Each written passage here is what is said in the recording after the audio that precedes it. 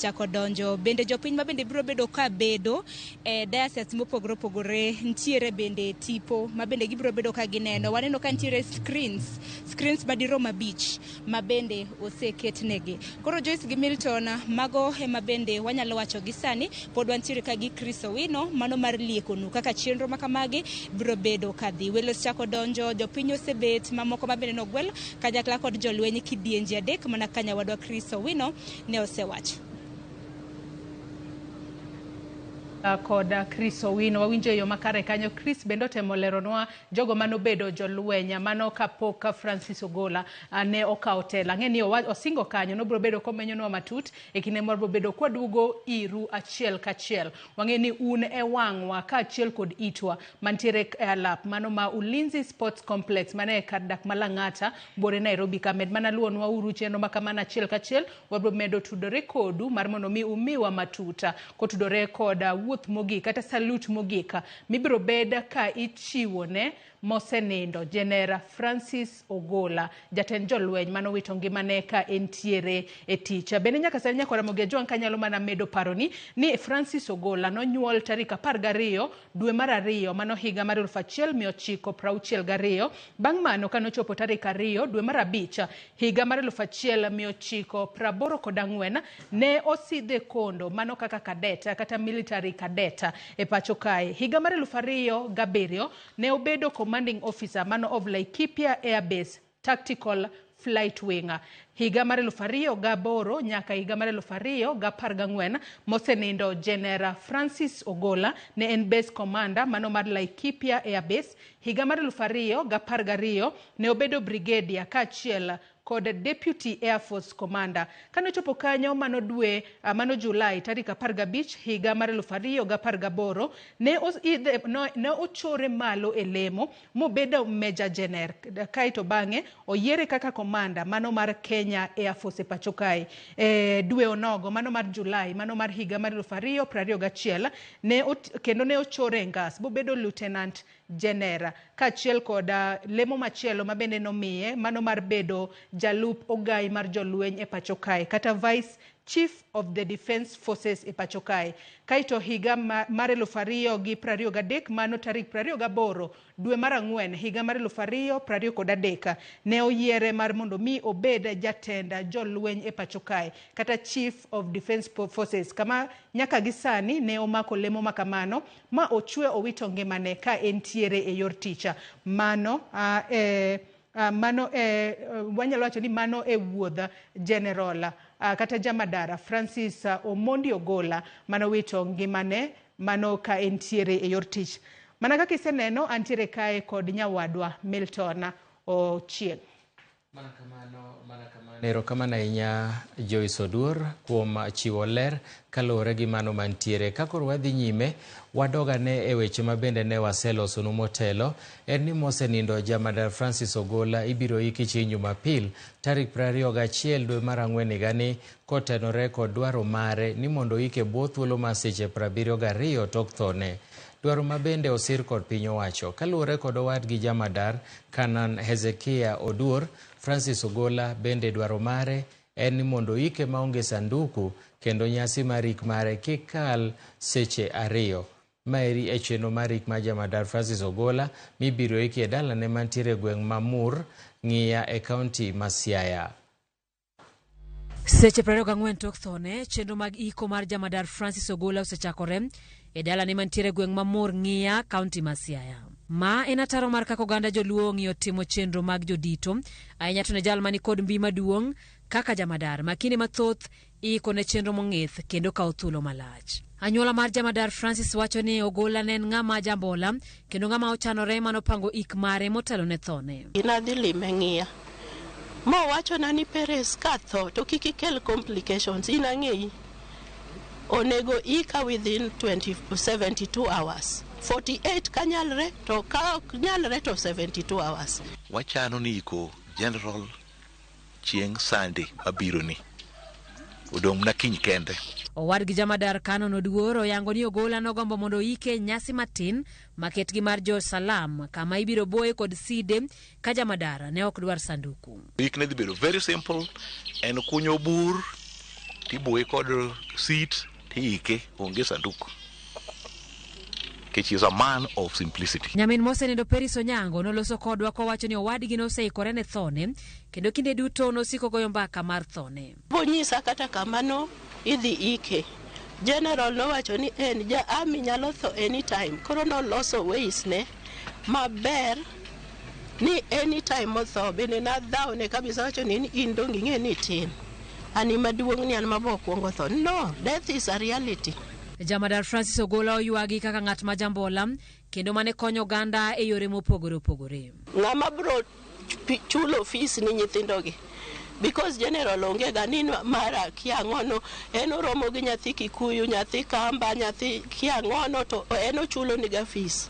Owacho na ni moko nitie machulo ni fees magibiro after graduation gibro go nairo kamano to kiagi. Ai tachwo lore, tachwo sim.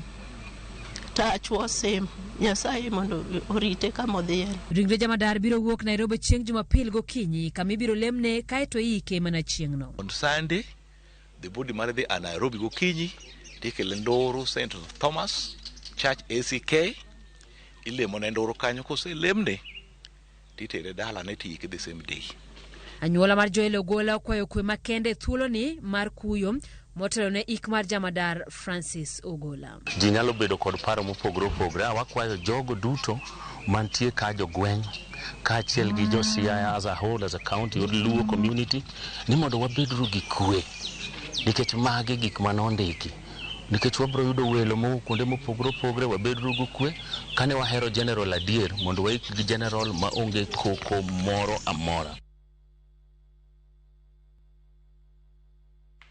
Bende wayudo ni jatend piny Kenya William Ruto nyotelo ne jotend migepe kod jodito mag piny owacho e timo limbe e dala jatend jolweny mosenindo General Francis Ogola e kar dak mare mar Riverside e boma ma Nairobi. Jatend piny owacho ni tho mar Ogola ne omiye buok kopako Ogola kaka jal manochiwore matiyo ne jo Kenya. Ruto yango ni gwelo mar Ogola achiel kuom gwelo mabeyo mosetimo e piny owacho mare. Chris Owino keto wailer. Eseche mag midhiambo, safar ma jatend piny William Ruto ochopo e dala jatend jolweny mosenindo General Francis Omondi Ogola e kar dak mar Riverside e bore Nairobi mar chung' kod anyuola mare. Jatend piny oten kod jalupne Rigathi Gachagua, jotend migepe kaachiel kod min ode Rachel Ruto. Ruto wacho ne otamre yie ni General Ogola onindo bang' yudo wach ndege mare olwar e kaunti ma Elgeyo Marakwet kendo chuno jatend migawo mar lweny Aden Duale mondo miye nonro malong'o ni en adiera ni Ogola ok onindo e bade. Yesterday was truly bad. But because I am also sure and because I know General Ogola was a devoted Christian. He believed in God. And that gives us the courage, even in this difficult time, because we are sure that he is somewhere at peace. We were discussing many things, and I think sometimes the futility of life is a bit worrisome. That just the day before, we were discussing with him the future of this country, the safety of our people. Here again now, we are preparing to bury him. He came to me, across to me as a person who was not only a believer, but a very fine gentleman who was also very professional, and that is the general we know, and may his memories live forever in all of us. As Joel has said, we all shared, and we share different memories of him. I have had times that I've met him in the village, even in funerals, but you would not think that he was a general. He'll just be one of the people in the village. I hope that in grieving the General Ogola, we would appreciate patriotism and being Kenyans just like we are united in grief today. I can tell you General is resting right now with a cheeky smirk on his face. So, nyinyi msivurute sura sana. Na yeye even in death anashanga, hii watu, what is the issue? It's going to be well for all of us. Jatend piny omedo wacho ni kuom jotelo duto ma osegwelo e piny owacho mare, General Francis Omondi Ogola emane omako chunye. If there is one appointment that I made that I am very proud of, it is that of General Ogola. Because he deserved the appointment. Ruto oywago tho mar General Ogola ka owachone e lal maduong' ne piny Kenya ka achiel kod migawo mar lweny. A very big difference. From where I sit, with the amount of information I get, General Ogola made a very, very big difference. His leadership, the fact that he could reach out to all actors, the synergy he had built with the police, with the NIS, and with all the other arms, was just on a different level. Ne osungo Ogola kuom kelo lokruok e migawo mar lweny kuom thuolo machuok mane otelo ne jolweny mapacho kae. Nyakwaramogi gi e thuolo ni wadhi e dala mar Murng'ia kama jafwambo mar Walter Nyambaga ogoye tach kama bende obiro nyisowa ni to chal nade. Walter Nyambaga, kinyalo winja tinyalo nyisowa ni to ang'o madhi nyime Ng'ia e kaunti ma Siaya. Milton, awinji e yo maliw ahinya. Ok en okinyi ma jabedo okinyi kaka okinyi mabedo ga okinyi. Makmana ni en okinyi man kod lwasi mar kuyo mopogore opogore ahinya te gweng' Mang'ia. Nyaka chop seche gendi nitiere chenro mosegweng' wech ka pacho kende mana kaka nosechan mondo odhi nyime. Ki go wang'i Milton, tung kacha chande wan kod oganda jo kanisa mane osechopo kaendi ma osechako wer mos mos, wende moko ma dembo chuny kendo kelo kwe. Ka irito chenro makende mar sidho kendo yango kanisa miluongo ni St. Thomas Arch ACK Nduro mibiro yango odiochieng' ma kawuono kotele kod jadolo Ole Sapit kanyakla kod Mark Odio mabende igeno ni mondo chop kaendi mana e thuolo moko mabende osechan mabende igeno ni koro biro dhi chiwo thuolo ne kanisa no endo mabende malingling osekonwa ni mosenindo jamadar Francis Ogola ne ochwali lwete e rang'iny mamalo. E dala kaendi nitiere mesa moro kanyo mopedhi marachar moum kendo bendo kete kanyo endo kanyo ting'o odeyo mar kek mabende bi ng'adi ne jaduong' Joel Oyeyo. Magi kinde ma kawuono niendi ochopo igni 100. En nyasi mane ochan makmana ni koro masira osiro familia niendi kendo gin kod kuyo makende. Makmana ni kaka nosechan onge lokruok moro amora mabiro betie makmana ni ibiro dhi nyime kod ng'ado odeyo mar kek no endo kata mana kek mondo mi puodho godo jaduong' kendo bende en bende bed kod mor makende mar bedo kod kit nyasi makawuono niende. Father gima dhi nyime kendo bende dhi nyime batho kaendi en wuoyi ma wuon nyasi mar birthday miluongo ni Joel Oyeyo. Okan kode mabor. En bathe kaendi kendo abiro mana siemo ni ken kod jodongo mamoko ma bende wachore ni gin mbesene ma obedo kanyo kod odungane mo otweyo leo dhiang'. Onge kod rem moro amora. Kineno wang'e kanyakla kod face mare nyisi dieri kar kende ni ochopo igni 100. Gino ma jodongo mathoth maseche moko oselwaro kalenda ok yudo thuolo mar timo nyasi makat kod mano noendo. Neno kanyo ka en bende kata bed ni chunye lit manade en kod dembruok makende kendo bende en kod kwe kalore kit osiepene ma bende ni kod igni moniang' mamoko ochoyo kondo kuomgi rito mondo mi kang'o gik e kinde mar ng'ado kek mar bede nyasi makende mar nyuol odiochieng' mar nyuol mare to gibedie kanyakla. Kachako kod tung kaendi ma en osiepne mathiri ng'inyi to kendo bathe ka an kod owadgi ma bende wachore ni luwo bang'e gibilo mbaka kendo gigo mbaka mana kaka gisebedo ka gitimo, kaso tung kanyo bende en kanyakla kod wadgi machielo. Koro mane kaka chenro dhi nyime kaendi nyaka chusechi gendi, ka bende jaduong' osebedo ka rito mondo mi nyasi no ogweng' wech. Jogo mochando chenro ni endi en gin anyuola mage ma biro dhi nyime kod weyo ma ok kawo thuolo moro amora modhi nono. Motelo ne mano, ne wan kod chenro makende mar chopo e dala Francis Ogola moger e cho gwenge ma bet kanyalo chopo kilomita 2 kowuok dala mag gwenge mag Ng'ia kaendi. Kanyo no mogo e dala okinyi no endo, kata nokwedo thuolo mar chopo e dala, to rangach wuon nitie ranyisi mag rang'iny mar arita moridi mokalo, kendo bende chenro duto osebedo ni kare, apaya ler, kendo bende arita orede. Igeno ni nitiere bura mochan ma kisungu luongo ni planning committee mogen mar chan kod jolweny midhi ta kod Major General Otieno, mana mar keto gimoro amora odonjie wang'e ma onge ng'ikni kata matin. Milton Ochieng, rang'iny mar ik maket kod mani kaka ing'eyo bedo mar piny owacho, kendo piny owacho bad migawo mar lweny jabedo kod chenro mopogore opogore.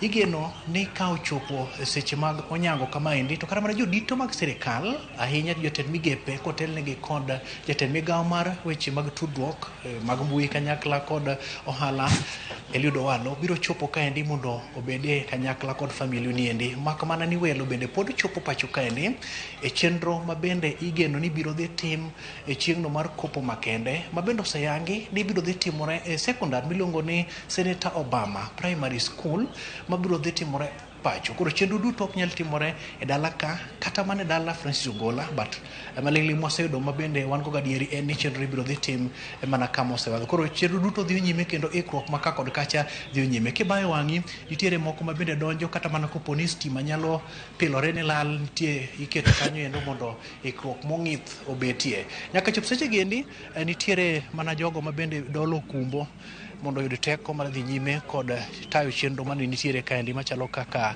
mar chuower moro idala ni endi nikech en kuyo kanyakla kod loso siwandha ma bende nyalo betie kod gigo maket kod mano. Koro mago e kaka chenro chal kaendi, kendo pod wan mana tiere kamana mar bilo ni wach yiena mondo awei kod picha mar jaduong' Joel man kod nyasi makende mar odiochieng' ma kawuono. In bende choye wang'i ni to gisani en wuoyi makoro pod nyang'indi ahinya, wuoyi mar Andiga marito mana ng'ado kek mare. Milton Pononin kod penjo mane ka chal kaende. Koloni taonge kod penjo Walter Nyambaga, mak mana ni wageno ni biro medo go tach kanyo mondo miwa mathoth motimore kanyo e odiochieng' eri ma kawuono kaachiel gi odiochieng' ma kiny. Ka wadhi nyime en ni kweth mar Azimio la Umoja pod dhi nyime gi penjo piny owacho, penjo buora ewi kaka jatend jolweny ma Thurka Francis Ogola noyudore e gwenge ma Sandar Elgeyo Marakwet kama ne masira mande kalapapla ojuke.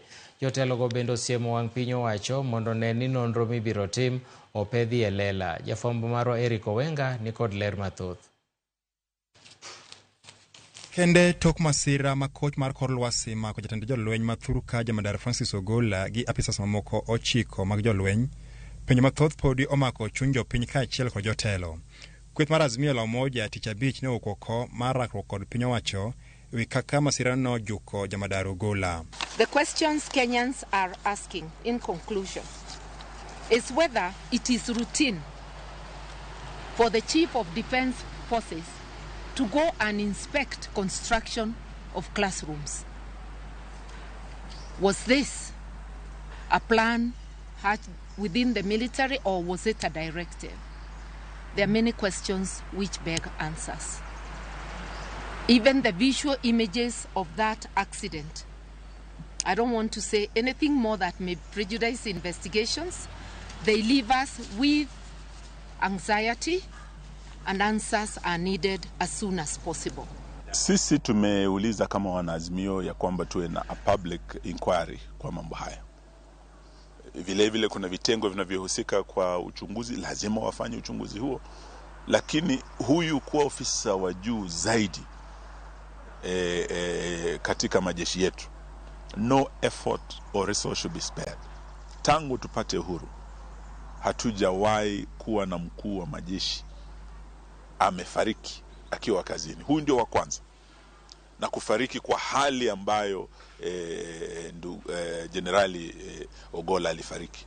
Azmiyo mane ochiwo twak margi bang' chopo e paro Ogolla mabore ka nowacho ni adieri nyaka nyenye lela tok nonro ewi masirano. Yesterday's unfortunate accident needs expeditious investigations,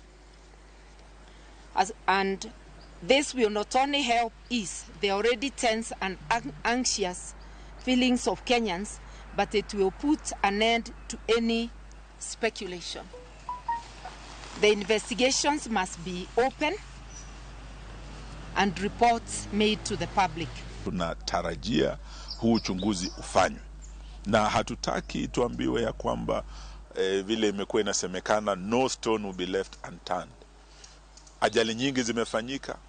Kuna ndege imeanguka kule Kajiado ya kijeshi, kule Lamu, ukienda upande wa Garissa, ukienda upande wa Pokot, Elgeyo Marakwet, ndege zimeanguka, ajali karibu 5 zinafuatana. Lakini uchunguzi kufanywa na ripoti kuwekwa wazi. Liet mar tho mar Jamadar Ogolla no bende nyuolo penjo ewi arita makare mag ndeke ma itiyo godo gi apisas madito mag piny owacho. Ka jolony mana kaka josiasa mathurka kwayo mondo piny owacho olok tanga mar geng'o midhiero makamago. Tuko na ile National Air Support Department. Lazima ndege hizi zote zikaguliwe kwa sasa. Tujue ile wazungu wanasema the serviceability ya hizi ndege, airworthiness of all our air assets. Lazima sasa uchunguzi huu ufanywe, sababu ndege nyingi utapata ya kwamba zimekuwa kwa miaka mingi. Kuna ndege zilinunuliwa na hayati Mzee Moi bado zinatumika.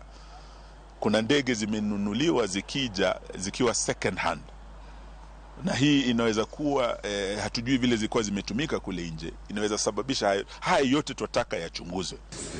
Eric Owenga, Ramogi TV, Nairobi. Kawadhi weche mamoko en lit kod kuyo koro mako familia mawuok e gwenge ma Nakuru gi Kirinyaga bang' yudo wach malal mar johera magi manowito ngimagi e masira mande kalapapla manche nopodho momuoch mach kendo weyo ji magin jolweny 9 kowito ngimagi. Millicent Adhiambo miyo waler mathoth.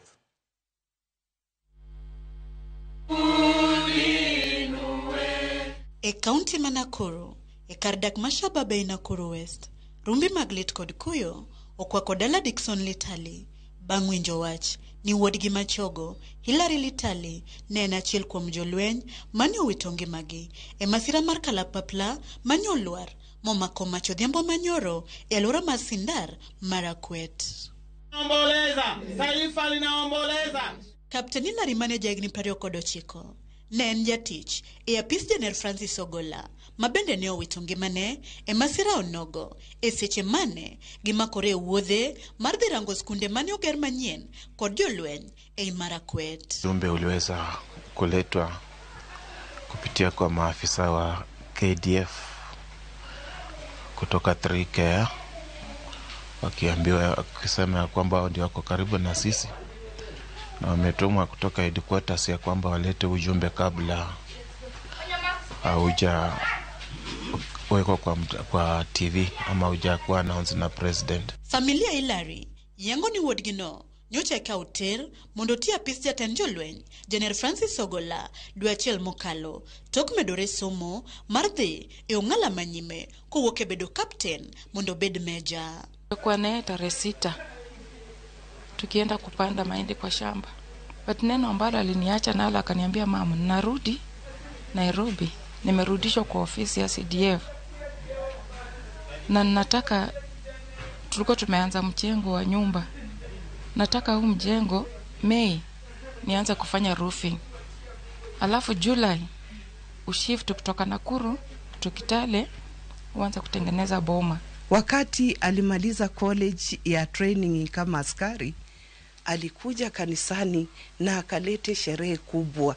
Yani watu wa kanisa wakuje, wakule, wafurahie na sadaka ya kanisa. Familia ni koro dong' mana gi rapar wuodgi moweyo chien dhako gi nyithindo ariyo mabende emane gigeno kuome kaka nyangile mar dala ka gipare kaka jal mane jambola manoero miyo ji nyiero kinde te pod ne en kod lek mar medo sombe chop dwe mar 9 higani mar chopo e rang'iny mar bedo meja e yo motegno.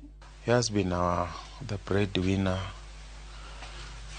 He has been what we need in our life. He has been our support. Na amekaa kuona ya kwamba wazazi wake wanakaa kama wazazi wa ofisa. E kaunti ma Kirinyaga bende, anyuola mar John Kinyua Muridhi, yango lit kod kuyo, makoro mako dhod chunygi, tok winjo wach mar tho wuodgi, mane giparo ni otony e lak masira makamano. Wakati nirudi nyumbani nikaambiwa na hata Nkamuku, aliniambia, lakini aliniambia yeye yuko uhai. Ameanguka na ndege lakini yeye ako kwa hospitali. Nilikuwa nikifumilia kidogo, hapo ndio rais wetu alitangaza wale wameshakuwa na hiyo, wameshakuwa pamoja, na alimtangaza kama hata yeye alimwaga dunia. John Kinyua Muridhi alitangaza. Ni kwa kusikia hivyo kiongo yangu ikaruka kidogo, nikaona mambo yangu yote kushapotea sasa. Joseph Muthi kako wadgi mosenindo John Kinyua lero ni mamage ne chunye tek kani wadgi dwa dhi e tich lweny, kata kamano wuon mare to ne osiro. Sani koro giyango ni gidong kod fuok mar adhai e familia gi kaluore ni wuodgi no emane konyogi. I am the way I am kwa sababu ya yeye ndiye amenisomesha wakiwa na Grace mpaka hapa nikasoma high school, akanishikilia. Millicent Adhiambo, Ramogi TV. Jolweny ariyo manolalo ngimagi e masira mande kalapapla odiechieng' manyocha noiki odiechieng' manyoro. Brigadier General Said Nzaro Charo oiki e dalagi mantiere Kazengo Kanamai mantiere kaunti ma Kilifi, ka Kapten Mohamed Karo Sora oiki e gwenge Mahelu e Moyale mantiere kaunti ma Marsabit kaluwore gi chike mag Din Salam. Jotelo mopogore opogore manoyuore nyasin maikno oseo masich ndek kalapapla no kaka gino mokelo lal mathoth n'oganda mapachoka. Sharon Ong'ao gi mathoth.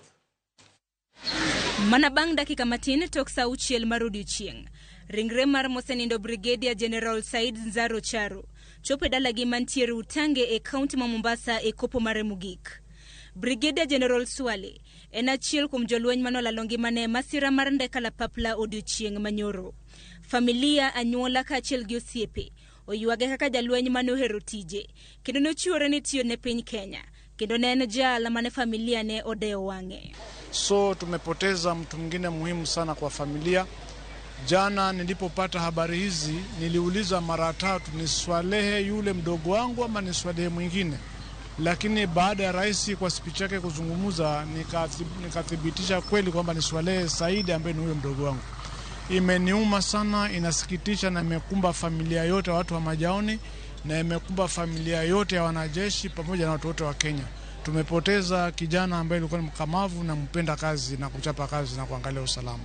Familia ne koro dwaro mondo piny owacho okaw okang' mar kedo kod masiche mag ndek kalapapla mosebedo kaneno e pacho kae. Jatend migao Aisha Jumwa kaachiel gi Lieutenant General Mwinyi Kai manochopo e nyasi mar ikono e lo piny owacho e gwenge mag Utange motelo ne ik mare e dalagi mantiere Kazengo Kanamai e kaunti ma Kilifi oseo masira no kaka gino mokelo buok maduong' ne piny Kenya. E kinde ma magi timore e gwenge ma Heilu Moyale mantiere e kaunti ma Marsabit, ringre Kapten Mohamed Karo Sora donjo e msikiti mar Heilu ne alam mar ringrene. Gavana ma Marsabit Mohamed Ali manotelo ne apisas mag piny owacho e nyasi mar ikono oywago kaka piny Kenya owito jolweny manochiwore e tijigi mar jiwo arita kwe e pacho kae. Gavana Ali okwayo Uganda mapacho kae mondo lamne familia manolalo jogi e masirano. Hii ni hasara kwa kaunti yetu, hasara kwa taifa letu kwa jumla, sababu Kenya ilipoteza jenerali wa kwanza taifa letu. Ni uchungu kwa rais wetu na uchungu kwa Wakenya wote. Vile vile tumepoteza wafanyikazi washupavu kama yeye. Jod Buramasaku Kanol Dido Ali okwayo Uganda mapacho kae mondo weregi weche malandre mbui kendo chiw thuolo makare ne jotim nonro mondo yanga dier mar gima ne okelo masich ndek kalapapla no. Is the best in the fleet. Kama Air Force iko ndege 5 ile mzuri kabisa ndio CDF atatumia siku hiyo. Kwa hivyo maneno ya speculation ndege ndio ilikuwa mbaya wacha hiyo tuachie investigation. Lakini pilot 1 na 2 they were the best. Sharon Ongao, Ramogi TV. Mana kamano odichieng' mar kuyo odichieng' malit ahinya anyuola mopogore opogore e gwenge mopogore medo yuago jogi mabende nyocha nowito ngimagi e masira makoch mar ndege mar kalapapla ma jolweny manche notimore e gwenge mag West Pokot. Gie kinde nieri piche minyalo nenogo en picha mar Jamadar Ogola mabende en osumba mar jolweny mabende osewito ngimane kaluwore kod mago motimore. Mabende odiochieng' ma kawuono itimone nyasi mar adhai Ulinzi Sports Complex mantiere kar chung' od bura ma Lang'ata e buore Nairobi. Gie kinde nieri inyalo neno pichego eko achiel kachiel mag jatend jolweny Jamadar Ogola mabende nosidhi mochopo rang'iny mar general gi jatend piny William Ruto kane miel thuolo mar bedo ogai kata osumba mar jolweny ma pachoka e thuolo noero mabende nyaka sani owito ngimane kapod en e tich. Par kaka nowacho motelo ni en e jatelo ma jolweny mokwongo wito ngimane kanie apisi ka jotelo mamoko ne otieko tich modhi rutaya manodong' ka koro weyo tich ne jok mamoko. Mago gin piche mag mosenindo General Ogola mabende onindo ka en osumba mar jolweny ma pachoka. Inyalo neno piche mopogore opogore kotiyo onyiso ranyisi maber kendo tiyo ne jolweny. Kanyi inyalo neno kotoko ne jolweny e nyasi moro ma ok wanyal yango ni en kanye gi thuolo ni. Kata kamano kawuono en thuolo mar jolweny mar goyo ne oriti gi nyasi makende ma jolweny. En nyasi mabende osebed kitimo ahinya to ne jotelo mopogore opogore pachoka. Ochalo gino ero minyalo luonga kata ni state function. En gino maduong' ahinya nikech king'iyo rang'iny ma General Ogola nene rang'iny mamalo mar telo e pachoka kaluwore gi bedo ni neno sumba mar jolweny kata ogai mar jolweny ma pachoka. Piche minenogo gin mag mosenindo General Ogola ma odiochieng' ma kawuono itimone nyasi kaeto bang'eno ibiro kowe kar yweyo mare mogik odiochieng' makiny e kar chung' od bura ma Lego Usonga mano e kaunti ma Siaya kama bende nonyuole General Ogola. Magi gin moko kuom piche minyalo neno kanyo mane jatend piny ne sidhe kamiye rang'iny mar general makoro ne miye thuolo mar bedo jatelo. Par ni ne en jatelo mar Kenya Air Force motelo kapoka koro no idhe lemo mobedo tok ka jatelo mane ntiere nowetelo makoro Ogola emane chuno ni nyaka ka hotelo makamano. Nyakwa Ramogi, wan kaka Ramogi TV waketo wang'wa kendo wago tach kuonde duto. Wantiere Murng'ia Lego, wantiere e gwenge mopogore opogore, wantiere nyaka e dala ma Nairobi ka Ulinzi Sports Complex kama jofwambo ma Chris Owino kachiel kod Sharon Ongao nitie kama gibiro medo nyisowa mago matimore e kinde ka kinde. Batha komachielo koni be an gi nyawadwa Joyce Oduor mabende koro nigi wendo ma en jalony weche mag telo mabende abro duoko ne Joyce mondo mi otwagie gi wendo mondo ginyiswa ni to en ang'o ma wanyalo geno ni wabro neno kochakore sani kata manyalo timore kochakore sani motelo ne kopo mogik mar General Ogola ma kiny notimre kiny. Joyce Oduor, thuolo en mari. Nyamilton Uchingi wacho kanyo makare ahinya. Odiochieng' ma kawuono en odiochieng' mibiro bed ka ichiwo salute mogika mano ne Jamadar Francis Ogola mano wito ngimane masira mar ndege kalapapla manotimore e gwengo mag West Pokot. En kuyo ma piny Kenya nitiere godo jolwenya wede kachiel kod osiepe mago mag jamadara mosenindo Francis Ogola motiyo ne piny Kenya kaka jatend jolweny kuom thuolo mar higa achiel kende. Kendo nego bed ni ponono otiyo nyako rutaya eko wuok e apisi kata kamano wito ngimane ka entiere e apisi. Matiende ni en e jatenda jolweny mokwongo ma wito ngimane ka entiere e apisi. Ma nyiso nango ponono chenro mano mara kopo mare mogiko odiochieng' ma kawuono biro bedo yo machalo nade kalore ni wang'eyo ne historia mar piny Kenya kinde ka kinde ka nitiere jatelo mowito ngimane pacho kae ahinya to jotelo bed jatend piny Kenya kata jatelo moramora maduong' e pacho kae nitiere ga chenro mang'ith miketo piny mar neno kaka ikowo jatelo no e yor nyadhi e yor luora kaluore kod lemo mano mako e pacho kae. Odiochieng' ma kawuono e kinde mibiro bed ka ichiwo salut mogika ne jamadara mosenindo Francis Ogola. Chenro mare biro bedo maket kod mago ma oseneno e kinde mokalo chien e kinde mane ichiwo luor mogik ne jotenda piny Kenya ariyo mosenindo mano Arap Moi kaachiel kod Mwai Kibaki. En bende odiochieng' ma kawuono biro bed ka imiye mano wanyalo wacho ni en 19 gun shot ma bende biro bed ka imuocho kanyo kata muocha mar bonde nyadi 19 mibiro bed ka ichiwo ne kanyo mano mar chwalo luor mare mogik kaachiel kod saluta mare mogik ma jolwenya biro bedo ka chiwe pacho kae. Kata kamano chenro ma kawuono biro bedo mabet opogore kaluore ni ene mokwongo tho ka entiere apisi. Ponono mano waneno mar jatend jalweny mano osedhi rutaya gima botimore odiochieng' ma kawuono biro bedo mopogore. To mana kaka Milton oselieko ni nyakora Mugi Ajwanga ntiere kae kod wendo jalony e weche mag arita mano Eric Okeyo. Wadwa goyo kode mbaka mar mondo mien bendo nyiswa kaka jago mosebedo e sekta mar arita kuom thuolo moheo igni 30 kata thuolo madero igni 30 ponono notiyo machiegni koda jamadar Ogola to pare kaka ng'a to kaluore kod chenro makawuono ang'o manyalo wacho mar mondo mi wagolo doke itin kaka japiny ibed kod ng'eyo wi gigo matimore pacho kae. Wabro bedo kwa menyo ni bende weche matimore achiel kachiel mane alap mar Ulinzi Sports Complex mayudore Lang'ata bore Nairobi kae. Bende wabro bedo kwa ng'ado tong' ka wadhi nyaka e dala mano mar Mur mayudore e county ma Siaya mar mondo mi wabed wamenyni mago chenro mopogore opogore madhi kuo matimore kuro motelo ne iko mano mar jamadar Francis Ogola mabro bedo katimore odiochieng' ma kinya. Oyawre Eric Okeyo ichiwo nade okinyi ma kawuono? Oyawre Joyce achiwo maber okinyi ma kawuono. Nyaka sani wang'e ni piny Kenya nitiere lit kaachiel kod kuyo kaluore koda tho mano mar jamadara Francis Ogola ma en jatend jolweny e pacho kae. In kaka jago mosebedo e sekta mar arita kuom thuolo malach e pacho kae ponono ni yudo thuolo mar tiyo kod jamadara Francis Ogola kosi nyalo pare kaka ng'a e pacho kae? Erokamano Joyce, nayudo thuolo mar ng'era gi jamadar Francis Ogola sama ne pod en jalno manochung' ne Kenya Air Force kapok nobedo jalup jatelo mar KDF.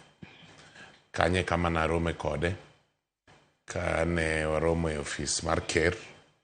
Tok kanyo noyudo promotion mobedo jalup ogai mar jolweny. Koro nomedo kendo tudruok mara kode kaluwore bende gi yor kanisa bende. En jalno ma gima ji ok ong'e kode en ni piny otegno e weche mag kanisa. Kanisa marwa ma bende ane kake Canon Anglican Church ma kata kiny kata owetho kiny idhi yaw kanisa manche ne ogero Murng'ia kucho St. Thomas Nduru ma jadolo maduong' mar kanisa jadolo Ole Sapit nye ogwela ni nyonego beni wuodhni abende nye wadhiye kode Murng'ia. To makoro timore marach ngimane ong'adore nus apoya nono wuoth makamano podi nitiere pod bro dhi mbele kaka nicho pange kose? Gimora mora manyiche no pango dhi mbele kaluwore gi nyoro nye jadolo maduong' osego bura gi family. Jadolo maduong' nyo yudo thuolo mowuoyo koda nyoro mowacho na ni chenro dhi mbele kaka nyicho chanore en mani koro omede iko kende manche onge to modongo kwayo maber ne jaduong' kuom chopo higa 100 dhi mbele, yao kanisa St. Thomas ma Nduru ei Murng'ia dhi mbele kiny, en mana ni toke kanyo bro bedo lamo mar iko mar kopo mogik. Eric, ing'isa ni ne ing'eyo mano jamadar mosenindo Francis Ogolla kuom thuolo mang'eny ahinya kinde mane entiere e apisi, nikech wang'eyo ni obedo jalweny kuom thuolo mar higni 40 ma gikone otho ka entiere yor ticha. Kata kamano, inyalo ng'iswa ni jamadar Ogolla ang'o mane ochung'ne, kata gin mise mage mane ochung'ne motegno ahinya ahinya ka ne entiere sekta mar lweny e pacho kae, nikech wang'eyo ni ne en jalweny mane nitiere Kenya Air Force, matiende ni ne ochung'ne rito piny Kenya ahinya ahinya to e kor yamo kacha, kata jiwa rita e piny Kenya e kor yamo kacha. Jamadar Francis Omondi Ogolla ne en jalno ma ja kisungu luongo ni down to earth, simple and down to earth, but jalweny ma disciplined kabisa. En jalno ma kigone simo koko mako to wang' no gochni back. Oken ng'at ma koyudo miss call to puuza ni oken ng'ama nyalo go simbe mowe duoko ni simu. Apani pogruok masama koro dhi ni jogo man gi simo madongo monego okaw kuom jamadar Ogolla en ni chopo tinyalo chopo malo to kiyudo simo duok simo. Kech dhano to nyalo dich but duok simo godhiambo. Mane gima nyalo paro kaka pimo ni nang'e ka ne en Kenya Air Force Commander. To sechego ne imanyo ne koro sirkal temo ng'iyo to jalno mane manoromo dhi bedo Vice CDF. Koro sama naromo kode kane wane apis mar ker ne koro bire briefing kodong' dwe achiel to bedo jalup CDF.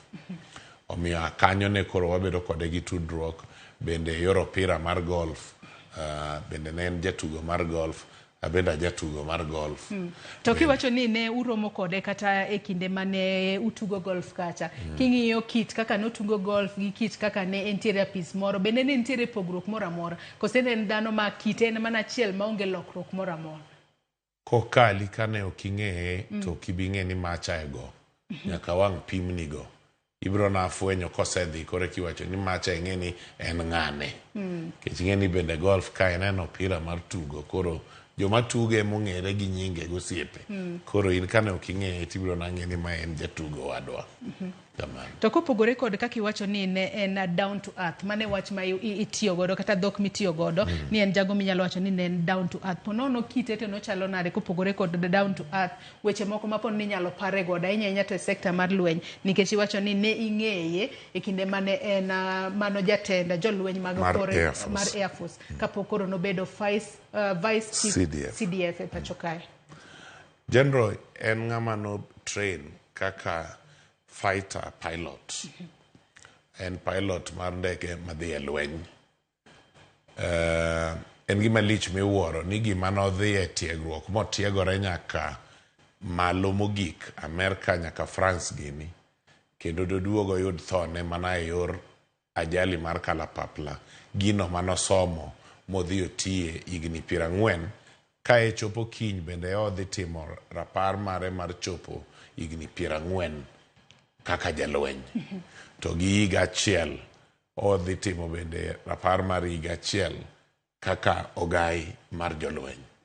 So anyalo pare ni jolweny bende dhi pare kaka jalno moweyo space maber, o inspire pilots, kendo neno kata ndege manyolware ni nye en gi jogo malembgi tindo. Nyisi ni nye en a strong tool mar inspiration ne jolweny go. Kamano. Matende ni ne wanyalo wacho notayo gi yo maka, nikech kata pichni mabende ne waneno kata ne en jago mwanyalo wacho ni bing'e ni nitiere ga pogruoka e kinde jatelo kod team leader, nikech ineno ni ne otayo jolweny e yo makare. Nitiere kata pichni moko mabende ne waneno kanyo ma otoko ne nyaka jogo ma otiyo godo, matende ni ne onge gino mani kora ne jatendu nyakumia luor, noero mar mondo mi oti kanyakla kod ji duto e yo makare, mar mondo mi gidhi mbele e yo makare. Kata kamano odiochieng' ma kawuono waneno ka nitiere nyasi ma koro biro bedo ka timore. Nyasi makamano onego bed ni chakore kar saa 5 mar onyango kinyi makawuono kama ibiro bed ka ichiwo ne luor mare mogika.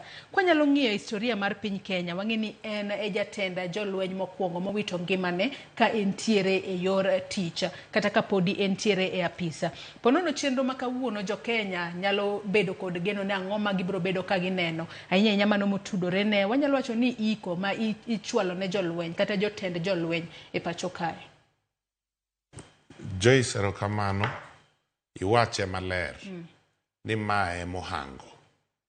So kawuono salute mogik midhi timne general ni.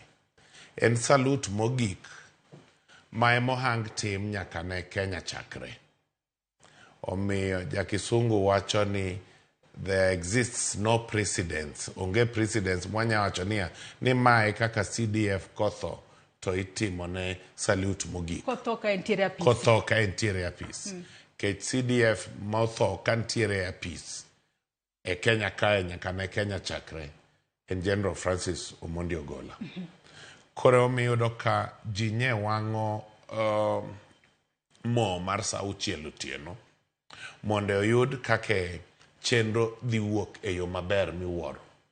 To kama koro inyalo kwanye en mana ni jatelo Mwai Kibaki noweyowa mare notim nang'o. Jatelo Daniel Arap Moi noweyowa ne en amiri jeshi mkuu to nosea. Mwai Kibaki bene amiri jeshi mkuu to nosea. Koro ikwawo chenro kae gi kacha tiriwo kae. Kech ng'eni General Francis Ogola kidwa kete mayot mondo japiny owinje to luonge ni nyochalo ker mar jolweny. Nyochalo ker mar jolweny. En nyokawo mana order ne ir commander in chief kende. Ma en jatend piny Kenya jatelo William Ruto kaka commander in chief kende manye kawo simo to gocho nogola to nyise ni mae e kaka adwa ni wuogi idhi ti. To en emanyen jamed rieko ne jatend piny William Ruto e wechego mag jolweny. Omiyo odhi chalo klas ma wantie kawuono, kech wadhi neno Karia, wadhi neno Salute, neno kidhi gone kata mar bunde risasi 19. Mano be manogo nyaka ne jatend piny mane owewa Mwai Kibaki be nogone 19. General Ogola idhi gone 19. Nyisi ni dipoka jomor ng'iya pok nong'eyo teko manye wuodgi nigo. Kech kata kisomo e kalatas tiyudo ni mor ng'iya kodhi to wuotho gi matokni 2-3 kende. Ena Omondi Ogola ma wuod mor ng'iya. Ma en mana wuodwa mane gweng' ka lakini gikia rang'iny mamalo mano make pacho ka. Manego. Emomiyo ni wacho pile ni e gweng'u samoro kung'e ni un gi ng'a. Unu nene ni wuod ng'ane maka ng'ane wuod ng'ane maka ng'ane to kar oseheo moheo gweng'u, moheo constituency, moheo county, moheo piny. Mano ema en Francis Omondi Ogola. Koro aparo ni in a nutshell gima nyalo nyisi en ni kawuono kata wan wadwa ng'ien to itime nang'o mondo wang' ndik kode buk odhi e history ni karo nyalo timore. Onyalo kamae kaka nyotim mar General Ogola kamoro chieng' moro chako timore. Walam Nyasaye ni kendo ok wachak wayud bilani. To kochako timore to koro wan gi kaka notime chenro moro nitie e buk mokan. Iwacho kanyo makare ahinya tang'eyo ni kinde ka kinde watudore wang'e ni chenro makamae ok en mana e studio kae kende nyakwara Mogi Ajwang'. Jofwambo magwa nitiere kor gwenge mopogore opogore wabobedo kwa tudore kodgi achiel kachiel mar mondo mi ginyiswa nene to koma gintiere ang'o matimore. Gie thuolo ni adwa ni wadhi achiel kachiel nyaka ir jafwambo marwa mano mara od fwambo mano mara Citizen Gatete Njoroge. Good morning Gatete Njoroge. You can tell us where you are coming from or where you are reporting from this morning and what's the situation from where you are, Gatete. Thank you, Joy. We are coming to you live from outside Defense Forces Memorial Hospital. Inside here, Joy, is where we have the Mashujaa Funeral Home, where the body of the late General Francis Omondi Ogola is lying. Joy, a few moments we have seen the procession arriving here from Ulinzi Sports Complex, being led by the gun carrier, and this is where the body of the late General Francis Omondi Ogola will be lying as it heads to Ulinzi Sports Complex, where the government had prepared a memorial service in honor of the late General Francis Omondi Ogola. What we're waiting for, Joy, is that the procession has already gotten in, and we're expecting that at exactly 11:30 a.m., the procession will be leaving Mashujaa Funeral Home, heading towards Ulinzi Sports Complex, where the memorial service will be held. We understand that President William Ruto, together with his deputy Rigathi Gachagua, and other senior military officers, will be at Ulinzi Sports Complex, basically to attend the memorial service in honor of the late General Francis Omondi Ogola, who died in a tragic helicopter crash in Sindar area, Elgeyo Marakwet County. And there are other 9 senior military officers who died in that plane crash, and also their bodies are lying here, Joy. We also understand that tomorrow, according to his wishes, this is according to his family, the late General Francis Omondi Ogola will be buried at his rural home in Siaya County. For us, Joy, we are camping outside Defense Forces Memorial Hospital, where we have the Mashujaa Funeral Home, waiting for the procession, and we'll be leading that procession, basically to show Kenyans how this will be turning out, Joy.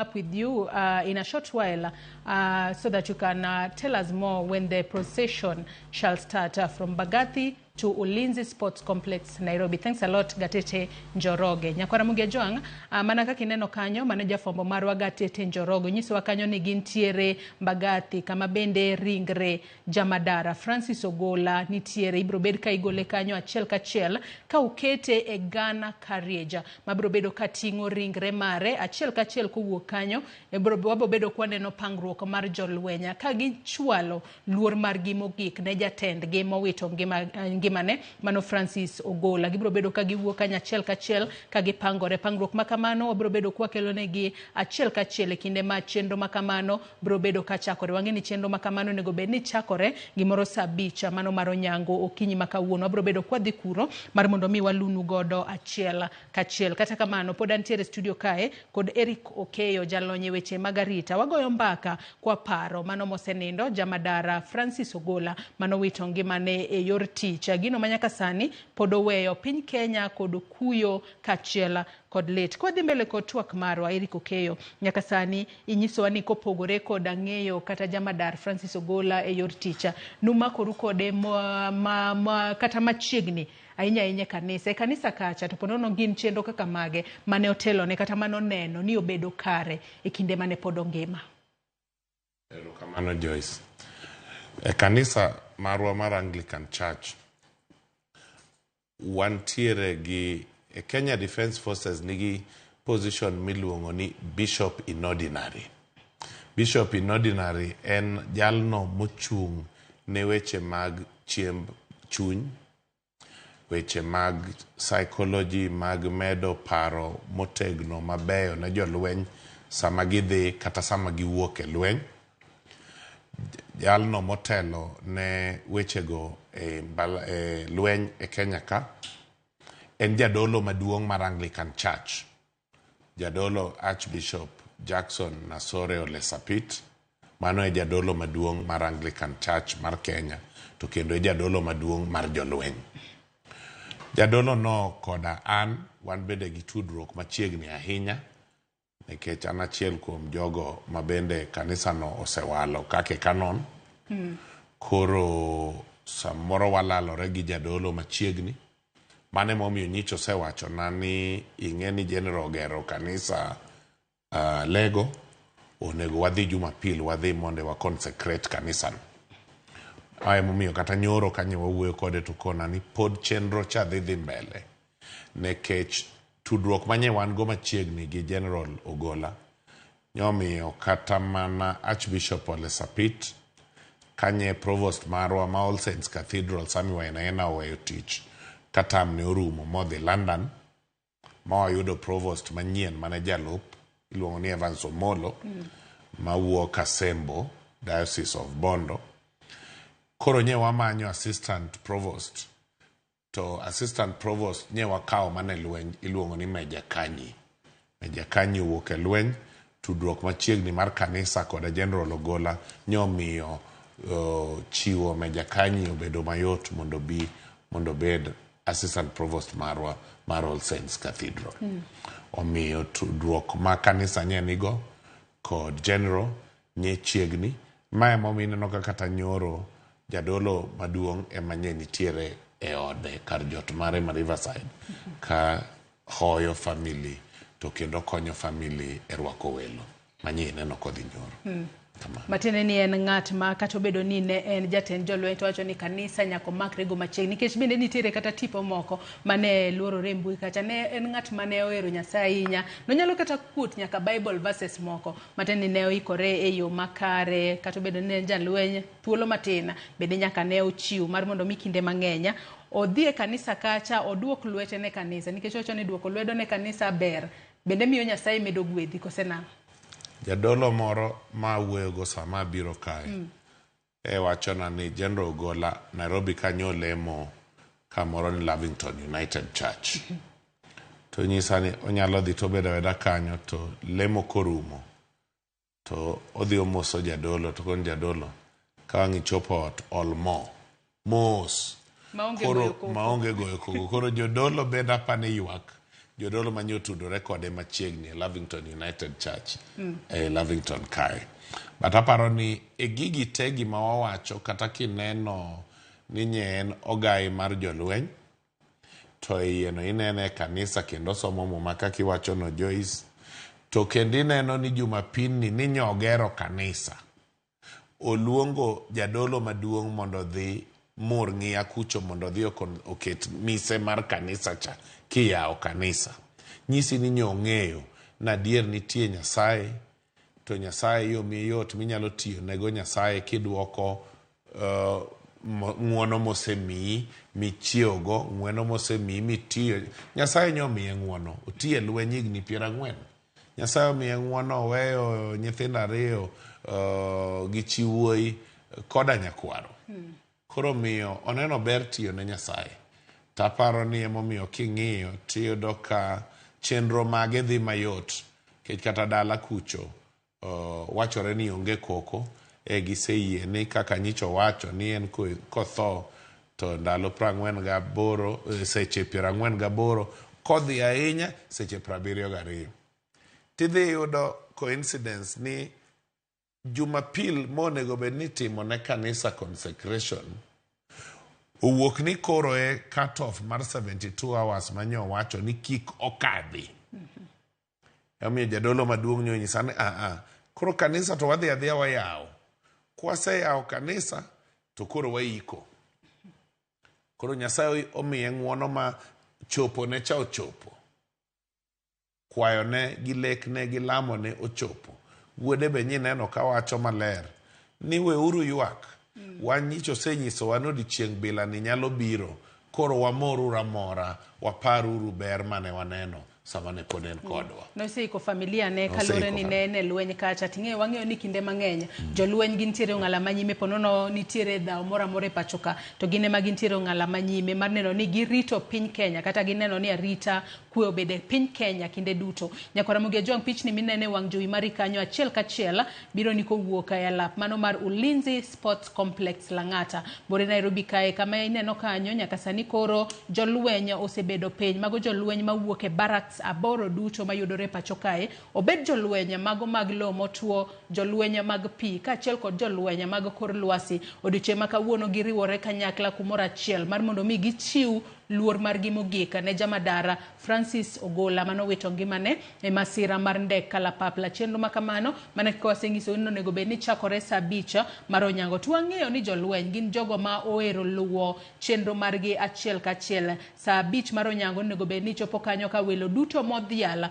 osechopo mobedo piny. Kineno kanyo bende pod gipangore e yo makare mar neno ni giketo lai margi maber. Moko kuomgi oting'o kanyo tarumbeta ma gibro bedo ka giwer godo e kinde ma gibro bedo ka gipangore ka gichiwo luor margi mogik kata salute margi mogika ne mosenindo jamadara Francis Ogola. Kineno moko kuom gi obet, moko kuom gi ochung', kata kamano en mana mar neno ni chenro makamano dhi mbele e yo makare maonge ng'ikruok moro amora. Chenro makamano onego bed ni chakore saa 5 mar onyango, kama onego bed ni yudo ka welo duto mogwelo bed mago jolweny kaachiel kod jogo ma orwaki, nikech wang'e ni nyasi makamano nitiere mana jogo mogwel mar mondo mi ochopa kanyo odiochieng' ma kawuono. Kango chopo kanyo gimoro saa 5:30 mano mar onyango, igeno ni ringre mano mosenindo jamadara Francis Ogola biro bedo ka wuoka mano e kara kano ringre mano mar Mashujaa Funeral Home, kama ibo bed ka ipange achiel ka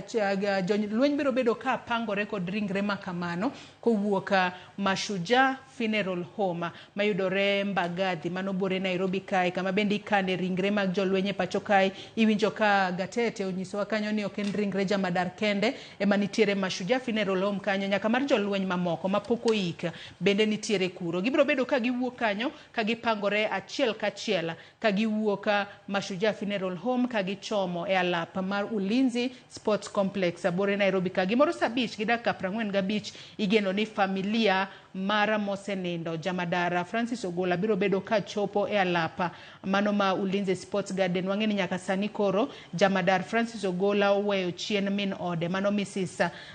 kata Mikai Aileen Katambi Ogola kaachiel kod nyithinde 2 mano Lona Chieng' Omondi kod Joel Rabuku Omondi, kaachiel kod mano daughter-in-law mare mano Mudhoni Njega Mwaura kod nyakware Taji Mbarara. Mago joma biro bedo kata mane familia ma mosenindo jamadara Francis Ogola oweyo chien. Gibiro bedo ka gichopo e alapa mano ma Ulinzi Sports Complex okinyi makawuono e kinde ma ikruoka mano ne nyasi mano mar chwalo ne luor mare mogika. Nyasi makamani geno ni biro bedo kod pangruok mar jolweny, wabiro bedo kwanene achiel kachiel. Ibiro bed ka ilemone ringre jamadar Francis Ogola odiochieng' ma kawuono, ka bende ibiro bed ka ichiwo ne luor mano mar 19 gun salute mano ma kinde mang'eny waseneno kotimore nyadiriyo kende pacho kae, mane kinde mano mane ichwalo ne jotend piny Kenya 2 mosenindo luor margi mogik. Kata kamano odiochieng' ma kawuono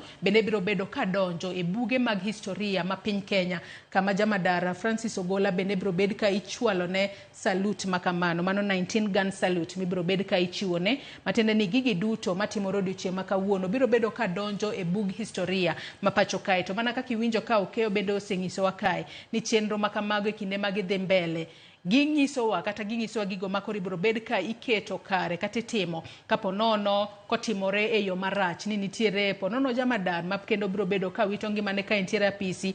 Historia mwaloso kawuono ema biro bedo ka keto kata ibiro bed ka itiyo godo e kinde mabiro mbele. Kineno kanyo mano kama jotend kanise biro bedo ka bede, anno ka nitiere jotend kanise mopogore opogore mosechopo kanyo e dais kanyo, mana kaka inyalo nene wang' jowi mare kanyo giikore e yo makare mar mondo mi e kinde ma chenro biro bedo ka chakore achiel kachiel to yudo ka giseikore e yo maber ahinya. Eri Okeyo kwa dhi mbele kod twak mari. Wang'eyo ni jolweny kata sekta mar jolweny e pacho kae tich margi hie e pacho kae en gang'o, kalore ni kinde mang'eny wang'eyo ni kata jolweny ema gin jogo mong'e ni gin discipline mogik ahinya to e sekta mar arita e pacho kae. Nyaka Ramogi Ajwang' maneno kawuono, mana kinyalo lero negi tij jolweny en ang'o kawuono?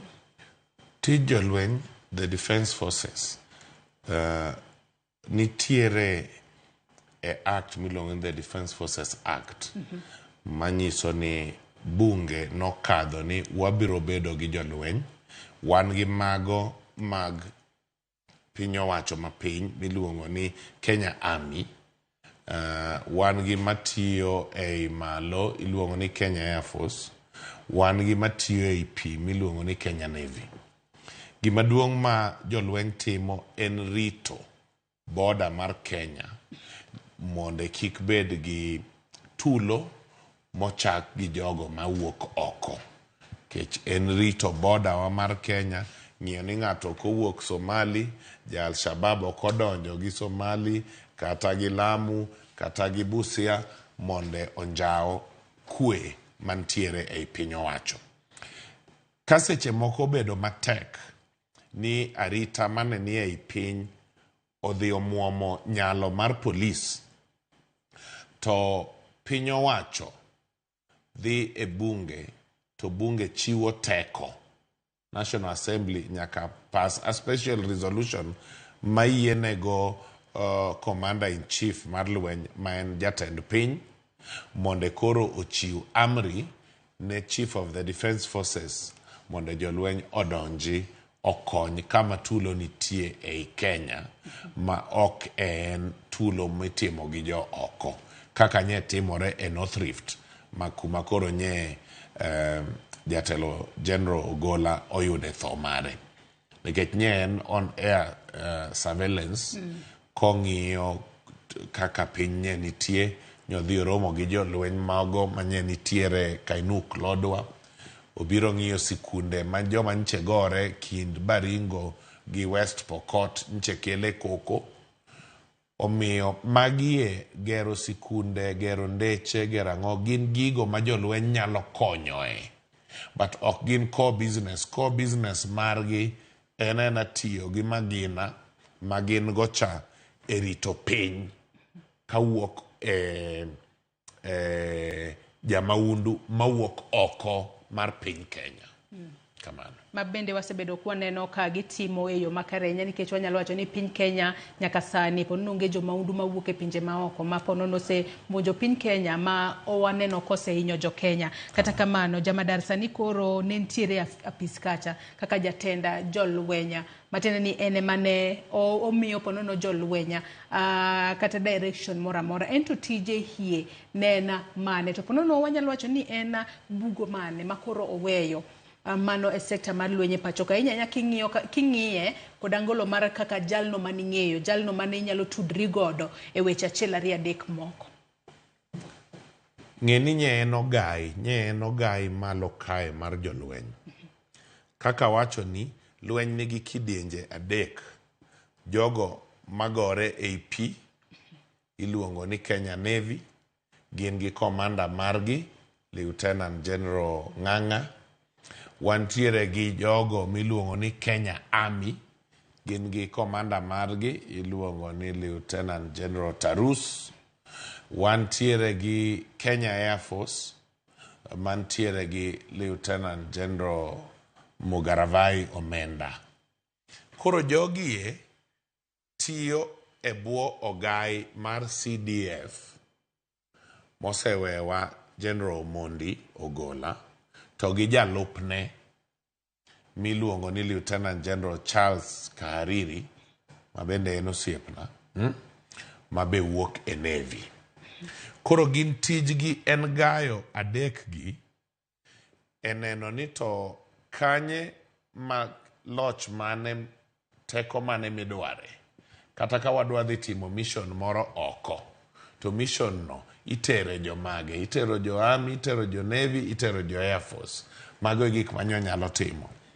Ka inyi timo kata ndiko mag jolweny ogayo gi. Mae e namba mwakao, mae resho ma wapogo e piny, mae kakipoge e piny owacho, mae kakipoge ne recruitment points manye watime. Nyo guide gi bende e budget. Ingeni lweny en disciplined. Kidhi gin gi wacho ni civilians, ng'amoro wako uniform okaw amri ne ir civilian. Mae momi wacho kani. Gin jo piny ok nyal chiko gi. Mae momi neno kidhi e defense kachacha. Nitiere the civilian wing motelnegi gi jalno miluongo ni jatelo mongirore, Principal Secretary Patrick Mariru, ne en MP ma Laikipia. Koro mane PS mar defense. Kata enok onyal chiwo amri ne CDF, ma CDF winje, kecho raia. Koro CDF kawo amri ne ir Commander-in-Chief. To service commanders gi kawo amri gi ir CDF. Ka CDF onge, kaka sani koro onge no, vacuum ok bedi, nekech wan gi ng'ama iluongo ni second in charge. Yeah, so a security command ok nyal ga bedo gi vacuum. Koro iluonge ni second in charge, jomoko luonge ni 2IC, jaluo bro luonge ni jalupne, kamano. But ok nyal bedo, emomiyo biro neno kata kawuono kang' waneno kang waneno ei TV ka, ibiro neno ka chopo e alap mar Ulinzi, ka ji osedonjo te, to service commanders ka biro donjo. Gidonjo kamoro achiel adek ka.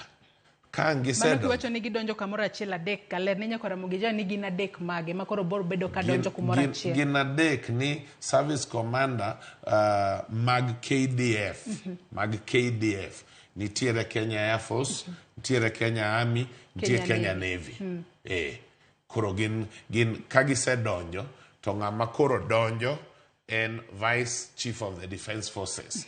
Ibro yudo ni kata sani pod iluonga ni Vice. Ng'eyo to wang'eyo no mako, kech koro vacuum ok nyal bedo, to pod iluonge ni Vice CDF, Lieutenant General Charles Kariri. En kose donjo, to toke kanyo, ng'ama donjo en Cabinet Secretary mar Defense. Adan Duale. Adan Bare Duale.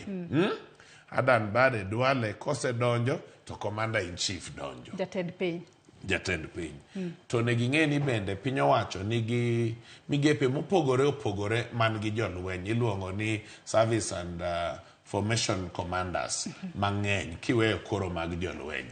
Kanye ma wane gi ogai mar police, wan gi ogai mar Kenya Wildlife Service, Dr. Kanga, wan gi ogai mar Kenya Forest Service, wan gi ogai mar National Youth Service. Jogo te iriwo kamoro achiel, kawuono koro achiel kuom gi onge. Kata doko ni ene lemo maduong' ahinya, but wan gi formation and service commanders mang'eny manyaka koro bende dhi kanyo bede achiel.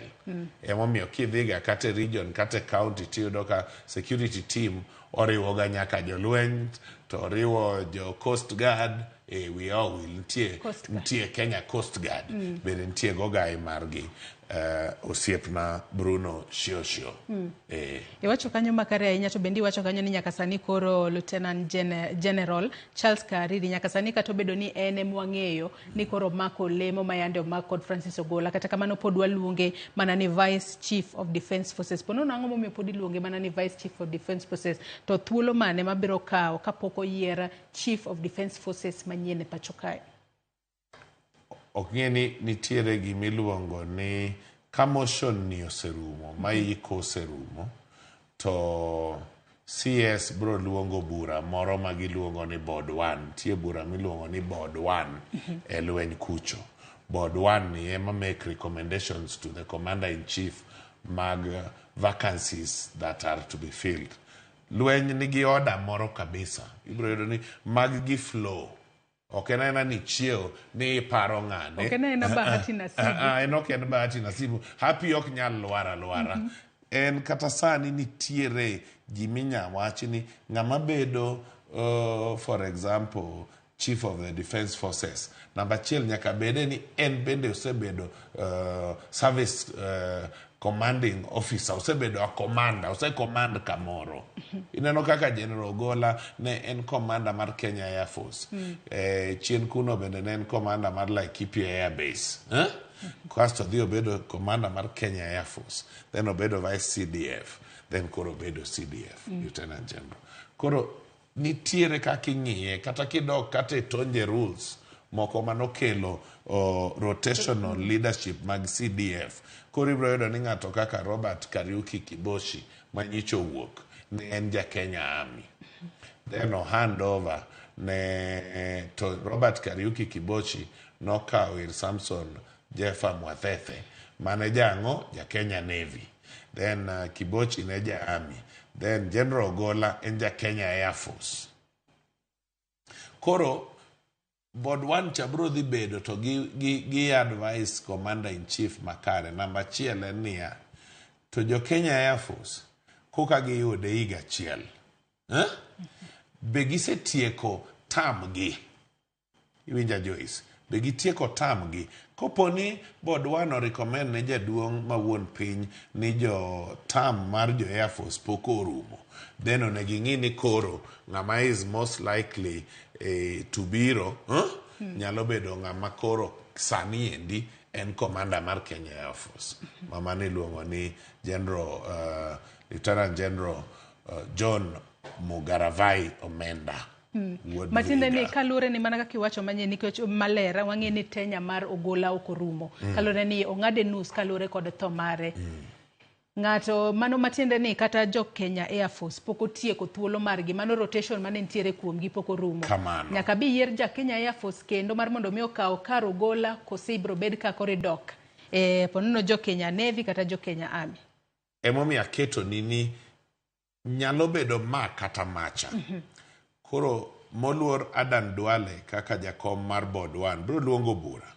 Gibro dhi twak mondo giwach ni to kaka jo Kenya Air Force okwatieko thuolo marwa. Ka thuolo marwa okorumo. Be inyalo yudnwa mondo watiek thuolo marwa. Wan nagi kuonde ariyo minyalo gole CDF madonjo manyien. Ka jo Kenya Air Force board 1 convince jaduong ni poke gitieko tamgi. Koro nyaka duoke Kenya Ngoa, Kenya Air Force. And kiduoke Kenya Air Force, the most likely person mibro kao and the current commander mar Kenya Air Force. Mano Major General J.M. Omenda. Major General John Mugaravai Omenda. John Mugaravai Omenda. To bende pinjo nyalo bedo wang'eyo ni ponono mosenindo Jamadar Ogola nodok mana kod thuolo matin to tieko tam mare kaka Jamadar mano jatend jolweny e pacho kae. Ponono ni koro wach ni koro wewa mi jo Kenya Air Force mar mondo mi otiek tam margi kalore ni rotation ne ntiere ka od jo Kenya Air Force. Obro bedo kotieka thuolo mane Francis Ogolo dongodo kosen bondo chaka mari manyien kendo kotieko koka kore miyo jolweny ma ponono Kenya Army kata Kenya Navy. Onego beno tieko mana mane Ogolo dongo. Onego beno tieko mana mane Ogolo dongo. But koro ne ging'ini ka wakwano ni Kenya Air Force osetieko to wadhi mbele gi rotational practice mane General Tonje ochako to ng'eni koro en tan mar jo uniform marachar Kenya Navy.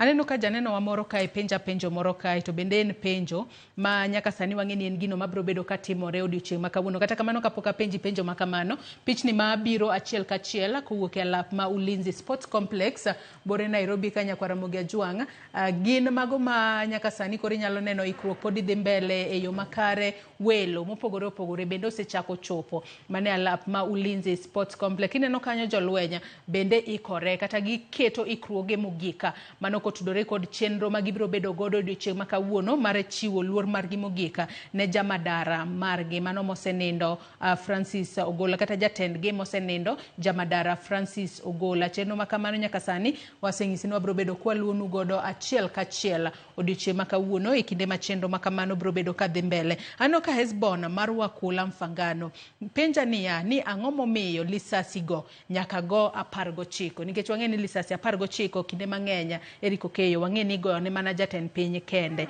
Ang'o momiyo nyaka gibeda 19 to ponono ng'ato nyalo bedo ni penjora ang'o momiyo gin 21 kaka mano mane ochwal ne Arap Moi. Apimoni same wachako ni precedence onge kuma wasome wachni. Ma is a unique case involving the death of a sitting chief of the defense forces, a 4-star general who has died in office. Practice now is just about borrowing best practice of a similar nature. Koro borrowing ni wakwayo kure, wakwayo ni Moi nobedo ker mar piny, nogone kama, Kibaki nogone 19. To benda ya wacho ni kae Joyce, ni General Ogola inyalo luongo ni nye ochalo ker mar jolweny. Ochalo ker mar jolweny. Omiyo awacho ni ng'eny gigi wadhi neno kaka gitimore kawuono nikech poko timore kama. Matene ni pod watema somo paro kuvuok e gik wasumo paro ine miyude wasumo paro kamano. Aya Nyakwaramogei Ajwang' pod wantiere twakae koda Eriko Keyo jalony weche mag arita chwala ote magi penjo mora mora wabro bedo kwa dwoko gi achiel kachiel e kinde mwadhi mbele kod twak mar okinyi makawuono. Ulinzi Sports Complex bende waneno kanyo ikruoka madhi mbele yo makare. Nitiere jolweny kanyo ma gin bende wanyalo wacho ni chiwo negi instructions, gimbe gineno ni lepgi magirwako odiochieng' makawuono giketo e yo makare e kinde ma gintiere lit kod kuya, kata obedo ni nyalo bedo ni chunygi lit to nyaka koro gijiwre ajiwa e kinde ma gichwalo luor margi mogika ne jatendgi mowito ngimane ka entiere yor tich. Jotelo mochopo kanyo bende wabro bedo kwa tudre kod jofwambo magwa wang'isi kanyo kata useneno ni Chris Owino ka achiel kod Sharon Ong'ao nitiere achiel kachiel e alap ma Ulinzi Sports Complex. Kapoka chenro ango chakore angwa nyalo tudore kod gi kendo mar mondo mi ginyiswa ni ponono gin jotelo mage mane omi gwela mar chopo kanyo mosechopo mar mondo mi gin bende gichwala luor margi mogika mano ne jamadara mosenindo Francis Ogola. Mibro bed ka ichwalo ne misa mar alam mare biro bedo odiochieng' makawuono kachiel kod luor mogik mar jolwenya ma wabro neno katimore odiochieng' makawuono. To bende ka wadhi mbele kod twak marwa pichni makamago biro bedo kwa dhi kwa lose bende ka e kinde mwadhi mbele kod twak marwa okay nyaka sani wang'ine kinde mane jamadara Francis Ogola odonja pisi nentiere koda mise mopogore opogore mano wacho no biro bedo ka uketo e sekta mar lweny. Nyalo wacho ni kuom thuolo mara ponono wanyalo wacho ni en dweche nikech pok nochopo kata higa achiel e apisi koka ne dhi chopo tarik 29 nyaka no cham muma mar bedo jatenda jolweny pacho kae. Nyaka sani wanyalo wacho ni kuom dweche kata machiegni chopo higa achiel mane ntiere apisi ponono nyalo wacho ni gin lokruoge mane waneno e sekta mar lweny. Mangato nyalo wacho ni adiera owe gino mwabo bedo kwa bedo piny to paro ni yes Francis Ogola to nowito ngimane ka entiere e yor tich, kata kamano sekta mar lweny e pacho kae to norieyo e yore makamagi. Francis Ogola otho ka kore ka odhi celebrate bedo ne office no higa achiel mana kaka iwacho maler no. Sama no chamo muma no wacho achiel ni obro dwaro ni kasane orumo mar bedo e apis no koro ipare to no dwaro ni obed koweyo chien a Kenya Defence Force that is a global example of excellence. Manegi manowacho. Nokoni adwaro ni kawuok e office to gino madi dong kaka rapar mar bedo na e office en naweyo lweny mar Kenya moriwore matiyo karachiel miluongo ni One Force, One Kenya. Dream theme ne manodonjo go e office ne en One Force, One Kenya. Nikech iluongo ni Kenya Defence Forces. Gimomiyo iluongo ni Kenya Defence Forces en nikech wan gi Navy, wan gi Air Force, wan gi Army. Koro gin forces to gin bende gin gana gi piem gi mar lony gi ng'eyo e iye kanyo. Mineno donjo to wacho ni o dream about a unified One Force, One Kenya, KDF. Koro mane lekne maduong' manowacho chieng' manoketo muma piny to go sei ni Nyasaye komiye ng'wono dwaro ni koa to bi opare ni noweyo lweny moriwore One Force, One Kenya. Koro nyodhi chopo tarik 29 hike achiel obed mangima en owuon dinyo o highlight ni napango achieve magi mae in my first 1 year in office. Achopo mae wagik ka mae okwachopo. Hawi marach Nyasaye okawe kapok ochopo magi. But japiny nyalo yie na dier king'iyo tiyudo ka maundu moko mane monjo Kenya koni gi koni kata yawa manye odhi missions oko iyudo ni onge kuma koko wuoke, onge maundu momonjowa, nyisi ni kara plande ne manyotimogi nyetiyo kare. Mano e geno manango ni dweche chiegni 11 gi ndalo moko manyo bede office gi kara lek ne nye wuok kare. Iwacho kanyo makare ahinya to wang'eyo ni nyaka sani bende wabro bedo ka wamenyo ne Nyakwaramogi Ojwang' nyaka gigo matimore e dala mar Murng'ia mane kaunti ma Siaya. Wang'eyo ni odiochieng' ma kawuono neno odiochieng' mane opango mar mondo mi odhi al wuon gi higni 100 mano mar wuon gi. Kata kamano mano nyiso picha mane tudruok mane mabende ne nitiere godo kod anyuola mare. Makata obedo no wito ngimane tiwacho ni oyo wewe chenro mano sepango odhi mbele kaka yande odwaro. Igni 100 tunde kawuono kitegno iber ibede kom en ng'wono Nyasaye. Bende iwachonwa ni kokalo 70 pod en ng'wono Nyasaye. Mortality, demographic mortality rate king'iyo to nyisi ni kichopo 70 Sharon, koro Nyasaye osemiyi ng'wono, koro itiyone ene mitiyone kech iseretire isewuok e studio ka koro dhi itine Nyasachi. Koro king'iyo bedo ni nye general opango dhialo wuon mare e bedo ni wuon mare odak higa 100. Achiel, onyisi tudruok maber manye nitie kinde koda wuon mare koda anyuolagi ni nye gidak maber. Ineno nyamin gi Peres ka wuoyo kanyo, ineno wuode maduong' cha nyo chako wuon gi. Job cha manye wuoyo nyoro cha macha ochako wuon gi. Koro yudo ka ranyisi wuok maler ni tudruok manye nie kind general gi janyuolne ma wuon gi nye en tudruok mano maber. Tudruok mare gi anyuola gi mano bende nye en tudruok maber. Emomiyo otero nyasi ni dala, emomiyo gero kanisa ni dala. To kao kanisa ni omanyo jadolo maduong'ie mogik mar Kenya, makende jadolo maduong'ie mogik mar jolweny, Archbishop Ole Sapit, mondo emo dhi olam ogur kanisa to lam ne jaduong' bende hawi maber. Abende kama bede ni dakwane jaduong' no hawi maber. Ang'eyo ni gike 100 litne ahinya ni koro kiny oiko wuode ma jahigni 61. Dino gombo ni obed ni wuode ma ike. Makmana mane chenro Nyasaye mane kako setimore. Hasoma ne moko kuom ote mabende aneno ka joneno magwa chwalo no kinyi makawuono. Volen kawuok Kibra wacho ni jo Kenya Navy smart manade ni omiya gombo bedo ja Kenya Navy. Kata kamano kiwinjo ni nitiere recruitment mar jolweny nyalo dhi temo happy kanyo. Ote machielo manga somo kinyi makawuono, ote makamago wuoronwa kokale namba mar 3 kata Facebook kama wantiere live kinyi makawuono YouTube kachiel kod X bende nyalo ndikonwa achiela kachiela. Ote machielo Gino Klasem wacho ni condolences kato chwalo ote makuyo kachiel kod late Olago Cleophas wacho ni rest in peace brother, we love you but God loved you most.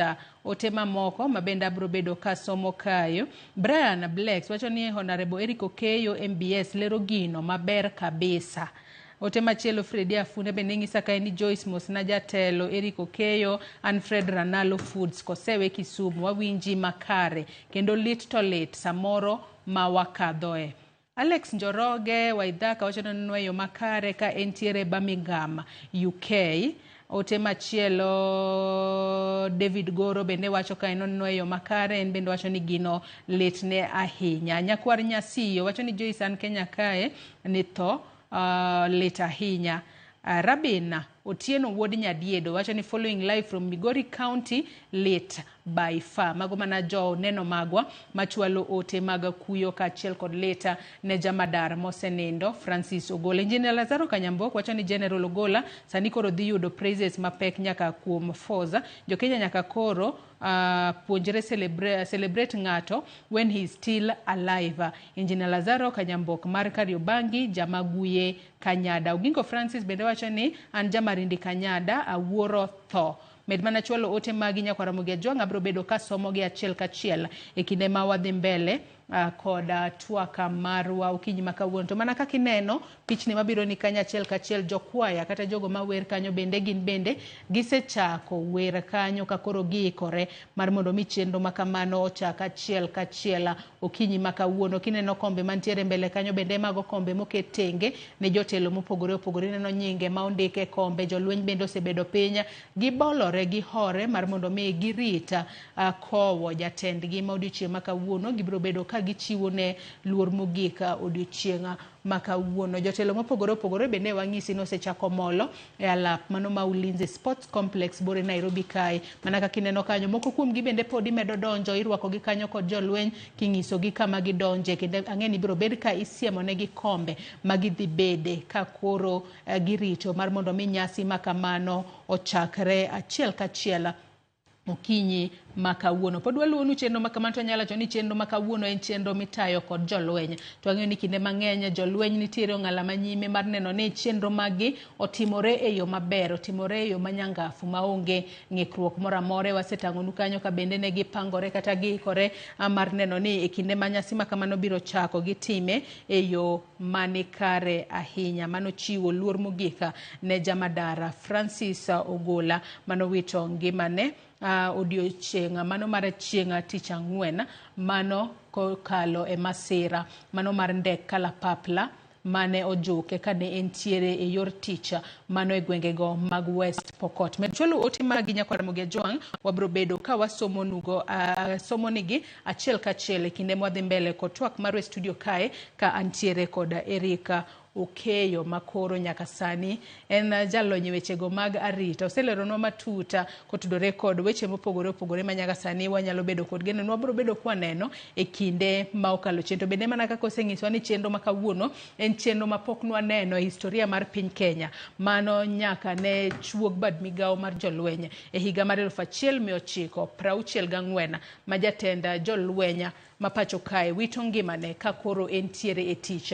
Ma en gino maleta ahinya ne jolweny ni koro gin bende nyaka sani ma okang' mokwongo ma koro giiko jatendgi ma yande podi otelo negi kaka jolwenya duto e pacho kae. Medcholo ote magi wabro bedo ka wasomo gi achiel kachiel.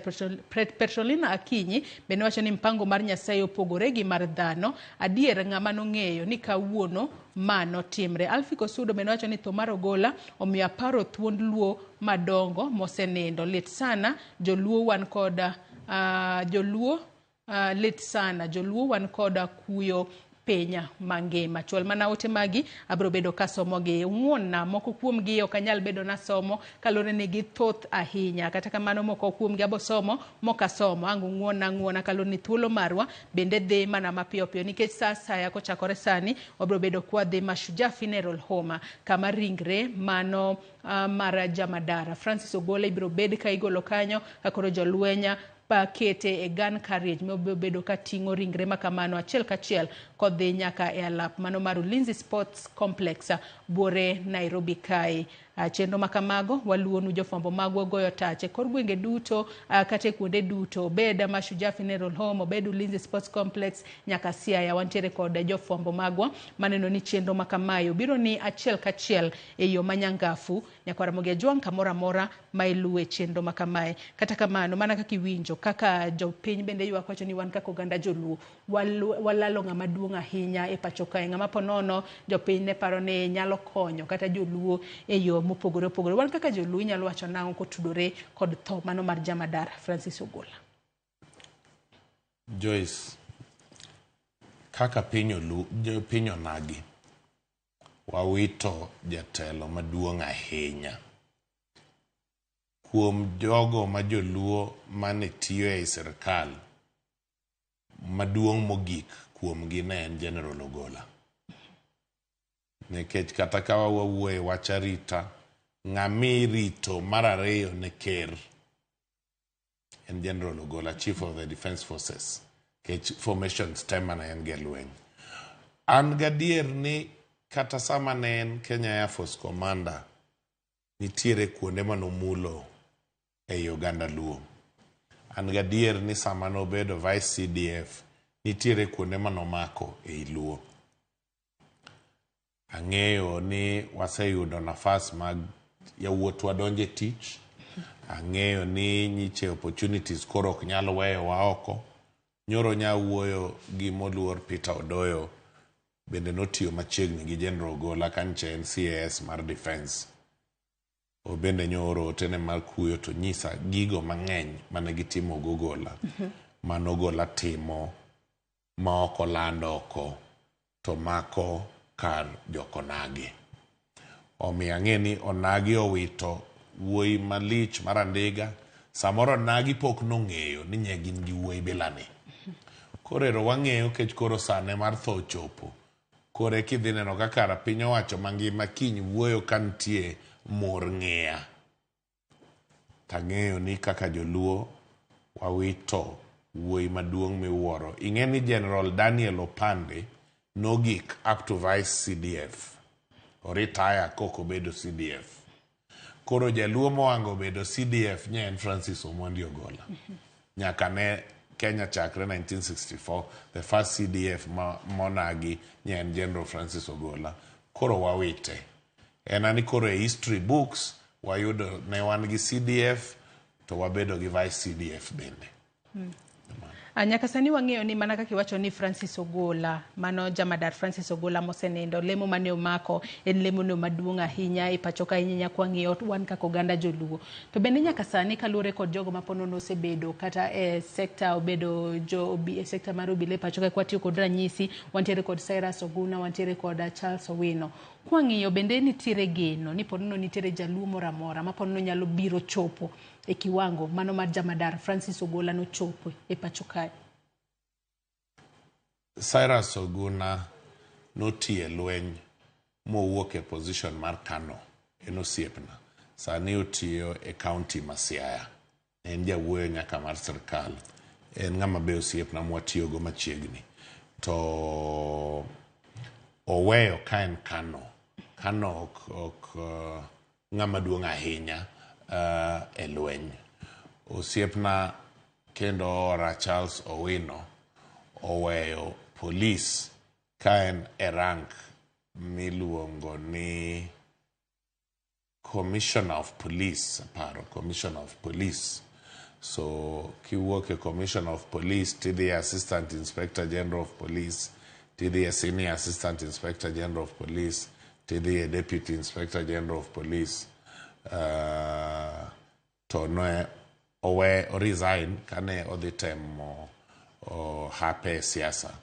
Koro nyoduogo sani en jakom mar board mar Kenya Institute of Mass Communications. Koro tiego joma chalo Joyce chieng' nebi kae. Omiyo pod to nego wabeda gi lek ni ok nyal bet ni onge onagi moko mane lweny ma Nyasaye bro kela malo ma chieng' chop kamoro. Ichang'eyo Major General Geoff Otieno aparo ni oseritaya koro. But apani for now to chopo kamanye general chope.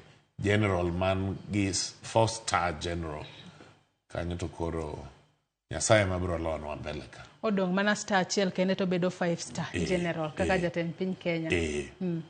Aneno ka Florence Katela penja ng'ise ka ni Joyce Pena jatelo ni ang'o momiyo jolweny kawuono ng'enygi ok orwako gudu kose en chiwo luor mogik nikech adiera da pichni mabende nwaneno achiel kachiel kowuok Ulinzi Sports Complex jolweny mathoth ok orwako gudu e wigi. Mano ponono en ranyisi marang'o? Mano koro e gik manyisi ni koro kawuono wane a historical moment, a moment never witnessed before. Koro ywak opogore, koro gidhi ng'iyo to gineno kata piny owacho nyolando ni wan e ndalo mar kuyo mar ywak ndalo adek. Mano chakore odiochieng' manyoro. Mano chakore odiochieng' manyoro. Nyiso ni kata mana wuon piny kawuono ibiro yudo ka riembo gari maonge emblem mar coat of arms, onge bendera, nekech osewacho ni bendera odhi nus kech waywago 4-star general CDF motho kani e apisi.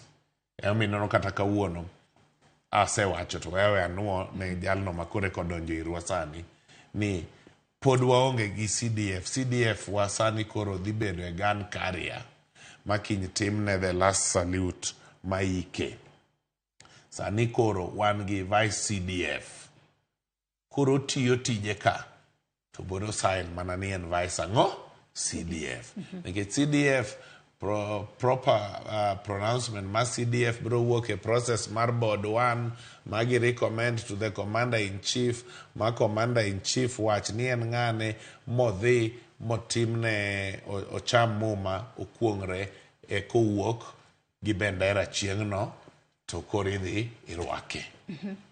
Ate kinde makori wacho ni nyaka sani ageno ni Florence Cartel maneno okinyi makawuono winjo duoko makamano kata kamano mana iwinjo ka Eric Okeyo lero ka yo makare ne odiochieng' makawuono ma en gima pok notimore historia mar piny Kenya. En mana gino ma wanyalo wacho ni nyaka sani kokitemo kete kata lai makare minyalo ket kalore ni jolweny kata gin giwegi pok negi iko jatendgi moramora motho e yor tich kapodi entiere apisi. Kata kamano gigo mibiro bed kitimo odiochieng' makawuono ema koro biro bedo kadonje bugi historia kendo mibiro bed kitimo kochakore kawuono nyaka e kinde mabiro mbele. Wacho ni nyaka sani mano jalopa jatenda jolweny e pacho kae mano Charles Kiariri ma nyaka sani koro wanyalo wacho ni en acting CDF.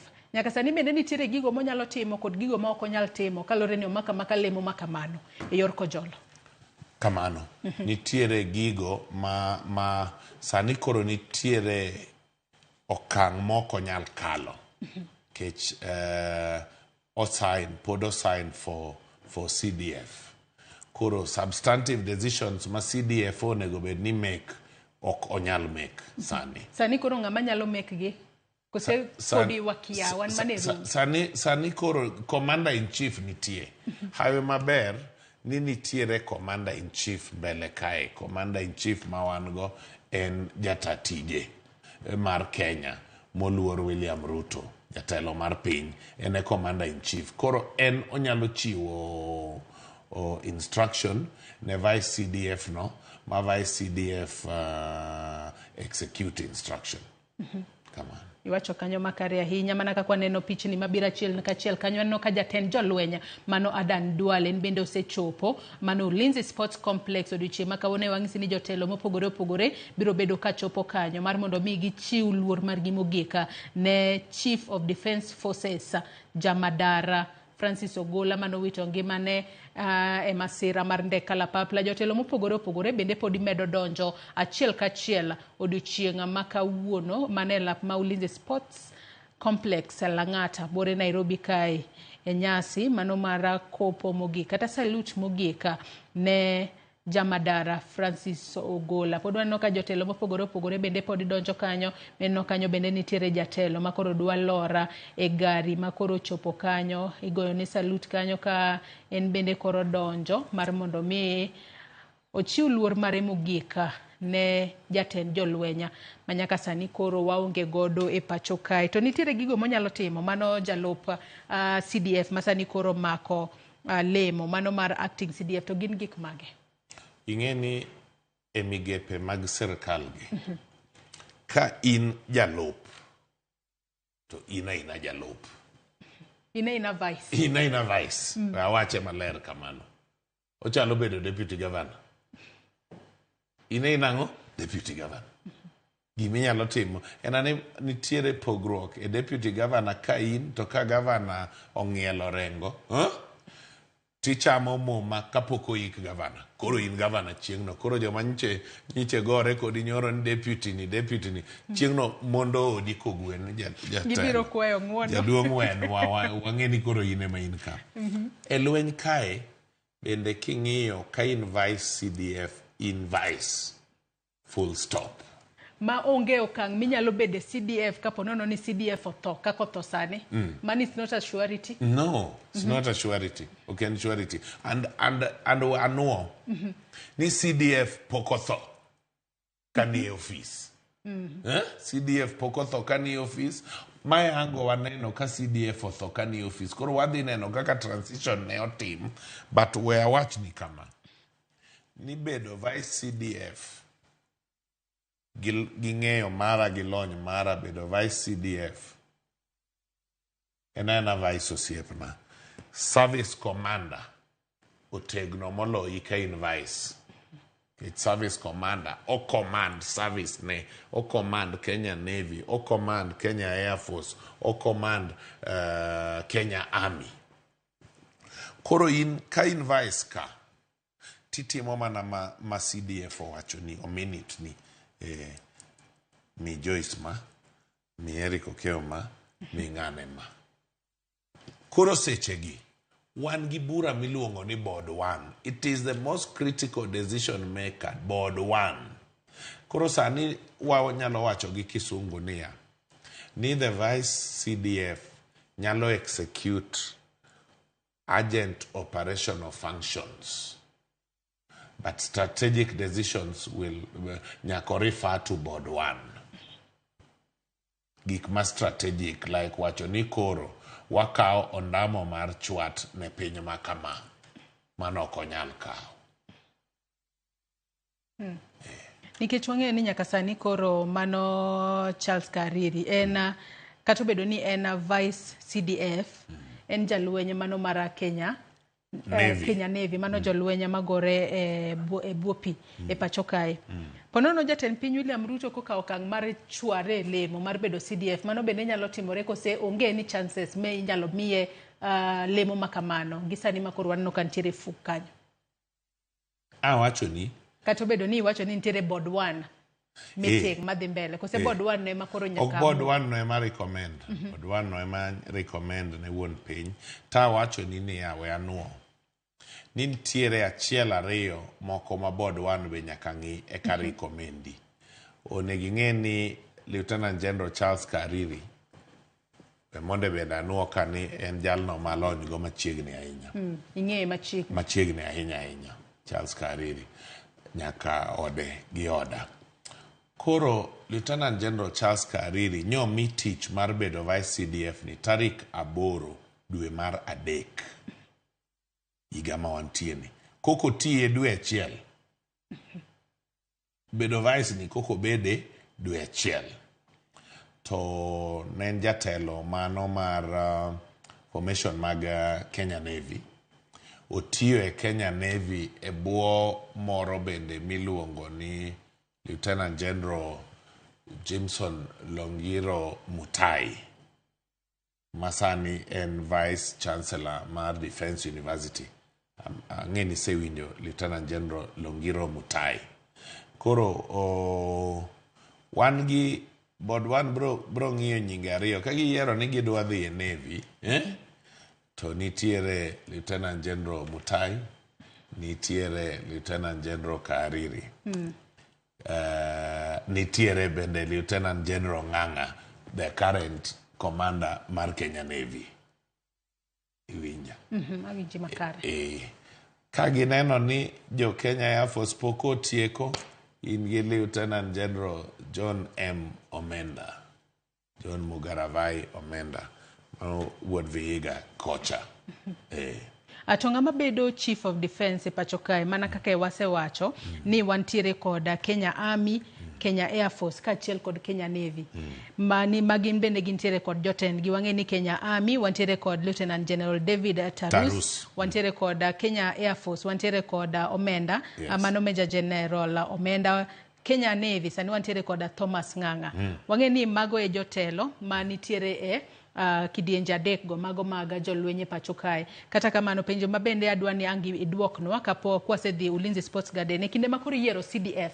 Nyaka yiere kind jotelo adek gi kosi nyalo kawo ng'at machielo. Kosi nyaka gibeda bede kind jotelo adek mano mar Kenya Army, Kenya Air Force kod Kenya Navy. Angi duoknwa penjo makamana achiel kachiel adwano adhi nyaka e alap mano ma Ulinzi Sports Complex bore Nairobi ka ing'isa ni jafwambo marwa Sharon Ong'ao nitiere wanyalo tudre kode gi sani. Sharon Ong'ao inyalo mana ng'iswa ni nyaka sani welo mage mosechako molo achiel kachiel Ulinzi Sports Complex bore Nairobi kae kama bendi geno ne mano gun carriage mating'o ringre Jamadar Francis Ogola biro bedo ka chopo kuro achiel kachiel odiochieng' ma kawuono mar mondo mi ochiwne luor mare mogik kata salute mare mogik odiochieng' ma kawuono. Sharon.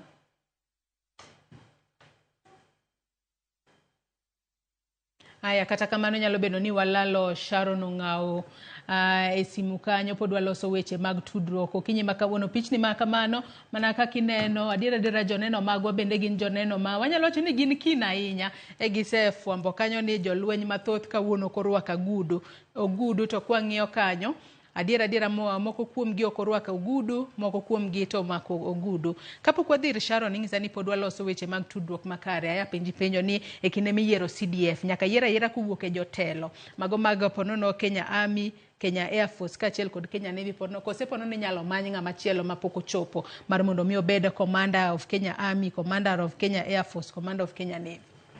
achiel nyaka obed jalno mosebedo commander, mosebedo commanding officer, ose command. Namba 2 nyaka obed ni osechopo elemo miluongo ni lieutenant general. Okinyal kawo ng'ama ni piny ne lieutenant general Mikel kanyo. So board 1 timoga ang'o? Board 1 timoga promotions mag jotelo. Board 1 timo promotions, onyalo elevate, iwuok e kano, idhi ka, idhi e brigadier, iwuok e brigadier, idhi e lieutenant general. Koro awacho ni kama. Kopo ni piny owacho, ni wuon piny dwa chiwo komni mondo dog ir jo-Navy. To nyinge ma jo-Navy nyalo chiwo, achiel kuom nyinge ma jo-Navy nyalo miye kawuono jomosechopo kamidware, an gadek e wiya ka. Achiel en Lieutenant General Thomas Ng'ang'a, nikech en Navy Commander sani, o command Navy. Ten Lieutenant General. 2 en Lieutenant General Jimson Longiro Mutai. Nche en commander ma Kenya Navy, sani en Vice Chancellor mar Defense University. 3 en Lieutenant General Charles Kariri ma Vice sani ni. Kora aselieko nini e pacha wuon gi lony na moro matin man go e wechego. Kodok e Navy, nyinge 3 go ema neno. Kodok e Air Force, mane Ogolla wuoke. To ibiro yudo John Omenda. Ibiro yudo John Omenda, nikech en o command Air Force sani. Matiende ni oromo bedo CDF. To kata oromo command jolweny duto koro. Adwa ni ng'e ni samane, adwa na duok pachi chien. Mak na paro no gi kanyo, kapok iduoko pacha gi chien matin. Mak paro no gi kanyo nyisa ni waseloso tudruok kod Sharon Ong'ao. Sharon Ong'ao kintiere Ulinzi Sports Complex, bore Nairobi kae, inyalo nyiso ni nyaka sani gin jotelo mage mosechopo kanyo. To ponono gin mage mapok ochopo, migeno ni biro bedo ka chopo kuno odiochieng' ma kawuono. Sharon.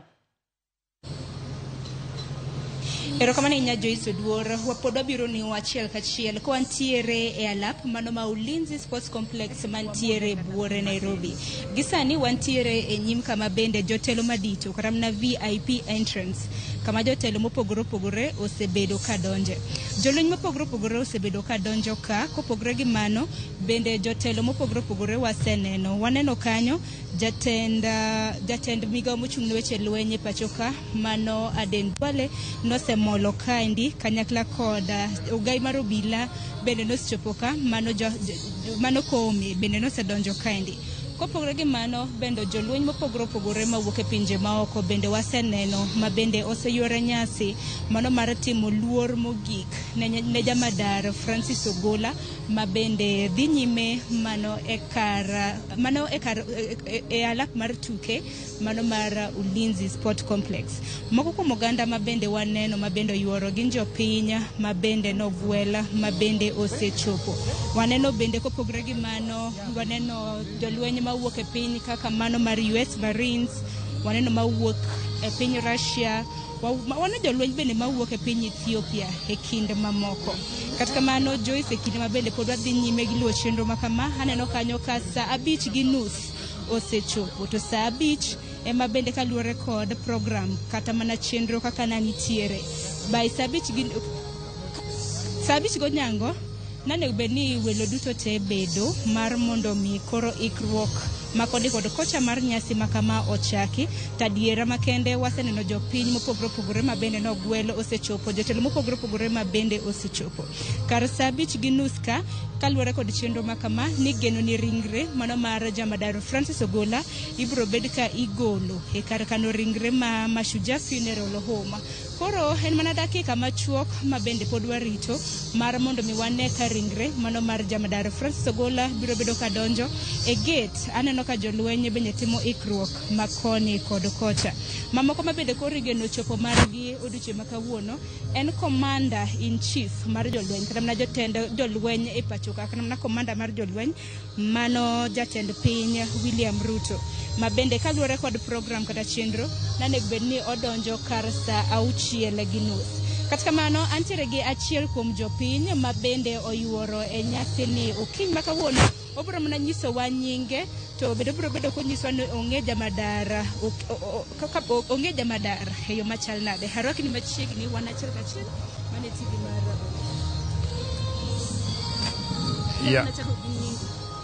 an Joshua Olang, an Jakisumo Nyaera, an ng'at mowar mohero Yesu, kendo ang'eyo jaduong'wa makoro nindo ni kuom tichne maber mosetiyo ne piny mar Kenya kae. En kuyo maduong' kendo malich. Ni ng'ama duong' malich machalo kama nyalo wewa mana apoya kamano. Tagone Nyasaye erokamano ni noken mana jalweny mar piny ni kende, to ne en jalweny bende mago lweny mar dhi e ngima manyaka chieng'. Noware kendo nohero Yesu, kendo en owadwa kuom Ruoth. Koro kuom mano oseringo maber kendo tieko maber, kendo osedhi e ngima manyaka chieng', odhi chamo gikeni ma Nyasaye okanone. Joshua erokamano ahinya. Kapod wadhi nyime gi twak makamaendi, bende okinyi ma kawuono mar mondo mi ng'ato donjo e paw tuke mano ma Ulinzi Sport Complex nyaka ni bed gi gwelo makende mar donjo kaka japiny. Akia ni in no gweli donjo ni iye kano chalo nade, nikech aneno ka apedha mager itimo kapok ng'ato donjo. An anyalo donjo ga kamoro amora nikech an gi ng'uono moro ma Nyasaye omiya, kendo adak machiegni ka. To ka biro tawacho negi ni an achiel kuom jogo monego bed ni nitie iye ka, bas giyiena ni mondo adonji kendo mondo abede VIP nikech nitiere ng'uono ma Nyasaye omiya. Manyiso ni achiel kuom jadolo nikech ok ade kata mana kirwako law dolo. An jadolo to ok arwako kata law dolo, to awacho ni mondo abia kaka an, Nyasaye biro miya ng'uono.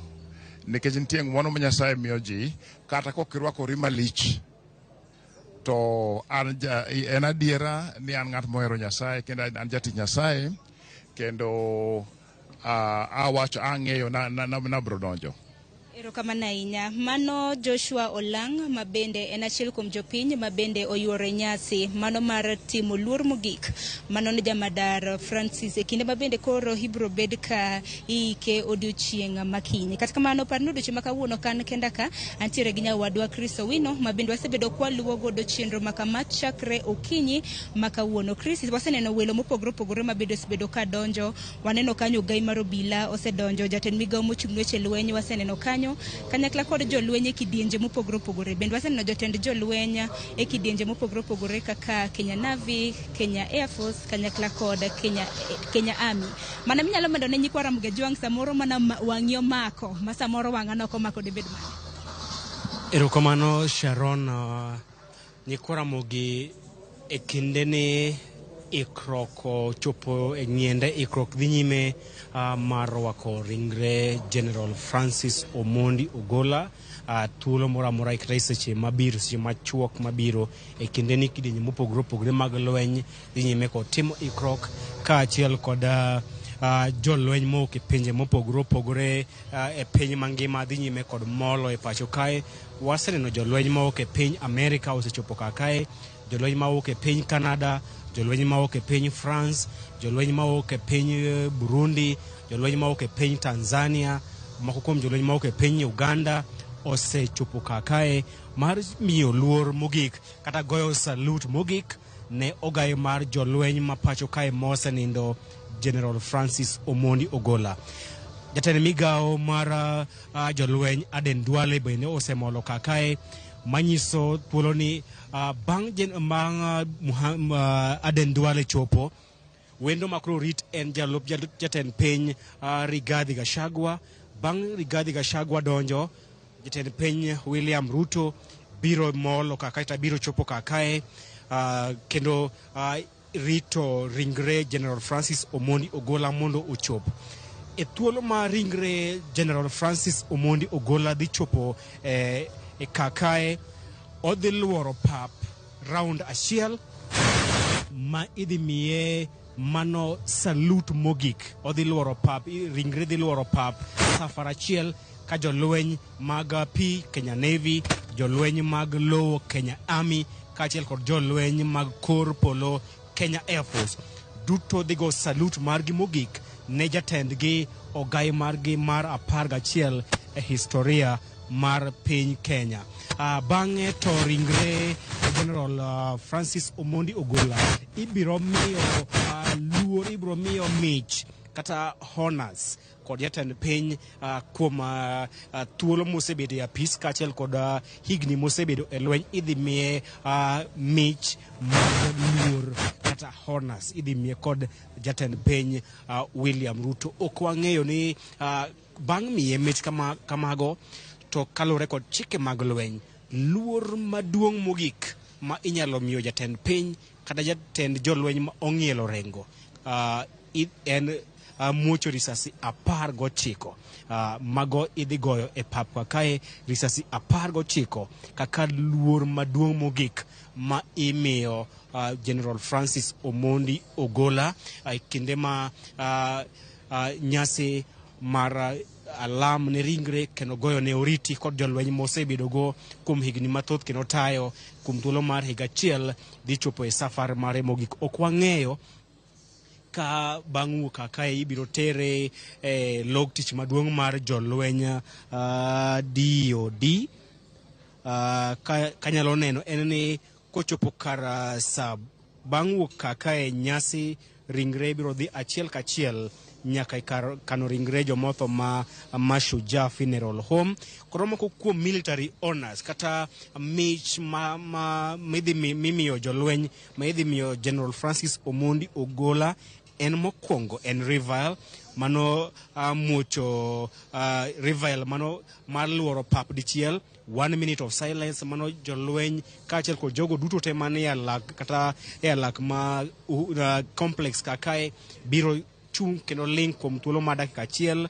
Last pause kama koro jolweny biro miye salute mogik then idhi miye salute idhi gone risasi 19 bang'e to missing man formation.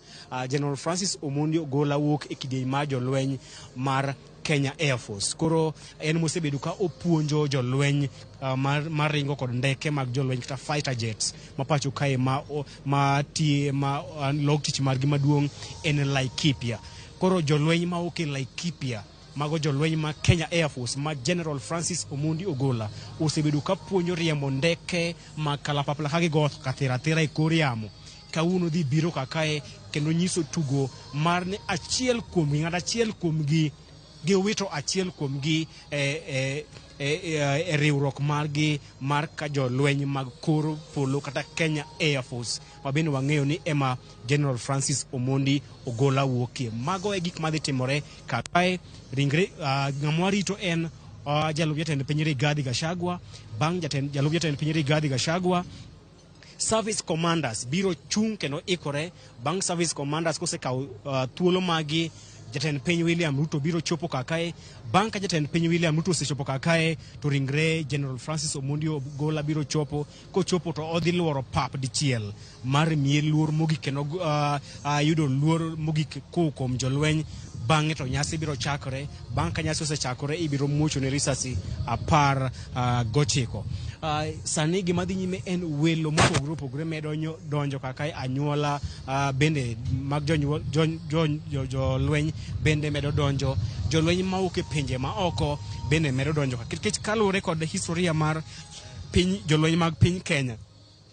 Gin jolweny momi luor kaluwore kod chenro mag nyayo kwe e pinje mag Afrika. Piny Somalia mano kama piny Kenya osenyaye kwe, piny Sierra Leone, piny Democratic Republic of Congo, piny Burundi, piny Rwanda. Magi piny Kenya en kod nyadhi maduong' e riwruok mar pinje mag Afrika kod piny mangima kaka jolweny ma osebede ong'ala manyime e nyayo kwe. Mano emomiyo ineno ka jolweny mag piny Amerika, jolweny mag piny Ingereza, jolweny mag piny Canada, jolweny mag piny France duto omolo kakae kaluwore kod lemo ma jolweny ma pacho kae omako e piny mangima e nyayo weche mag kwe. Obed Burundi, obed Rwanda, obed Somalia, obed Eritrea duto gisedhi. Sharon bende ka inyalo neno en ni kuyo kuyo nitie e kind jolweny kata ka jolweny miwinjo ka walusogo oko mar chenoni giwacho ni ma en gima obwogogi nikech me jatelo mokwongo ma jolweny ma onindo ka enie tich. Kendo gino pod jolweny pod kod kuyo kata doko ni omi jopiny ndalo adek mag ywago General Francis Ogola. Jolweny moselusogo wacho ni gino gibi ywage kuom ndalo adek kende, gibiro dhi nyime kod ywage ta bang' ndalo ne rumo ta bang' yik mare chieng' Jumapil e kar chung' od bura ma Alego Usonga e kaunti ma Siaya. Bende kata mana kopogre gi mano Chris, bende oganda bende osebedo kata mana kapenjo ni familia mano mar jamadar Francis Ogola to bende ni kanye. Kaluwore kod chenro nego bende ni familia donjo kar saa 5 gi dakika 45. Aneno ko adongi matin dakika 5 mar mondo mbi orom saa 5 gi dakika 45. Kamigero ni familia mano mar General Francis Ogola biro bedo ka molo ka parinya kwa Mgajwanga entiere kod min ode mong'ere kaka Eileen Kathambi Ogola kanyakla kod nyithinde ariyo. Nyathine manyako ong'ere kaka Lona Chieng Omondi kanyakla kod mawuoyi mong'ere kaka Joel Rabuku Omondi. Bende nitiere gi nyakware ong'ere kaka Taji Mbarara. Podwa rito mar mondo mi gimol ka gimol gino maro ni nyikwara Mgajwang bende biro kaneno gi achiel kachiel.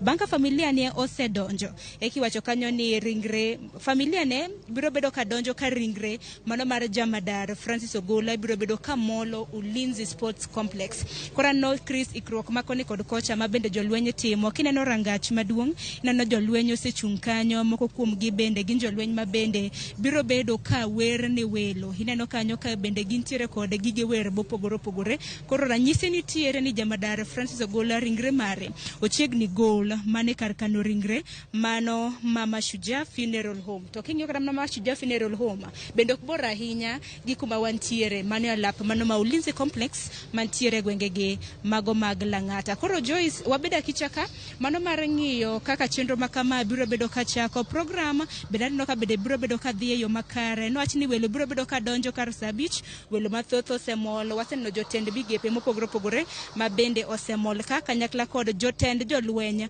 mano kidienje mopogore adek ma bende wantiere godo e pacho kaende. Koro sani warito mar mondo mi ringre mano mar jamadar Francis Ogola omol mano e pap mano ma Ulinzi Sports Complex kama bende jolweny ma bende notelone oseikre makoni kod kocha mano mar rwake gi ilo gi mor mar mondo mi gichiw luor mare mogik. Okinyi makawuono en nyasi ma bende biro bed ka itayo gi jolweny motelo ne ik mare odiochieng' makiny. Bende wabiro rito wang'iyo kaka ringre mare ibiro bed ka ikelo kaluwore gi dwaro mare. Wanyalo paro will kata mana dwaro mare jamadar Francis Ogola ne owacho mar mondo mi kik ike gi sanduku. Koro ang'eni biro mana bed kiboye gi bendera ma pacho ka motelo ne ik mar odiochieng' makiny ibiro bed ka iboye gi sit mano marachar. Koro en ik moro Chris mapok nwaneno e pacho ka hinya kaluwore kod jatelo maduong' kaka jamadar Francis Ogola nikech kata mne kinde mosekalo waseneno ka josalam ema bende iko gi kido makamano. Mano gimadier Sharon mana ke isewacho ma dhi bedo iko ma ochung' ka kendo ta iko mopogore kod iko mamoko kaka jopiny osebedo ka neno e pacho kae.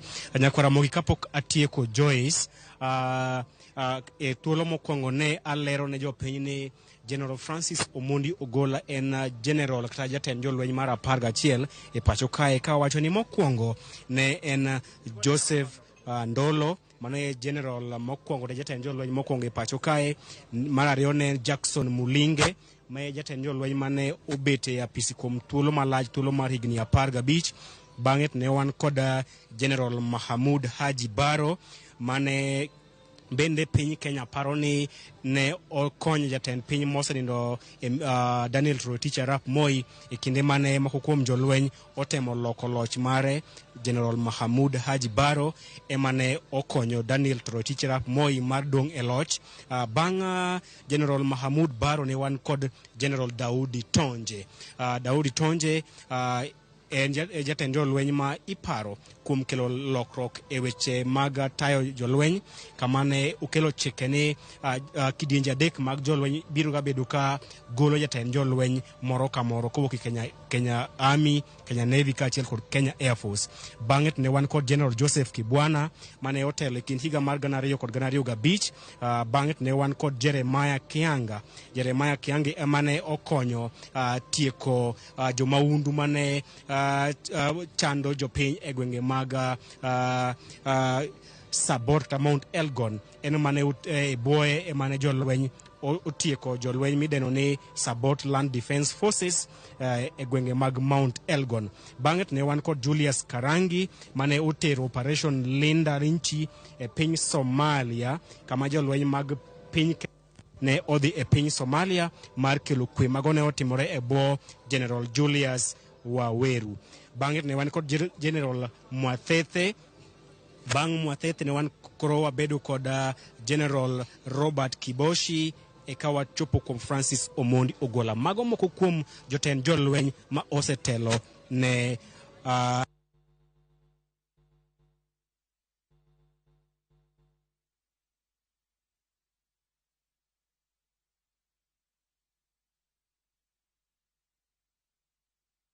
Paramogi Ajwang'a, wagoyo mos kanya ahinya, wabedo kod ng'ikruok e kinde mane Chris Owino loso kanya kaka wanyalo tudre kode kendo mar mondo mi onyiswa gigo matimore achiel kachiel e lap ma Ulinzi Sports Complex bore Nairobi kae. Weche matimore pichni mineno kanya achiel kachiel mago gin jokwaya kata jowera makoro wer kanyo gi kore sa asaya kuwuok sani. Ringre Jamadar Francis Ogola biro bedo kawuok mane e kar kano ringre mar Mashujaa Funeral Home kadhi alap ma Ulinzi Sports Complex. To mana kaka iwinjo ka Sharon onyisowa ni kama Mashujaa Funeral Home nitiere gi kama Ulinzi Sports Complex nitiere ok en kama bor ahinya, pono en ndamo machuok kende mibiro bed kitiyo godo mar mondo mi gichop kanyo. Jotelo mopogore opogore bende osechopo e alap mano ma Ulinzi Sports Complex odiochieng' ma kawuono. Iwinjo ka Sharon kaachiel kod Chris onyisowa kanyo kaachiel kod jolweny mamoko ma bende wuok e pinje maoko makoro yuoro salute mogik ma odiochieng' ma kawuono ibiro bed ka ichiwo ne Jamadara Francis Ogola mano wecho ngimane kokalo e masira mar ndek kalapapla mano timore e gwengego mag West Pokot. Ineno kanyo mago jotelo ma osechopo kanyo pod giporo wacha, pok gibedo piny kata kamano ang'e ni gibiro bedo ka gibedo piny e kinde machuok kende e kinde ma nyasi ma kamano biro bedo ka timore. No jatend jolweny kanyo Adan Duale oporo wacha kod moko kuom jotend jolweny makoro osechopo e alap ma Ulinzi Sports Complex okinyi makawuono. Aneno ka sa marwa bende osedhi ahinya, kata kamano chenro makama e wasingo ni nyaka Ramogi Ajwang' ni wabiro bedo kwa kelonigo achiel kachiel odiochieng' makawuono. E studio kae bende antiere kod Eric Okeyo jalonya e weche mag arita. Wagoyo mbaka kode, ogolo doke itwa kotudore kod weche mopogore opogore matimore e sekta mar lwenye pacho kae. Nyanya to odiochieng' makawuono ma en odiochieng' michiwo luora ne Jamadara Francis Ogola mano wito ngimane. Kapok ne wadhi Ulinzi Sports Complex, Eric Okeyo, ne ang'isi ni maknwa paro moro kaluore koda ka kapono ni biro bed ka yiero CDF manyien mabende iseng'isa kanyo ni idwa duoka chien matin kotudore kod mbaka mosebedo kwa goyo. Yes. Adwa duoki chien ni samane General Robert Kariuki Kibochi wuok e tich kane koro setieko extension mare mar higa achiel kendo kosetieko sako mane mar jo Kenya Army, to Board 1 nomiyo President kaka Commander in Chief nyinge mang'eny mane onyalo yiero kuom. To nekech ne en saa mane mar jo Kenya Air Force, nyinge ariyo manowuok e Air Force mane wang'eyo ahinya, achiel ne en Lieutenant General Badi mane ochung' ne Nairobi Metropolitan Service cha, to gi General Omondi. As of course koro ne nitie moko chiegni aboro, moko ne gichopo chiegni ji 10. Nitie ga moko miora ora mondo kopi, koro aboro moko ne nitie mane kopo.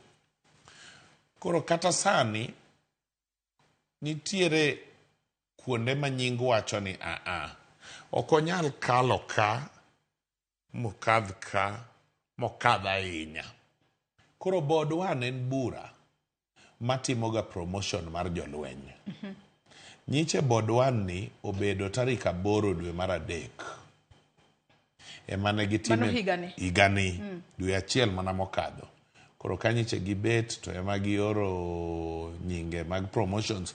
Jalup mar General Ogola mchiluongo ni Lieutenant General Jonah Mwangi.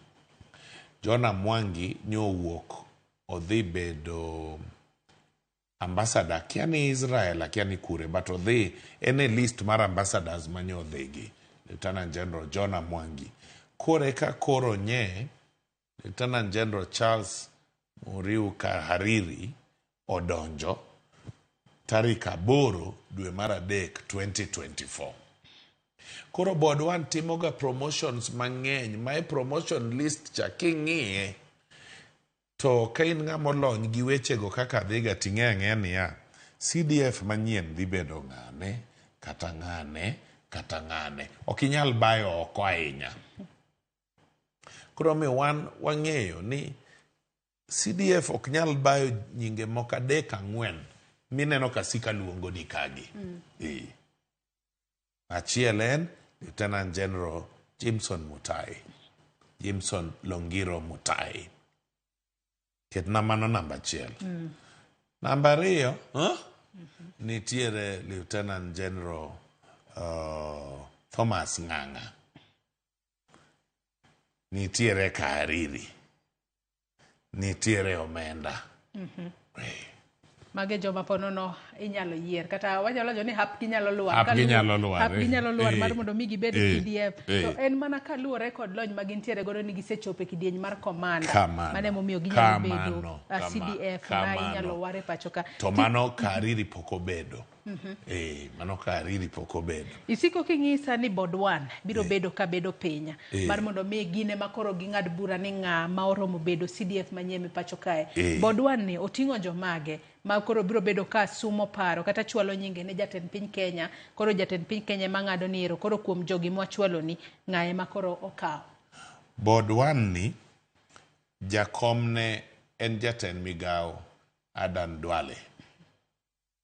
Then en gi CDF owuon e board one ni. En gi vice CDF. En gi service commanders gi. To gi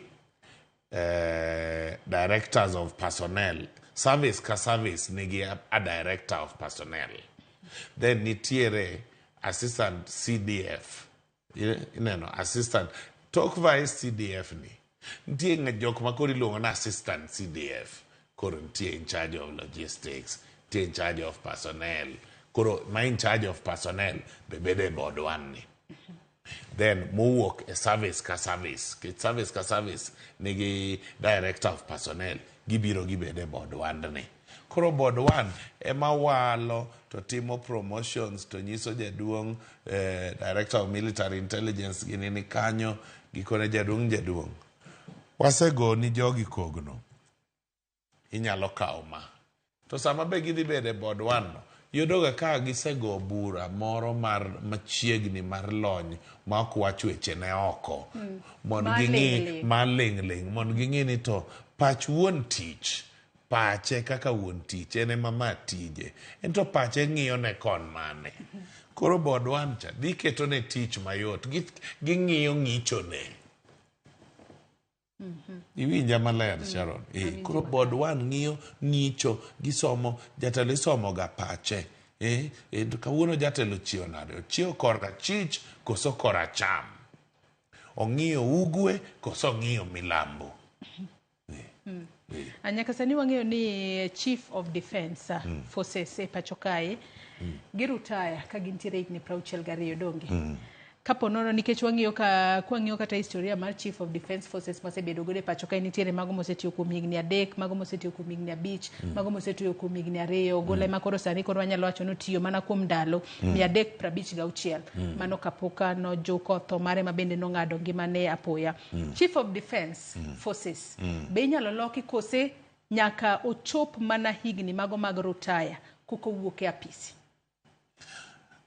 En owuon onyalo yiero wacho ni odwani oachon kapok ochopo higni 62. Kapok ochopo higni 62. To bende adwaro ni ing'e ni kata General Ogola kata ka osechopo higni 62 to podi e chik omiyo Commander in Chief ma en jatend piny nyalo mede higa moro achiel.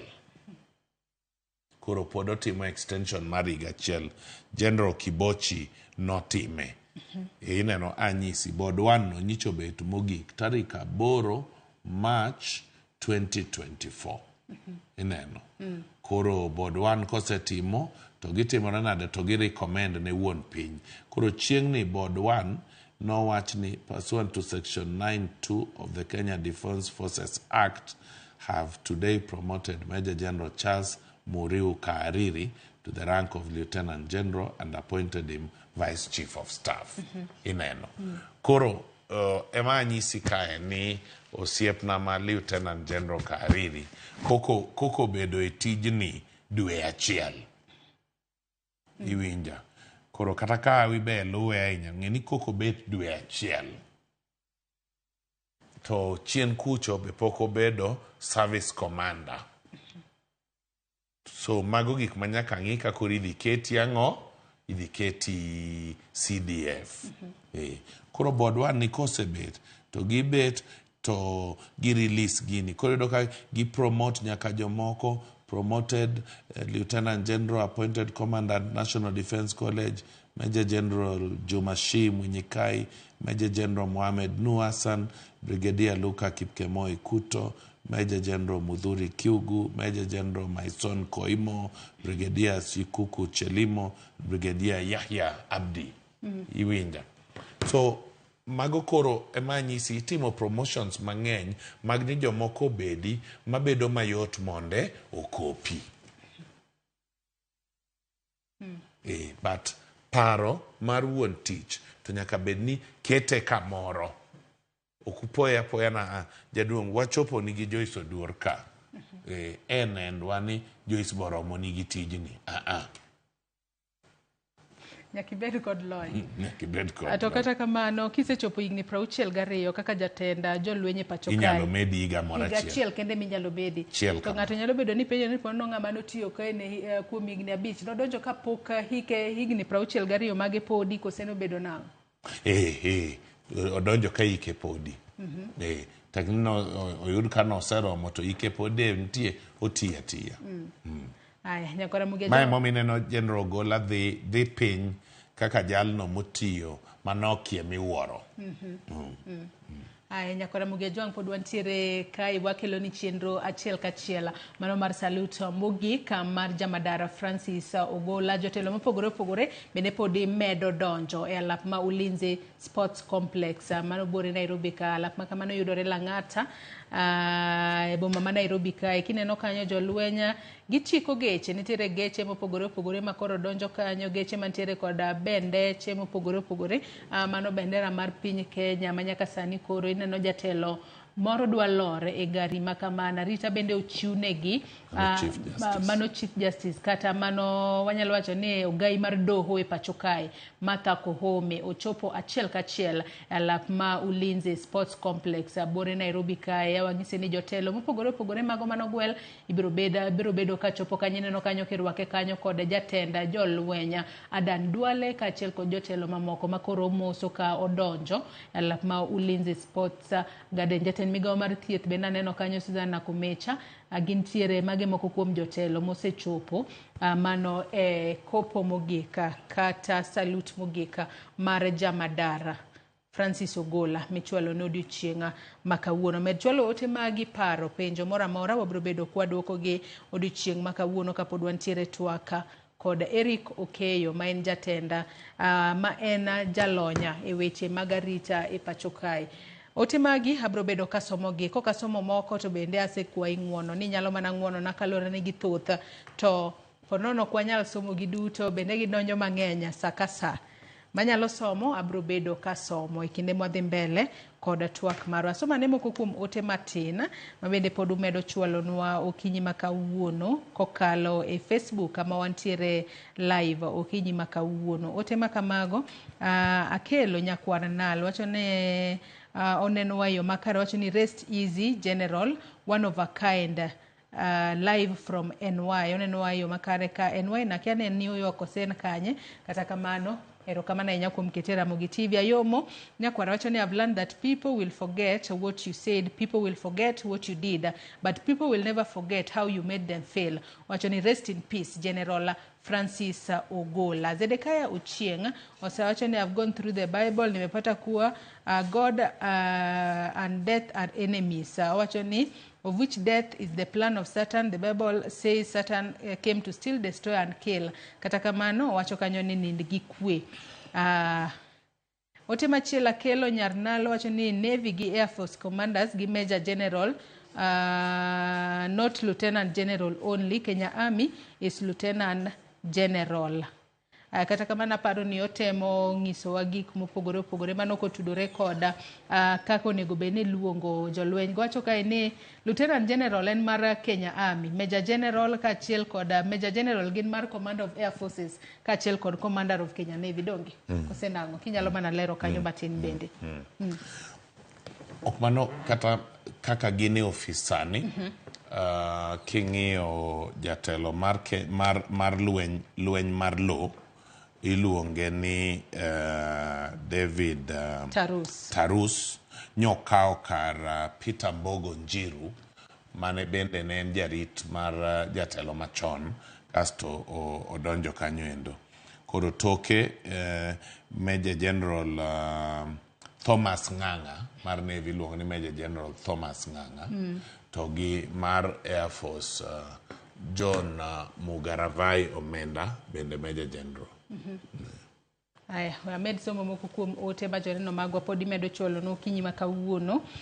Sylvester Koth wacho ni oneno wayo makare maka John Tezo Kusa let ndi rest in peace jalweny Woodsack wa Bondo. Wacho ni morning Ramogi TV and Woodsack wa Bondo kan Machakos County Nyasaye oket chunye kama okwe lit to lit. Vincent Oyo Commander in Kenya Navy and Major General. Ero kama na inya kuom ote makamano ote machielo Ruth Nyathi Ochieng ong'isa kae ni penjna wach moro chando chunya kae.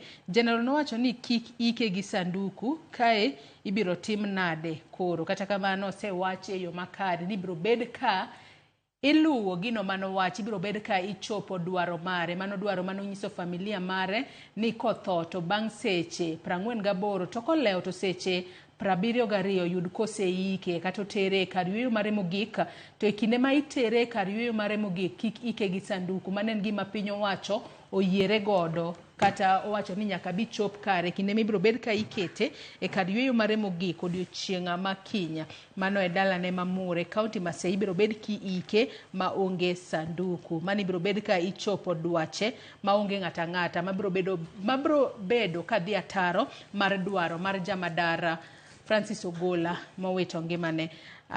Kamosiwo Edwin wacho ni an Edwin Masiwo kawuok Ndhewa penjo niya bende nitiere okang' mar somo ma CDF owinjo obed godo koka oyud lemo no koso mano penjo malewa ahinya ma bende openjo kanyo bende nitiere okang' mar somo ma CDF onego bed godo koka oyud lemo makamano kose koka miye lemo mar Chief of Defence Forces e pacho kae okeyo.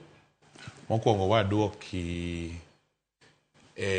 ote ariyo modonjo mabende okapingorago ni jotelo ogai mar lweny mar pi kod ogai mar lweny mar yamo Navy gi Air Force respectively commanders gi ni rank mar Major General to commander mar lweny mar law Kenya Army en Lieutenant General.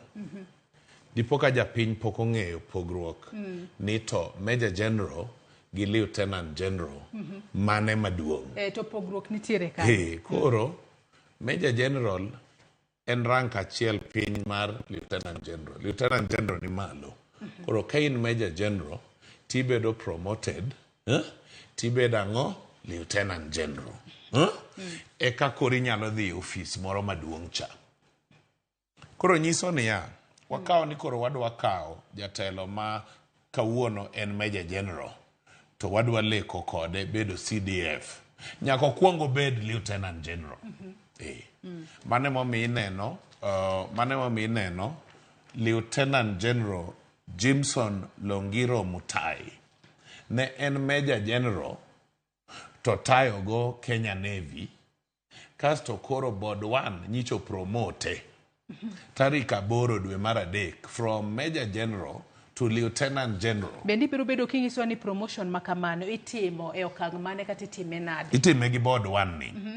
Ging'iyo ang'o kapok gipromoti? Ging'iyo service. Awacho ni lweny nitie a lot of order. Ing'iyo bugi, service book. Kaka Eric Okeyo okokayo. We monda aler ni tija matiyo mar private security. Atiye gi jogo mang'eny mosewuok e lweny mobiro oko ka magidonjo irwa.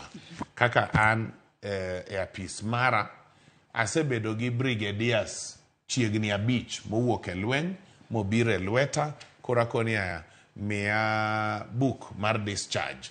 Koro book mar discharge nyiso ga reason for discharge. Whether en retirement, okidwaro renewal, or en termination. Koro ka en termination to kwa kawi nekech nyiso ni okiwuok e yo maber. Ka en retirement to yuto mari yot. Koro oko ka e apis mara sebedo gi brigadiers chiegni 5 mowuok e service to donjo lweta. Colonels moinga 10, majors moingo 30 ma osekadho e lweta kae kakora bende atiego e lony mar timo private security kata arita mar jogo mag giwegi ma ok mar piny owacho.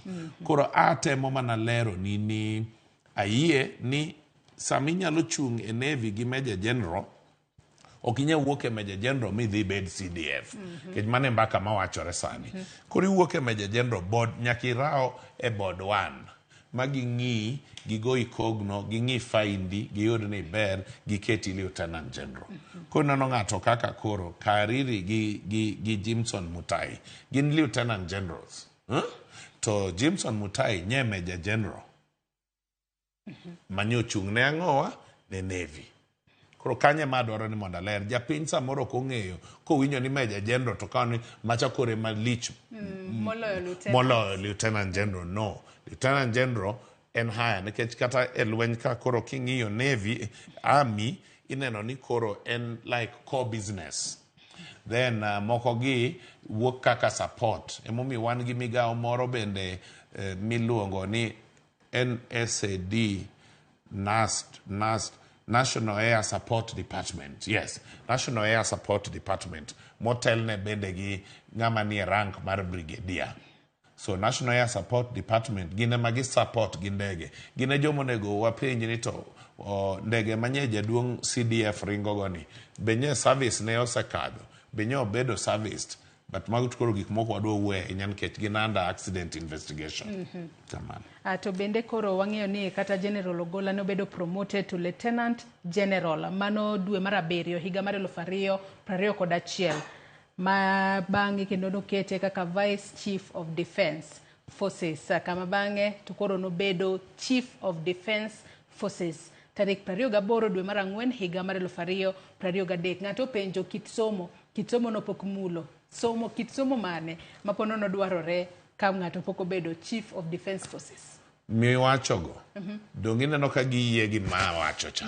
Kech apani timo nonro ma ng'wech e mbui kanyo. Miyudo ni kata General Ogola nowuok e Major General mobedo Lieutenant General. Yeah, so Lieutenant General. Lieutenant General. Yeah, because Lieutenant without saying Lieutenant General is another animal. Piny mwalo kucho. En kumoro kucho. Iwinja. So, awacho nini ya giming'iyo en file. Jolweny gi kine gi tima lweny ka ji medore tiegruok gi somo kabisa. But ji donje lweny kaka cadet officers ka gin gi degree achiel. So mondi bed ni in CDF ineno ka Major General Gola General Gola nye en gi degree, first degree, nye en gi master's degree, neno en gi bachelor's, nye en gi master's. Koro to ae nye neno ka odhi nyaka France osome rang'iny mamalo, odhi nyaka America osomo kaka pilot mar fighter jet. Koro waduoko jal mopenjo ni to kidieny mar somo en ang'o? Tinde ing'eni dhi e mbalariany somo degree achiel mar bachelor's ni. Tindo dwa bedo basic, ma kionge kode to ji dwa ma penji to ang'o timore. Iwinja, tindo dwa bedo basic. But book mar entry igni 40 ma General ni nodonje buge chakre 1984 April. Iga ka iga promotions ge modonjo donje book like Kipi Air Base, Moi Air Base, kure. Bugi ema wuoyo. Kaki sudoga, bugi ema wuoyo. Benda dwa paro ne nyakwara Mugia Jwang' ni lemo mago mag jodito mag jolweny. Ochakore kod lemo maduong' mogik mano mar jatend japiny, mano Commander in Chief. Bang'e en lemo mar jamadar makoro Ogola no mako nyaka e thone. Iluwe kod Lieutenant General, kaeto Major General, Brigadier Colonel, Lieutenant Colonel, aeto Major, kaeto Captain, Lieutenant, mogik en Second Lieutenant. Ageno ni nyakwara Mugia Jwang' bende winjo kaka lemo go nitiere kochakore maduong' mogik ma en mar jatend piny, Commander in Chief, kaeto nyaka mogik, matin mogik ma en Second Lieutenant. Mane kaka lemo mag jolwenya nitiere. Janeno moro kae bende aneno ka penjo moro kae, David Oda wacho na mor gi lero weche ma wendo ma Erika miyo oganda luo. To be nitiere compensation mano mopenjo kanyo. Compensation ma Aponono koro kaka wang'ene jamadar mano Francis Ogola owito ngimane ka entiere yor tich. Ponono nitiere compensation to en itime yo machalo nade? Enentie ok nyal bet nonge. Anyisi ni lweny tie oda kabisa. Mokwongo kata sani chenro gite piny owacho ema kawo, chenro mora madhi mbele kawuono piny owacho ema kawo. Tanyalo nyisi ni tok mae bro bedo compensation ma nitie kaka en guided gi service standing orders gi mag lweny gi KDF Act bende. But the answer is yes, and wachne jasomo David Oda ni sani pod wayuak koro compensation to nitie to sani pod wayuak wuod ma. Owere gi weche mag compensation kata kamani bobed ka ing'iyo yo makare e kinde mabiro mbele. Amed somo mogo kuom ote ma joneno magwa podi medo oronwa achiel kachiel kokalo e Facebook. En gima ber ahinya Eriko keyo ni joneno magwa be nitiere kod penjo gi penjo. Ben gima kare ahinya ni imbe nitiere kod lony mararieya mar duoko gi e yo makare. Kalore ni wantiere kae mar puonjore kata bedo ni wachwalo salute mogika ne jamadara Francis Ogola, to bende watiegore kotudore kod gik mopogore manyaka sani koro timore lwenya. Steven Onyango wacho na Steven Onyango mawuok Uyoma migo apenjo ni koro nyaka sani be nitiere gik ma acting CDF nyalo komanda kaka ne Ogola ne komando kose tije en mana goyo sei to onge gi teko mar CDF kata kamano mano iseduoko e yo makare. Ote machielo Patio Deka wacho ne penjo kata kamano ote moko ok wanyala soma achiel kachiel kalore ni moko kuom gi okondik gi e yo makare. Kopara Asam wacho na luor chenro maler kawuok Thika. Joyce gima nyalo wacho onge kaka oganda luo wethuon ochop mayoma. Aya, ote mar Florence Katel nase somo ote mamoko bende podi donjo kayo. Odinga Felix wacho ni condolences to family, may his soul rest in peace, we have lost a hero. Felix Odong from Mitimbili wagwe kapiyo. Med chwalo ote magi penjo paro mopogore opogore, wabro bedo kwa somogi achiel kachiel kokale namba mar 3 kachiel kode Facebook kod YouTube kama wayudore achiel kachiel odiochieng' makawuono. Nyaka sani koro nyaka Ramogi Ajwang' pichni mineno kanya achiel kachiel ang'eni wanyalo wacho ni chenro pod nyalo bedo ni odeko matin, kata kamano ikruok to pod dhi mbele e yo makare. Ulinzi complex kama jolweny osebedo kanyo ka girito gi koreyo makare mar neno kaka gibiro bedo ka girwako mano ringre Jamadara Francis Ogola mibo bed ka igolo achiel kachiel kar kano ringre mano mar Mashujaa Funeral Home kitere Ulinzi Sports Complex. Pichni mineno kanyo mago gino wanyalo wacho ni mano wanyalo wacho ni en the final kata tich mogika mane Jamadara otimo kapok ngimane ong'adore nus kata kapok obedo e masira mano mar ndek kalapapla mane ojuke kanyo. Kineno kanyo ikruok pod nitiere kare, anno ka sani koro nitiere jotelo ma pod ochung', nitiere mago mosebet kata kamano moko kuom gi pod ibiro bedo ka donjo achiel kachiel.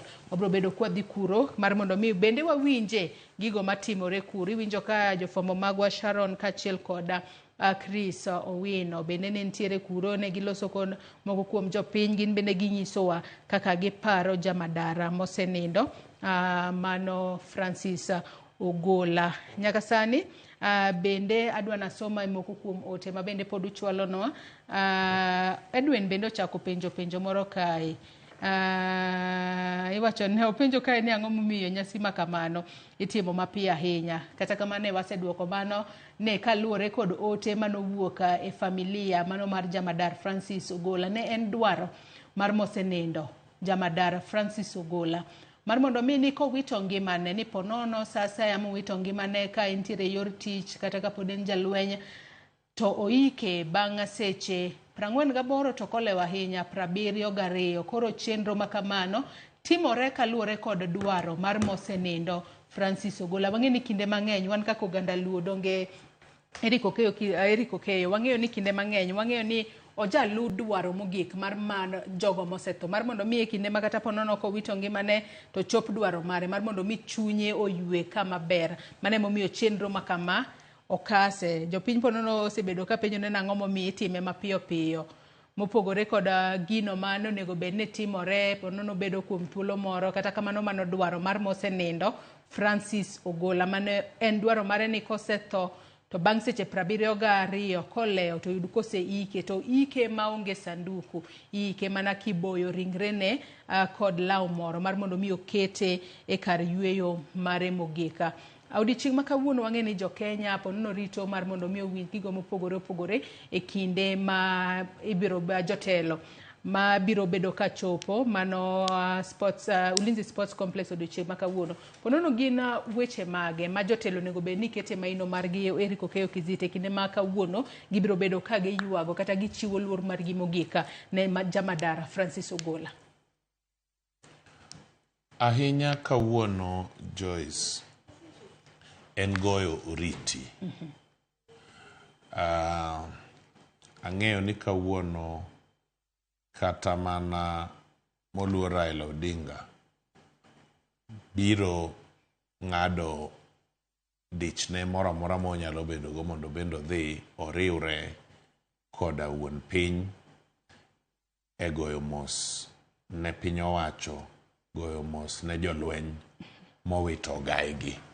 So ahinya kawuono wadhi mana chung' e tie jolweny, wayweyo pi wang' jolweny, wayweyo pi wang' sirkal nikech wuon liel ma kawuono en ker. Jatend piny Kenya. Commander in Chief Oluz, Chief ne of Defence Forces. Mae ng'ama nye the greatest responsibility mar Chief of the Defence Forces. He is the principal advisor on matters of defense to the Commander in Chief. Kendo iraneno moluor Raila asenene TV ka en ka. Osedonjo. Koro kawuono ji dhi kaendi e goyo sigana mar ng'a? Sigana mar Francis Omondi Ogola nyaka nodonj e lweny nyaka kawuono. Awinjo ka ng'ato wacho kamoro na ni koro kawuono ji dhi wacho berne to tho. Ong'eni berni wacho sami tho mostly. So I also find nothing wrong with that nikech iwacho berni sama itho. Koro miyo kawuono wariwore gi piny owacho, kawuono wariwore gi jolweny e yweyo pi wang'gi, kawuono wariwore gi kanisa mar Anglican Church e goyo mos ne ogai mar kanisa jadolo maduong' Jackson Ole Sapit nikech en kaka ogai mar jo Kenya Defence Forces obendo wito jakristo ne achiel. Kidok e Diocese of Maseno West wagoyo mos ne Bishop John Mark Haun Godia, Bishop mar Maseno West mar ACK nikech oikore ni kiny oyawo kanisa gi consecrate St. Thomas Nduru Murng'ia kanyo. Ma ong'eyo ni mae General Ogola otiye matek. Kore yot mondo kiny obed ni idhi mi General Ogola kwayo kendo moro mar konye kanisa moro kendo kata sub-county moro ma ok Alego, samoro kata mana Ugenya kata Ugunja kata Gem kata Rarieda.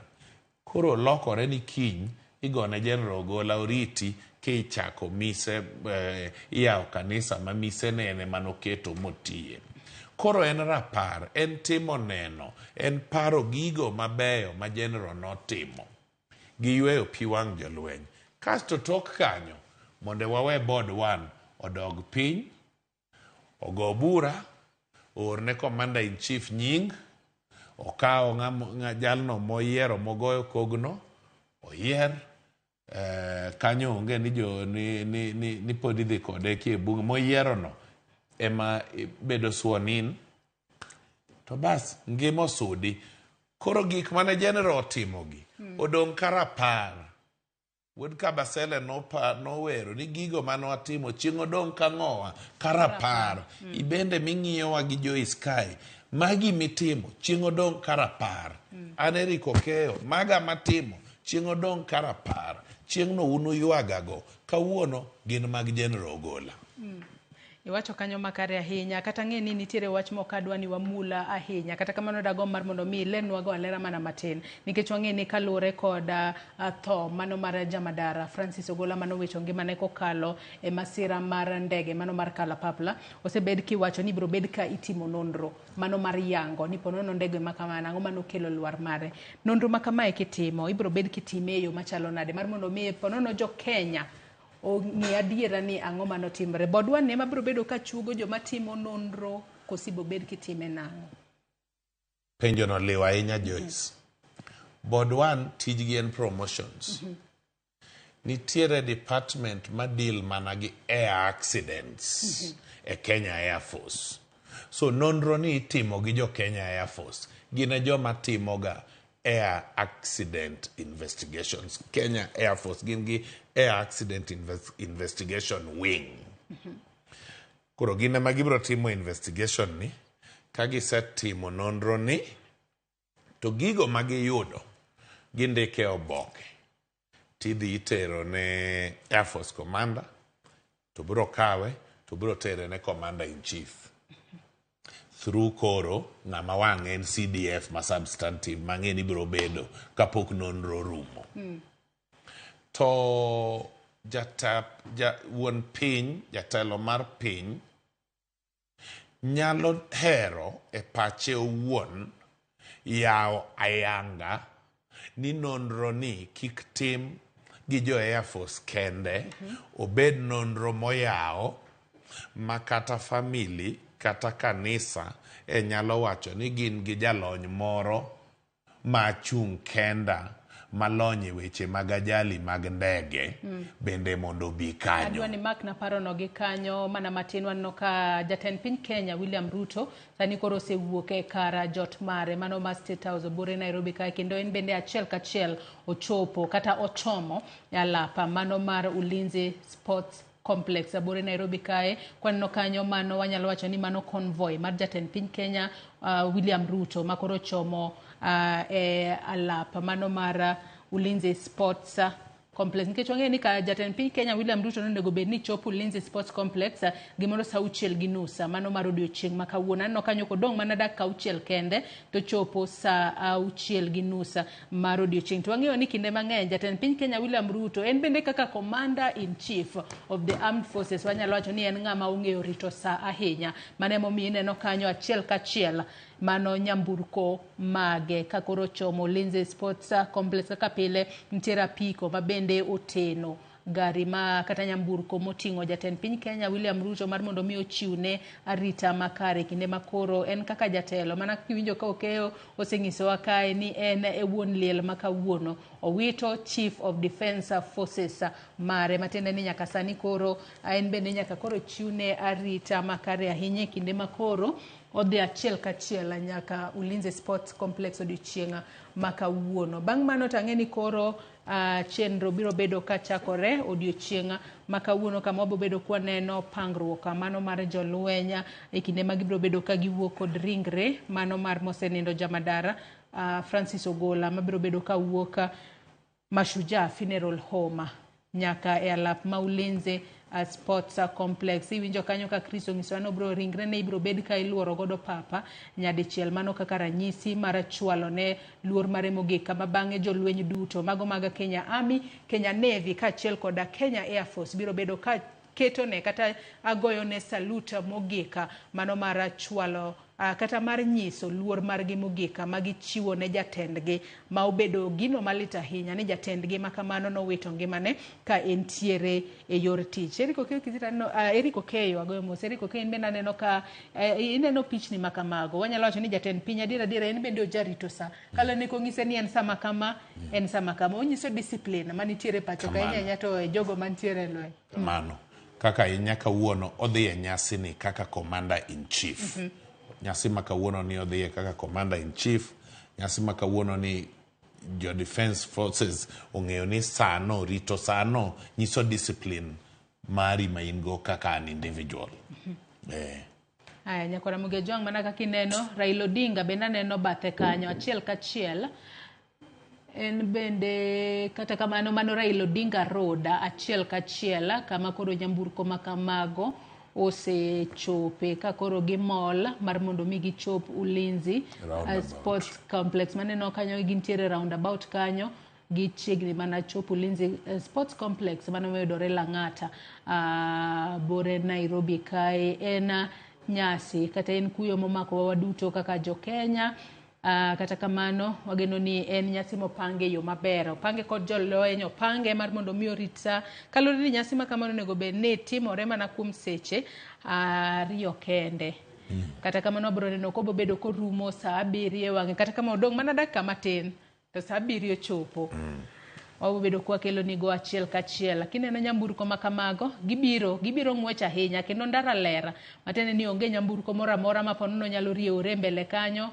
Obila bende oseneno ni oywe ndara maler mar mondo mi kinde ma jatend piny kalo kata Commander in Chief of the Armed Forces kalo to bira ka ndara ler ma onge ng'ata kata onge nyamburko moro amora mar riewore ndara mar mondo mi ochop mana mapiyo mane alapa ma Ulinzi Sports Complex mayudore Lang'ata bore Nairobi kae. Kineno gi kanya piko go bende ringo kanyo ka gimilo taya ma en ranyisi mar jatelo kata jatend piny makoro dhi mar mondo mi en bende ochiw luor mare mogik odiochieng' makawuono ne Chief of Defence Forces ma piny Kenya manowito ngimane chieng' tich ang'wen masira mar ndek kalapapla manojuke e gwengego mag Elgeyo Marakwet kata West Pokot. Body on the right body.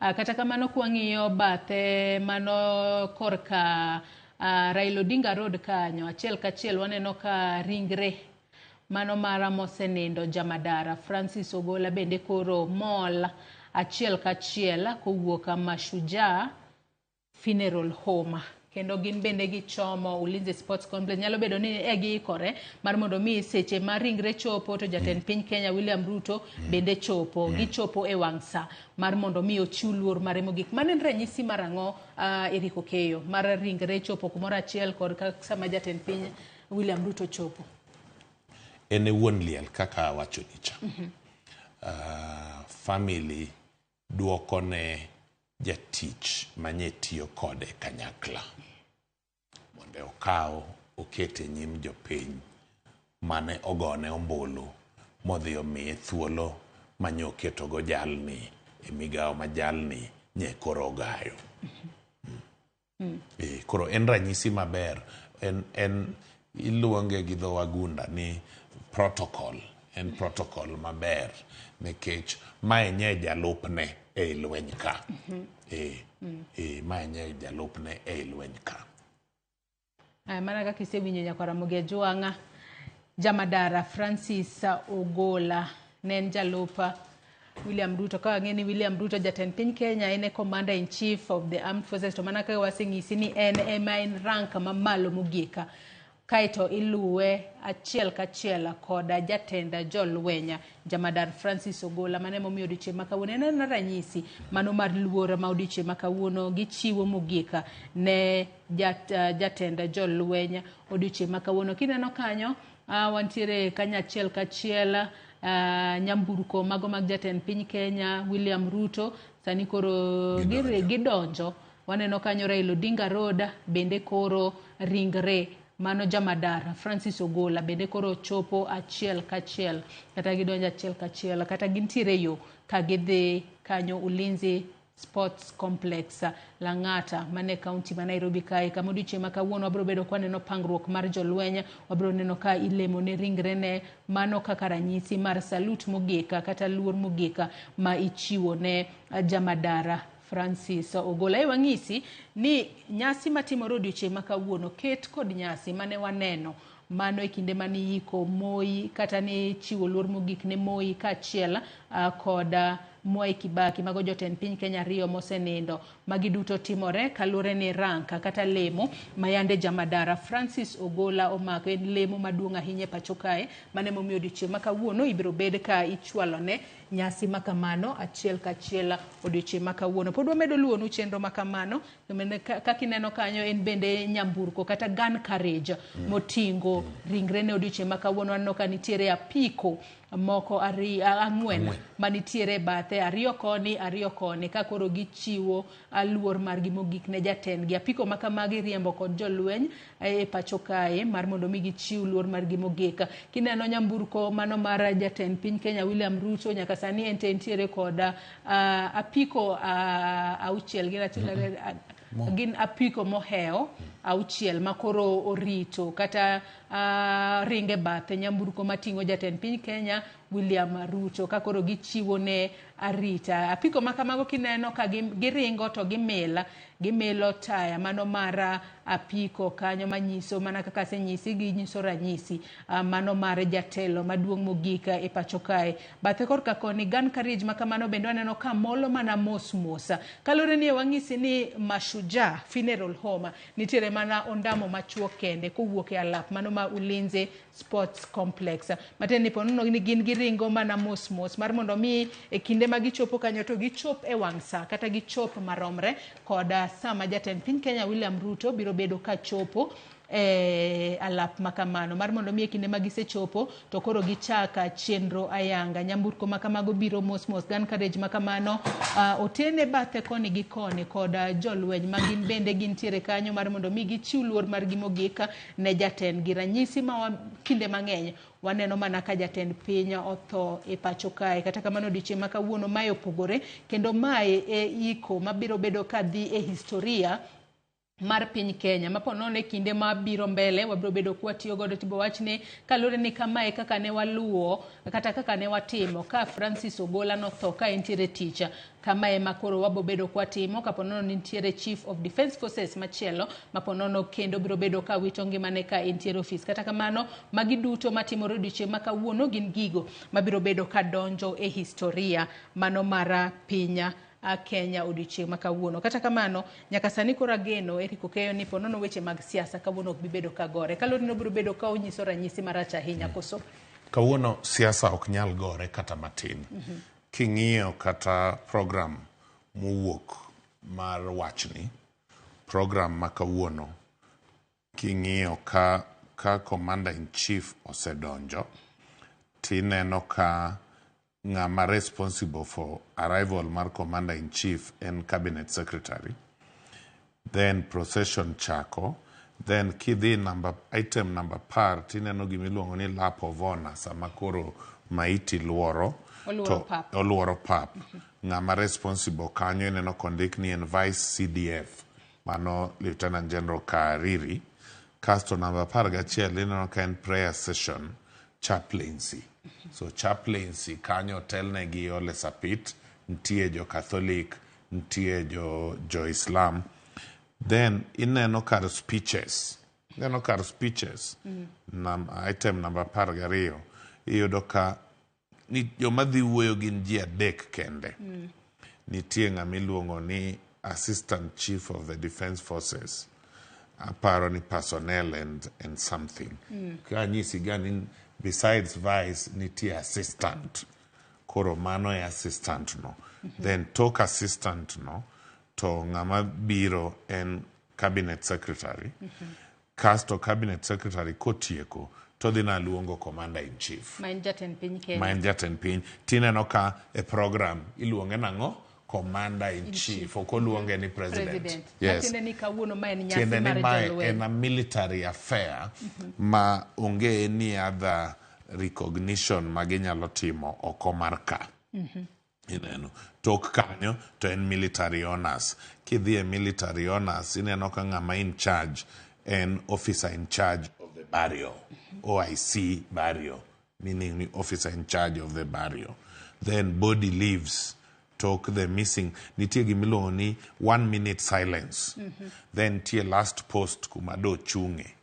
Kade podongima.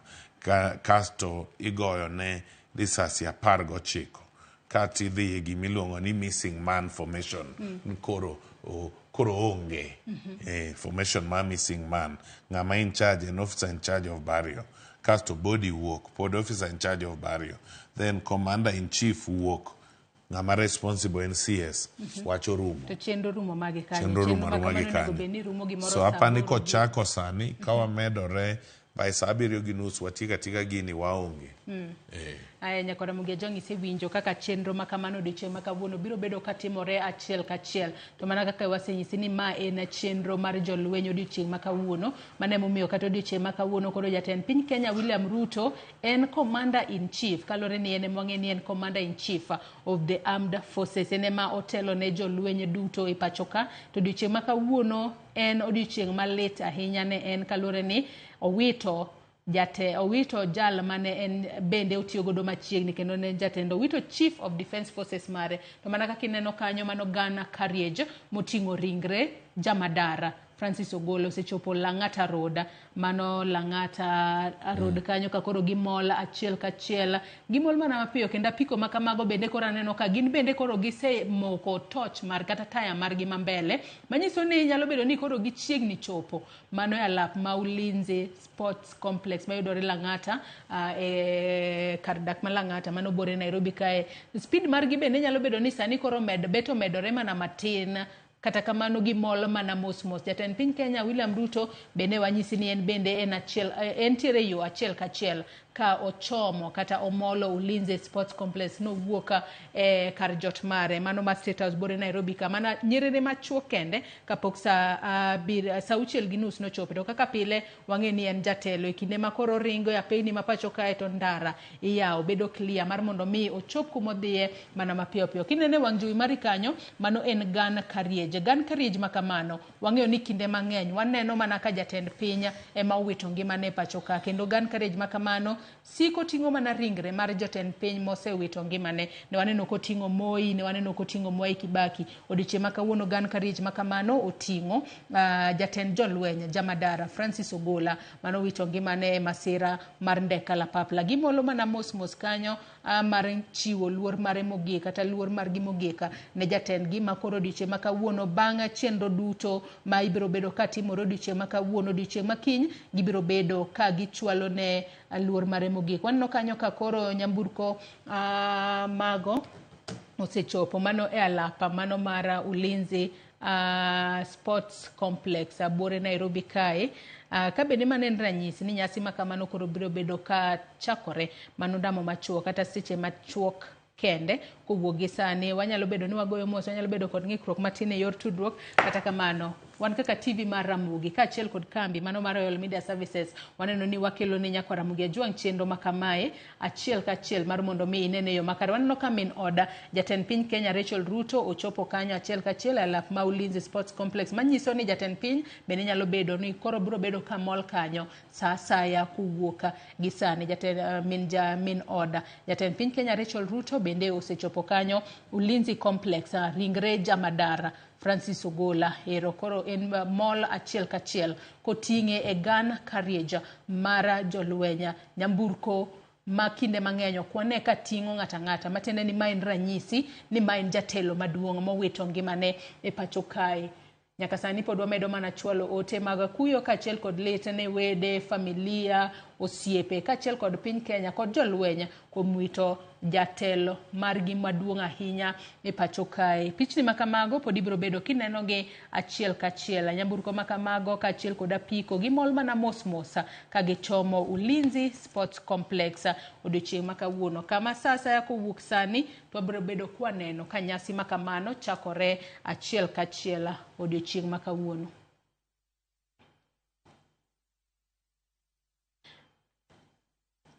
Ineno ka geng' apaya koni gi koni bende waneno ka jopiny moko bende koro gichung' e geng' apaya ka bende jopiny wanyalo wacho ni gin bende moko kuom gi oting'o simbe gi lwetegi ka gimako pichni kata videos ka gin bende koro ging'iyo gino ma ok thor timre kinde mang'eny ahinya e pacho kae. Ma en ranyisi ni kata jopiny bende wantiere kod ratiro mar chiwo luor maromo gi kalore ni Jamadara Francis Ogola ene manotelo ne jolweny, to mana kaka isewinjo ni jolweny ema koro neno ni piny Kenya obedo kod arita. Girito piny Kenya ahinya to e tong' mar piny Kenya kod pinje maoko mar neno kata pinje mamoko mar neno ni onge jomaundu mawuok e pinje maoko maponono nyalo donjo e pacho kae mar mondo mi okelnwa achir nade kata oroch arita kwe e pacho kae. Jopiny bende ochopo kanyo kata nitiere geng' apeyni mano kuma nyamburko kata gun carriage moting'o Jamadara Francis Ogola luwo odiochieng' makawuono. Mago duto nyakwa Ramogi Ajwang' wakelo ni achiel kachiel odiochieng' makawuono. To kopogore kod mano nyakwa Ramogi Ajwang' kineno kanyo e alap ma Ulinzi Sports Garden, jopiny kaachiel kod jolweny bende koro osechopo kanyo. Gin bende ne gisebet ne ntiere sama ne owach kanyo welo nonego bed ni chopo kar sa 5 mano mar odiochieng'. Sa 5 mar odiochieng' nonego bed ni yudo ka welo duto osebedo piny, jolweny bende oseketo makare kata oseketo kare gikgi obed mago mag wer kaka gibiro bedo ka gipangore. Wang'e ni jolweny gin jogo mochanore ahinya, gibiro bedo ka ginyisowa kit pangruok ma gibiro bedo ka gipangore godo ahinya to e kinde mar ringre mar Jamadara Francis Ogola biro bedo ka luoro papa nyadichiel ma en ranyisi mar luor mogik ma ichiwo ne kama bende biro bed ka ikete ringre mare ma en ranyisi mar kama onego bed nochung'e mogik kaka jatend jolweny ma koro wito ngimane ka entiere e apisi. Kopogore kod mano nyakwa Ramogi Ajwang' chenro matimore e boma ma Nairobi ka wiwa kik wil ni bende e kaunti ma Siaya odiochieng' makawuono Mzee Joel Ogola nitiere kod nyasi mano wuon mosenindo Jamadara Francis Ogola. Odiochieng' makawuono nitiere nyasi mano mar hingo higni 100 manyaka sani koro chiegni rumo, mano mar wuon Francis Ogola. Wuon Francis Ogola iluongo ni Joel Ogola, yande obagne nyasi kata opangne nyasi mar hingo higni 100 mano mar wuona Joel Ogola. Masani koro wanyalo bedo ni kata bedo ni ohingo higni 100 en bendo nyalo bedo kod lite chunye ni owito wuode. Kata kamano ne giwacho ni chenro makamano nyaka dhi mbele kalure ni wuode yande osepango ni nyaka koro odhial wuon gi kalure ni nyaka sani wang'e ni dak michop higni 100 nyalo bedo matek ahinya. Kata kamano nyasi makamano chiegni rumo e dala mano mamor mayudore e kaunti ma Siaya. Mago duto timore kinde magi duto timore bende ikruok nitiere mano mar iko mano mar Francis Ogola, jamadar Francis Ogola, mabende biro bedo katimore. Ka bende ikruok makamago timore e center mano mar Kogelo Primary School mayudore e county ma Siaya. Kanye kuma ringre jamadar Francis Ogola ibiro bed ka iketo odiochieng' makinya, mano e kinde ma ibiro bed ka ibago ne misa mogika mano ne ringre ne kapok okete e kar yweyo mare mogika odiochieng' makiny. Jotelo mopogore opogore bende oyuoro e nyasi mano mar yango higni 100 nyaka ne nyuol wuona Francis Ogola. Ka bende moko kuom jotelo ma nitiere e nyasi makamano, mano nyasi matimore Siaya, oting'o jagoro mongirore e migao mar arita mano Dr. Raymond Omolo makoro nitiere Siaya kono ka gintiere e nyasi mano mar higni 100 mano mar Mzee Joel Ogola. Mzee Joel Ogola en wuona mosenindo jamadara Francis Ogola. Jotelo mamoko bende oting'o jatend migao mar tudruok e pacho kae Eliud Owalo manitiere Siaya kono ka giriwore kod jo Siaya kata obedo ni giyango higni 100 mar nyuola mano mar Mzee Joel Ogola, to bende ang'eni giikore kata giketo ikruok makoni kod kocha mano motelo ne iko mar jamadara Francis Ogola odiochieng' makinya. Iko makamano biro bedo katimore e dalane mamura mayudore e kaunti ma Siaya. Weche makamago nyakora Mogia Jong bende kangwa se loso weche mag tudruok makare wabo bedo kwa menyo ni pichni achiel kachiel mag gigo matimore e kaunti ma Siaya odiochieng' makawuono. Ikruok ne iko nyasi mar higni 100 mar wuona Francis Ogola to nyaka sani koro chiegni rumo. Kata kamano ikruok matimore e center ma Kogelo Primary School e county ma Siaya, mano ikruok mar ik wabro bedo kwa menyo ni bende achiel kachiel e kinde mwadhi mbele. Pichni minene wang' jowi mari kanyo nyakora Mogia Jong mana nyaka sani waneno ka ringre mano mar jamadara Francis Ogola Gun Carriage osechopo Ulinzi Complex odiochieng' makawuono. Mano chopo kanyo saa 6:45 ringre jamadara Francis Ogola ochopo e alap ma Ulinzi Sports Complex kama odiochieng' makawuono idwa chiwne luor mogika. Wang'isi ni nyasi makamano okelo kanyakla jolwenya obed mago mag Kenya Army, Kenya Navy kaachiel kod Kenya Air Force giduto odiochieng' makawuono ka giwuok e barracks duto 8 mayudore e pacho kae gichopo kanyo mar mondo mi gichiw luor margi mogika ne jatendgi mano jamadara Francis Ogola ma owito ngimane ka entiere yor tich.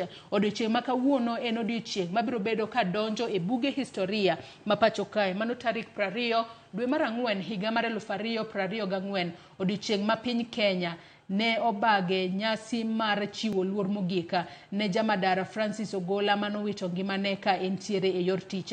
E waneno kanyo ka ringre makamano sechopo Ulinzi Sports Complex kama odiochieng' makawuono nitiere nyasi mopogore opogore ma ibro beda ka ichwalo ne. En gino malit ahinya wan kaka jo Kenya wantiere e kuyo, kata kamano ote mag kuyo kaachiel kod leto osebedo kamol kowuok e pinje mamoko kabire pacho kae. Jotelo ma pacho kae, jotelo ma pinje maoko bende osebedo kachwalo ote mag kuyo kaachiel kod lit ne piny Kenya. Familia mare bende nyaka sani nowacho ni gin bende ne giseikore kata jamadara noiko gi e yo makare ni chieng' moro ponono ka tho to timuru kama, ma en gino makare ahinya makoro kelo yot mar neno ni ochwale kar yweyo mare mogika e yo makare. Mana kaka ineno kanyo nyakora Mogia Jwang nitiere nyamburko mopogore opogore. Gun Carriage no bende nitiere bathe kanyo.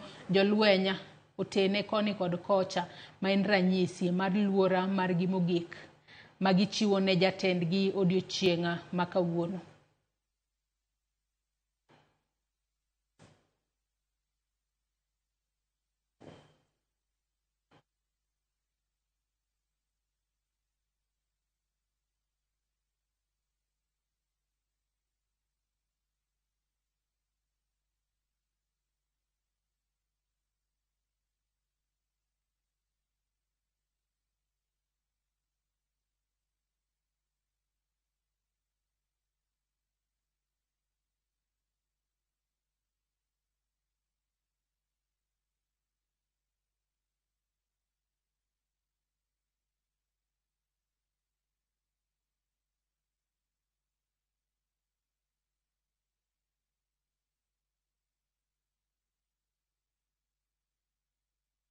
ke pinje maoko. Ineno kanyo ka koro gi koreyo makare ntiere jolweny mopogore opogore to bende giting'o bendera, mano bendera mar piny Kenya kaachiel kod bendera mar jolweny kata bendera mar KDF. Bendeche duto manyaka sani jatend piny Kenya nowacho ni biro bed ka ichungo gi kata iketo gi half mast ka en ochiwo ranyisi ni wayuago Jamadara Francis Ogola, jatend jolweny manowito ngimane ka entiere e yor tich. Aneno ka chenro koro chiegni chakore Eriko Keyo. To mana kaka wasewacho ni chenro ma kamano kochakore, jolweny gin jogo ma ok keth sa.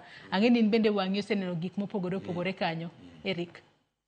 Jolweny ok keth sa, apani girito mana donjo monde program ochaki kaka ondiki.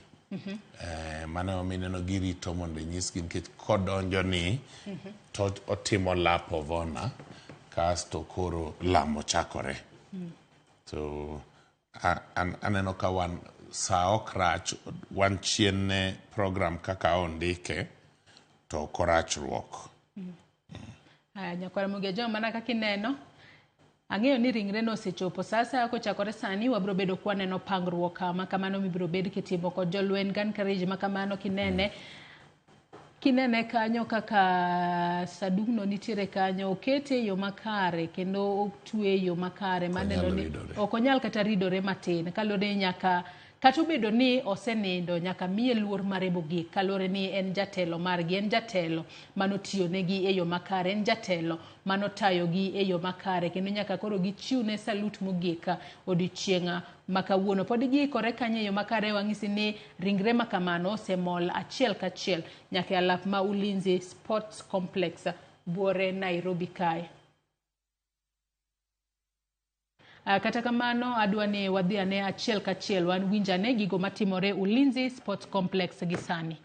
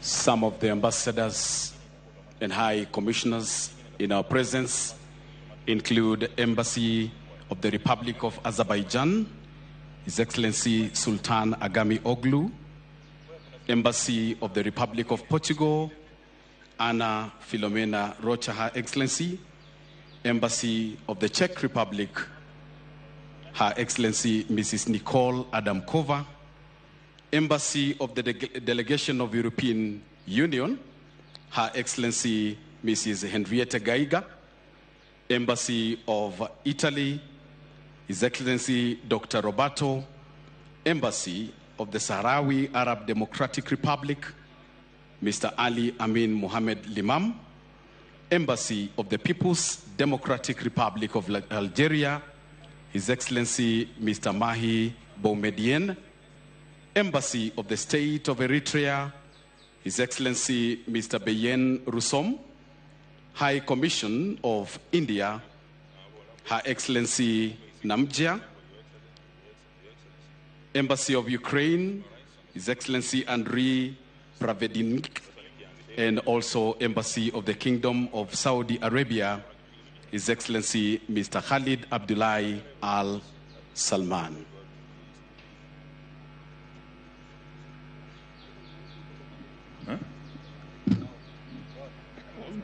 Basi familia ya mwenda zake wakiweza kuchukua nafasi zao kwenye jukwaa rasmi, na kwa heshima pia ningependa kutambua kuwasili kwake Rais wa Jamhuri ya Kenya na Amiri Jeshi Mkuu wa Majeshi ya Ulinzi ya Kenya, Mheshimiwa William Samoei Ruto, akiwa ameandamana na Naibu Rais wa Jamhuri ya Kenya, Mheshimiwa Rigathi Gachagua, Mama wa Taifa, Mheshimiwa Bi Rachel Ruto, Prime Cabinet Secretary Musalia Mudavadi, Speaker wa Seneti Mheshimiwa Jeffwa Amason Kingi, pamoja na waziri wetu wa ulinzi Mheshimiwa Aden Bare Duale. Kwako mwenzangu.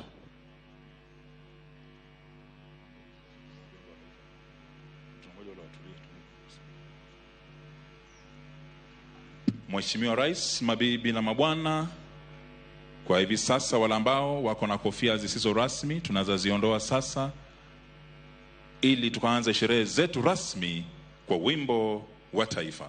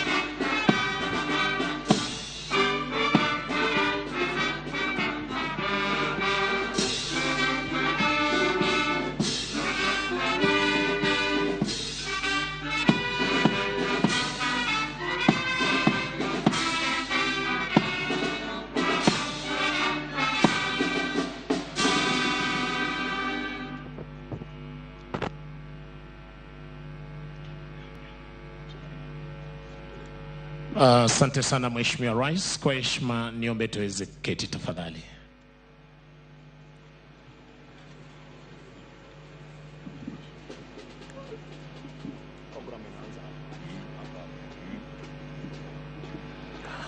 Basi Mheshimiwa Rais, Mheshimiwa Naibu wa Rais, Mama wa Taifa, aliyekuwa Waziri Mkuu, Spika wa Bunge la Seneti, Jaji Mkuu, waheshimiwa magavana wakiongozwa na gavana wa jimbo la Nairobi. Upande ule wa pili hivi sasa tutaweza kupata gwaride ya heshima ikiweza kuleta mwili wa Generali Francis Omondi Ogola hadi mahali hapa, na tutaweza kuendelea na sherehe zetu za kijeshi baada ya misa ama ibada kukamilika. Karibuni tuweze kujukumika. Tunashukuru kwa niaba ya idara ya jeshi kuweza kuja kuomboleza nasi. Thank you.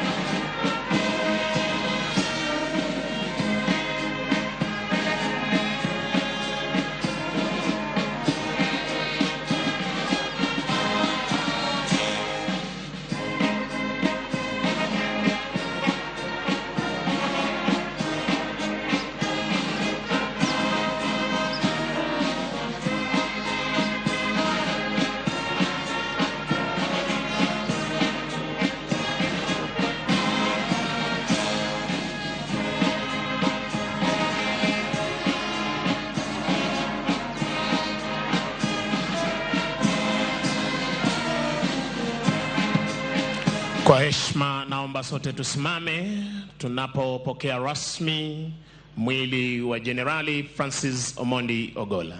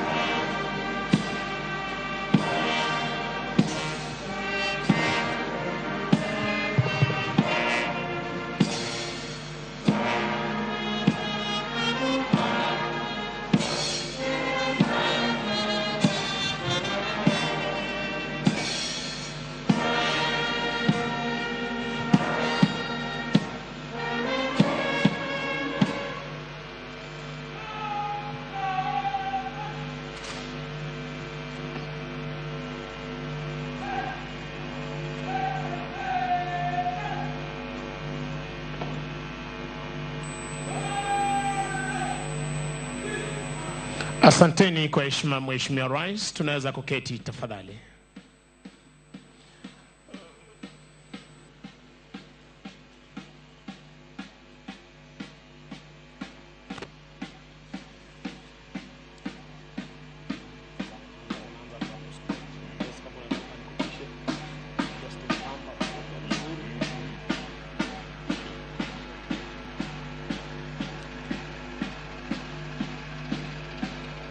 Naam, basi Mheshimiwa Rais, itifaki zote zikizingatiwa, kwa heshima na taadhima kuu nitampisha mwenzangu Meja Justin Pamba aweze kuendelea na kipindi kitakachofuata.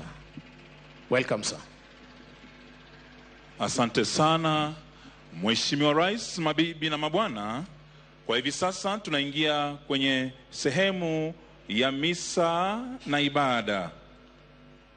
Kipindi hiki cha misa na ibada tunakichukua ili tukaweze kuweka shughuli hii nzima kwenye mikono ya Mwenyezi Mungu, na ni shughuli ya kumsindikiza mwenda zake Generali Ogolla.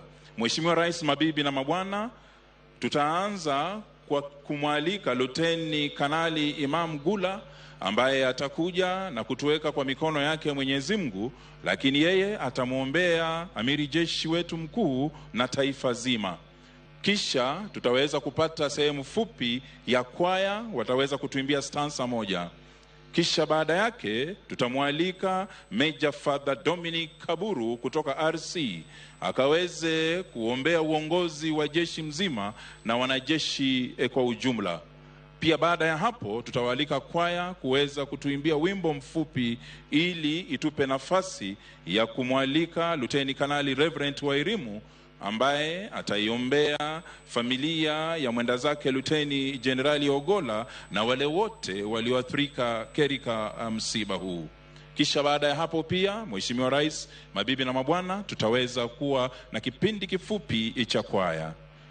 Kisha baadaye tutaweza kumwalika the principal chaplain Kanali Lelei ambaye ndiye ataweza kutupa mahubiri na neno kwa siku ya leo.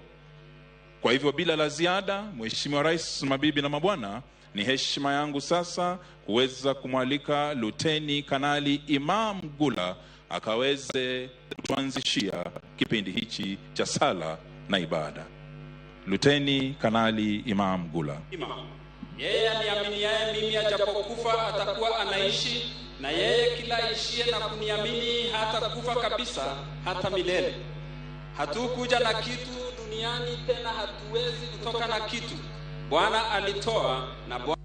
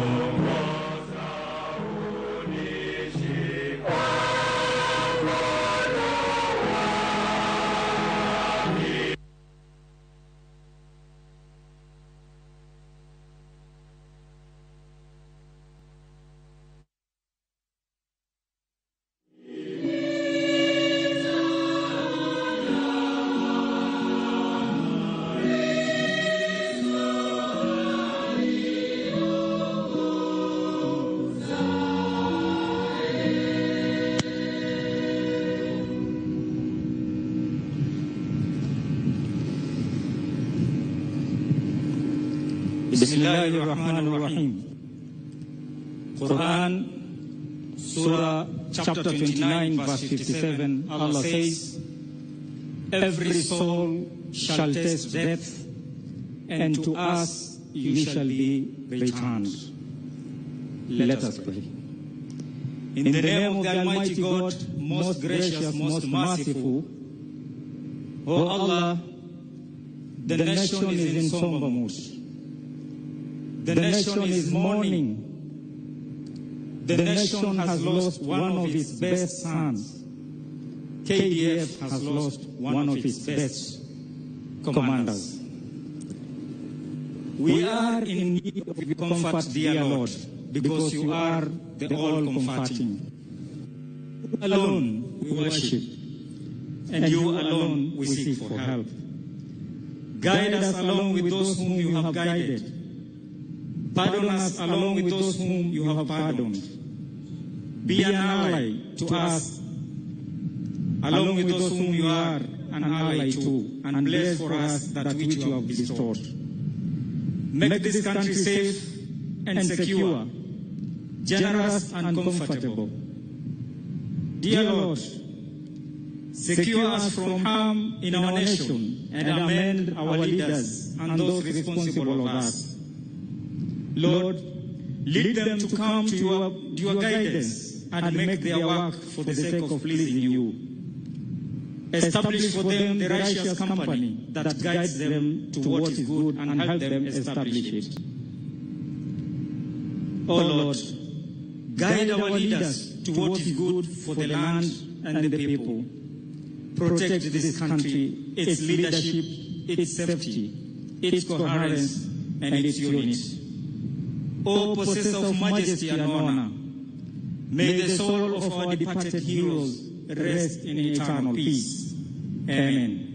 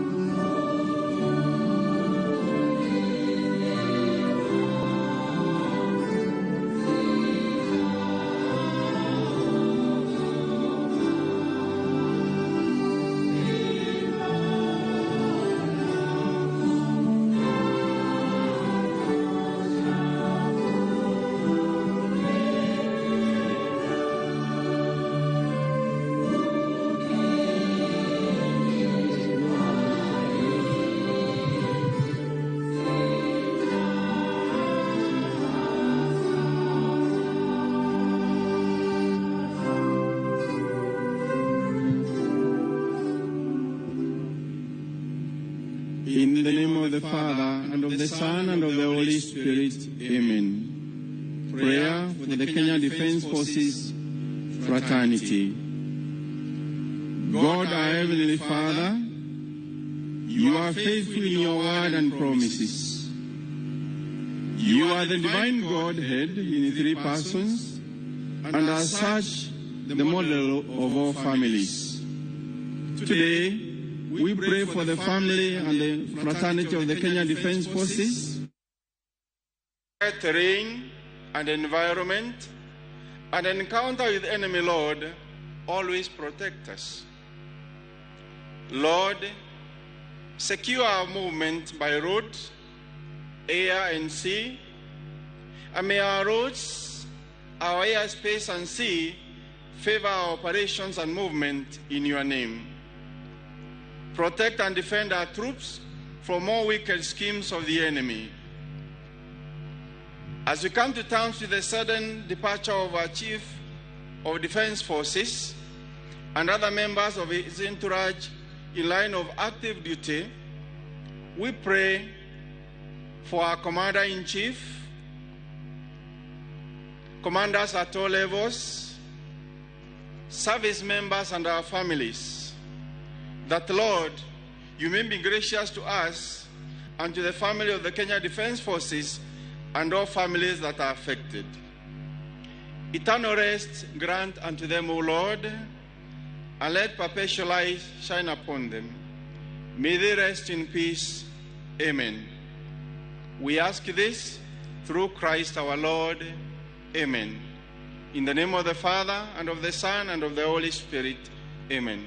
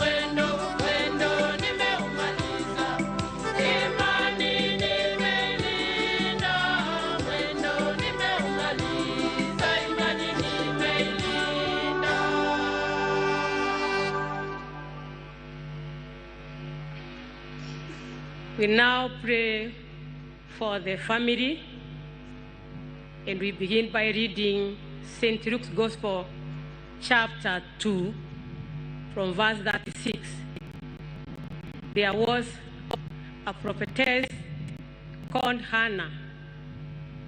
She was well along in years, having lived with her husband only 7 years,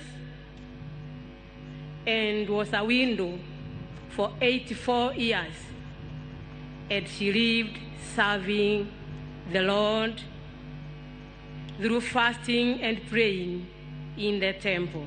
Let us pray. O God,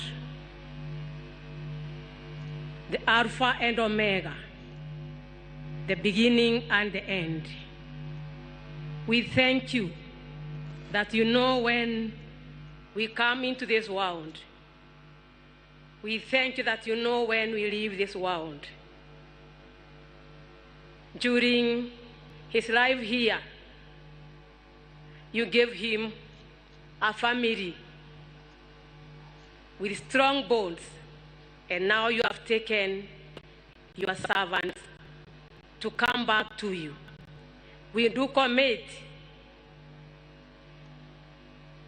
Mrs. Irene Ogora, our mom, to your able hands, O God, that even after the time of pain and mourning, God, your Holy Spirit will give her wisdom to look at life without her husband in a new perspective. You will give her wisdom to live without her dear husband. Wisdom to continue serving you as they did together. We pray for the children, the brothers and sisters, or the family. You enable them to live without their loved one. We pray, O Lord, even for the other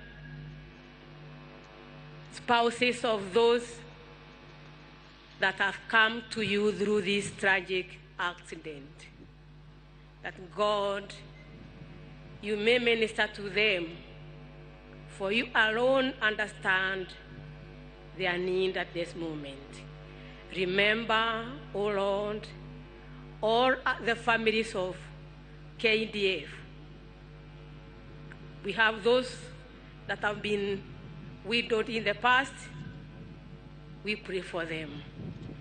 We pray for those families that are still continuing with your service to the nation.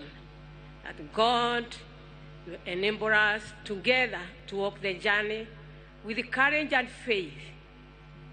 For you are a God who is able and reliable. All this we ask, believing and trusting in the name of God the Father, the Son, and the Holy Spirit. Amen.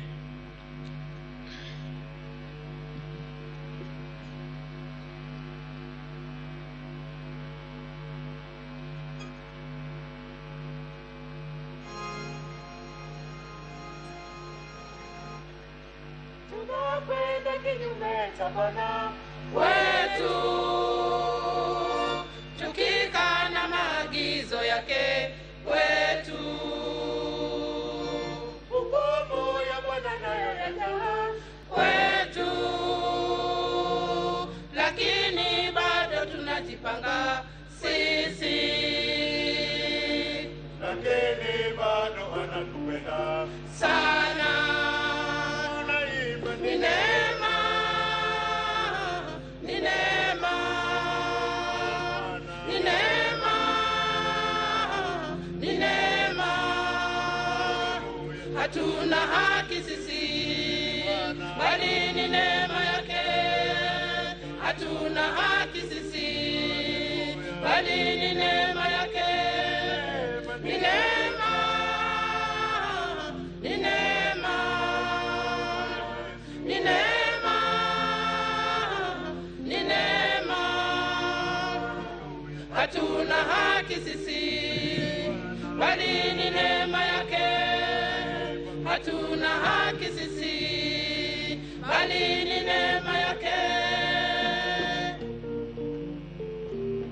Kama maua ya kondeni yachanua na kunyauka, ndivyo maisha yetu sisi yanavyopita kwa haraka.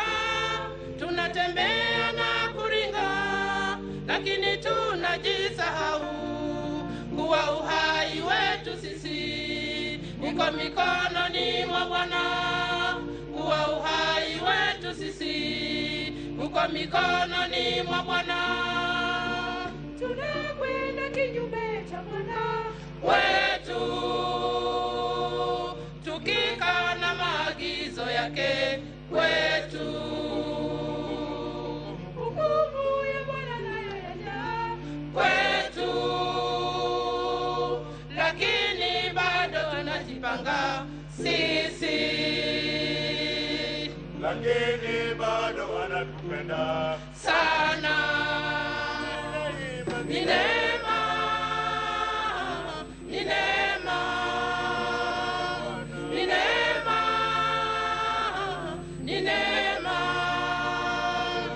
Hatuna haki sisi, bali ni neema yake. Hatuna haki sisi, bali ni neema yake. Sikilizae mwanadamu unayetamba duniani, na siku zako duniani Bwana amezihesabu. Jitoe leo kwake Yesu, upate neema yake Bwana, nayo hukumu ikifika utaingia furahani. Nayo hukumu ikifika utaingia furahani. Tunakwenda kinyume cha Bwana wetu, tukikana maagizo yake kwetu. Hukumu ya Bwana nayo yaja kwetu, lakini bado tunajipanga sisi. Lakini bado anatupenda sana. Ni neema, ni neema, ni neema, ni neema. Hatuna haki sisi, bali ni neema yake. Hatuna haki sisi, bali ni neema yake. Hatuna haki sisi, bali ni neema yake. I want to invite us to appreciate our choir who have performed very well. Thank you so much, our choir.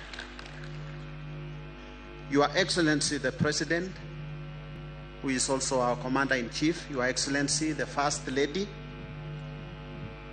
Mrs. Eileen Ogola and your family, Your Excellency the Deputy President, and all the leaders of our country. God is good, and all the time. Today, we as the KDF Church have been hard hit with the demise of our CDF, who has been the friend of the chaplaincy, who has walked with us every other time. As I share a few thoughts this day, I've structured this message into two. I'll share about his Christian life, and then finally I will have him preach to us, because when he was attending the last when Life Ministry was celebrating 50 years, and we as KDF were also celebrating 37 years of partnership with Life Ministry, I thought he gave a very clear message about his life with Christ. Shall we pray? God, our Heavenly Father, we want to thank you that in each and every time, Heavenly Father, you remain supreme. Even at difficult times like today, you still remain supreme. Speak to us, speak to me as I share your word. In Jesus' name have I prayed. Amen. General Ogola walked with Christ. He walked with Christ. There is no time that he didn't walk with Christ. Even when he would get an opportunity to visit the defense headquarters, he would pass by. my office. He would pass by my office. Then he was the best commander, like Kipia. A brigadier coming to my office, and he would say, I just came for prayers.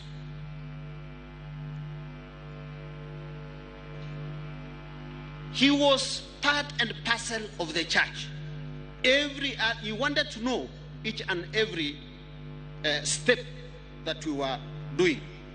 In fact, at one stage, the church and the military decided to propose for him to be made a canon.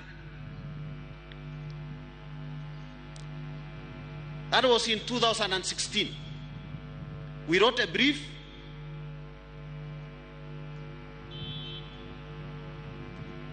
Up the ladder to make him a canon, though he declined.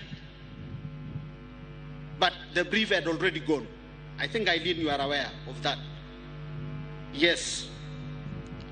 And the office of a canon in the church is an office of honor and recognition of service. Recognition of service. And more so, during the construction of the Christian Center, which houses the office of the principal chaplain, he was part of those people who appealed even for foreign assistance to put up that structure, which to date houses the office of the principal chaplain. And just recently, we were discussing at an advanced stage of dedicating some of the Sunday school classrooms to our former principal chaplains. Though he didn't know that one of the room, the main Sunday school class, was to be in his name. Because I knew if I would tell him, he would still refuse. Because he loved a life of simplicity. He believed in divine intervention. He believed that tactics in war or in our preparation only was not a solution. He believed in prayer. He believed that icing all this was to be done with prayer. And from his own words, he told me that things were different because he had involved God in each and everything that he does, even in the security of our country. He sometimes told me that even during deployments, when he knew that our soldiers were moving from point A to point B, he would kneel down and pray for them. That was General Ogola. General Ogola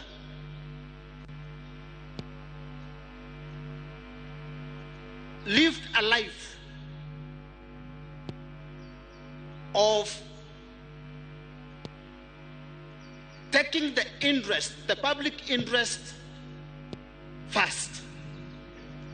I attended one of his events when new officers had just been promoted, senior officers, major generals.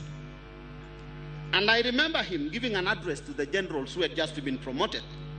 Previously, we as chaplains would just go, make prayers during such sessions, and once the prayers are over, we would go out. So he told us that day, you came to pray. You've not seen the product of your prayers. Wait to see us investing the new officers. So as he invested the new officers, he told them to pursue the interest of the public, the interest of the country, the interest of the Kenya Defence Forces. Finally, I learned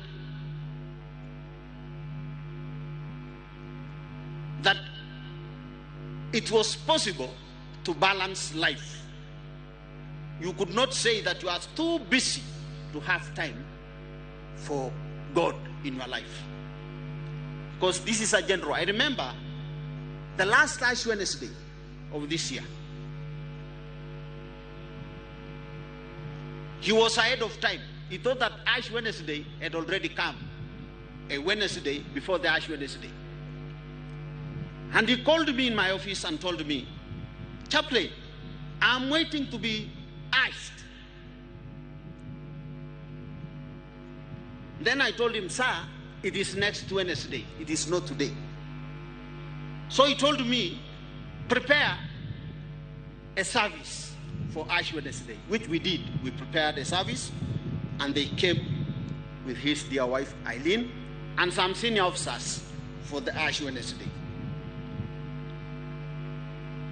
And he gave a speech during the Ash Wednesday service, talking about the human mortality, saying that he had realized that life has a meaning when you entrust it to God. As I complete, I want to invite us to watch a clip of him during the Life Ministry 50 years celebration. In my military life, I have come to learn the reality of human mortality. I have appreciated that life is finite, humans are mortal, and life is short. One morning, you are with a healthy colleague. The next minute, he's ashes and gone forever. Now you see him, now you don't. Seeing colleagues die in war, in accidents, or in sicknesses, the reality of human mortality lives with us each day. The remembrance parade, the reality of human mortality lives with us each day. Eventual end of life and service, whether as a serving person or as a veteran. These final motions we go through imprints in our minds the reality of the end of life on earth. One verse that comes to memory every time I witness these motions, and some I witnessed even this week. John 11:25, where Jesus said to her, I am the resurrection and the life. He that believes in me, though he dies, yet shall he live. This gives me the assurance that life on earth is in God's hands. So, and when it ends, because of my faith, I know, yet shall I live. Shall we pray? God, our Heavenly Father, I want to thank you for the life of General Ogola. That right from his beginning to the end, he was a living word, a living testimony.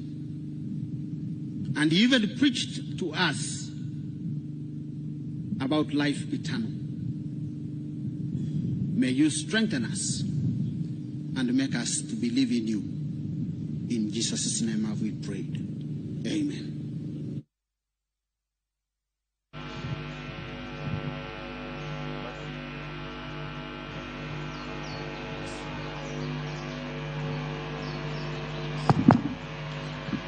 Basi asante sana wale wote ambao mumeweza kutuweza na kutuelekeza kwenye kipindi hicho cha sala na ibada, ili tukaweze kumuhusisha Mwenyezi Mungu katika shughuli nzima.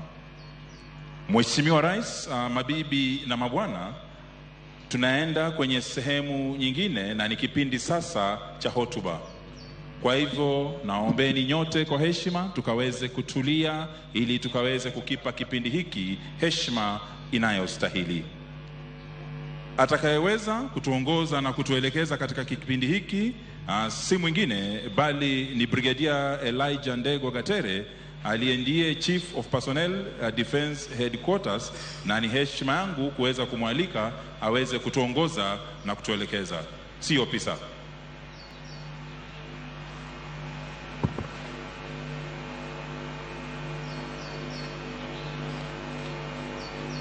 Ma'am Eileen Ogola and the family of the late General Francis Omondi Ogola, Your Excellency, the President and Commander-in-Chief of the Republic of Kenya, Dr. William Samoei Ruto, Your Excellency, the First Lady, Madam Rachel Ruto, Your Excellency, the Deputy President of the Republic of Kenya, Mr. Rigathi Gachagua, Your Excellency, Ma'am Dorcas Gachagua,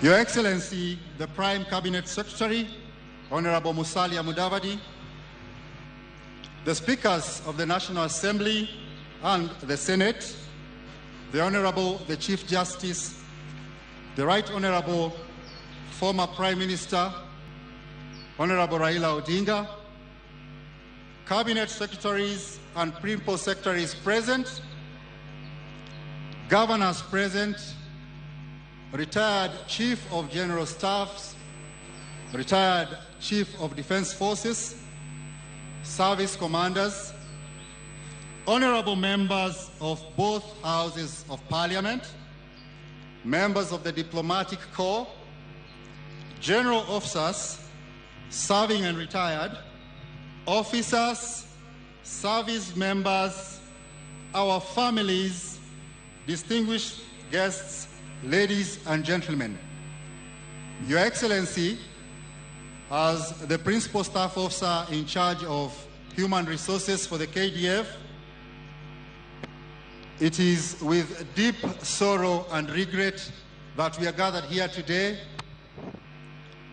to fet and honor our CDF. I do not have much to speak about. For me, it's just to announce that immediately after I announce the order of speeches, I shall invite Mr. Joel Rabuku Omondi Ogola, the son of General Ogola, who will speak on behalf of the family. Sir, when Mr. Joel Rabuku is done with his speech representing the family, I shall invite our Assistant Chief of the Defense Forces in charge of personnel and logistics, Major General David Keter, who shall read a biography of General Ogola. He shall thereafter invite the Vice Chief of Defense Forces, Lieutenant General Charles Kahariri, to make his remarks, who shall thereafter invite the Honorable Aden Duale, our Cabinet Secretary. Thereafter, it will be our CS's distinguished honor and pleasure, sir, to invite you. I now take this solemn opportunity to invite Mr. Joel Omondi Rabuku Ogola.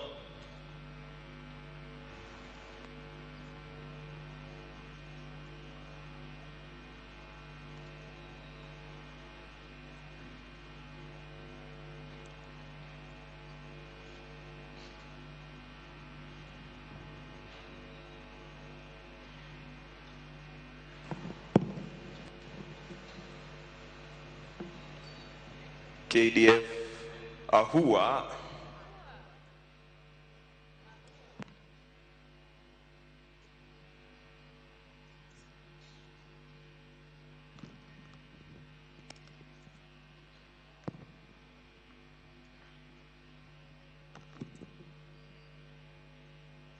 KDF Ahua.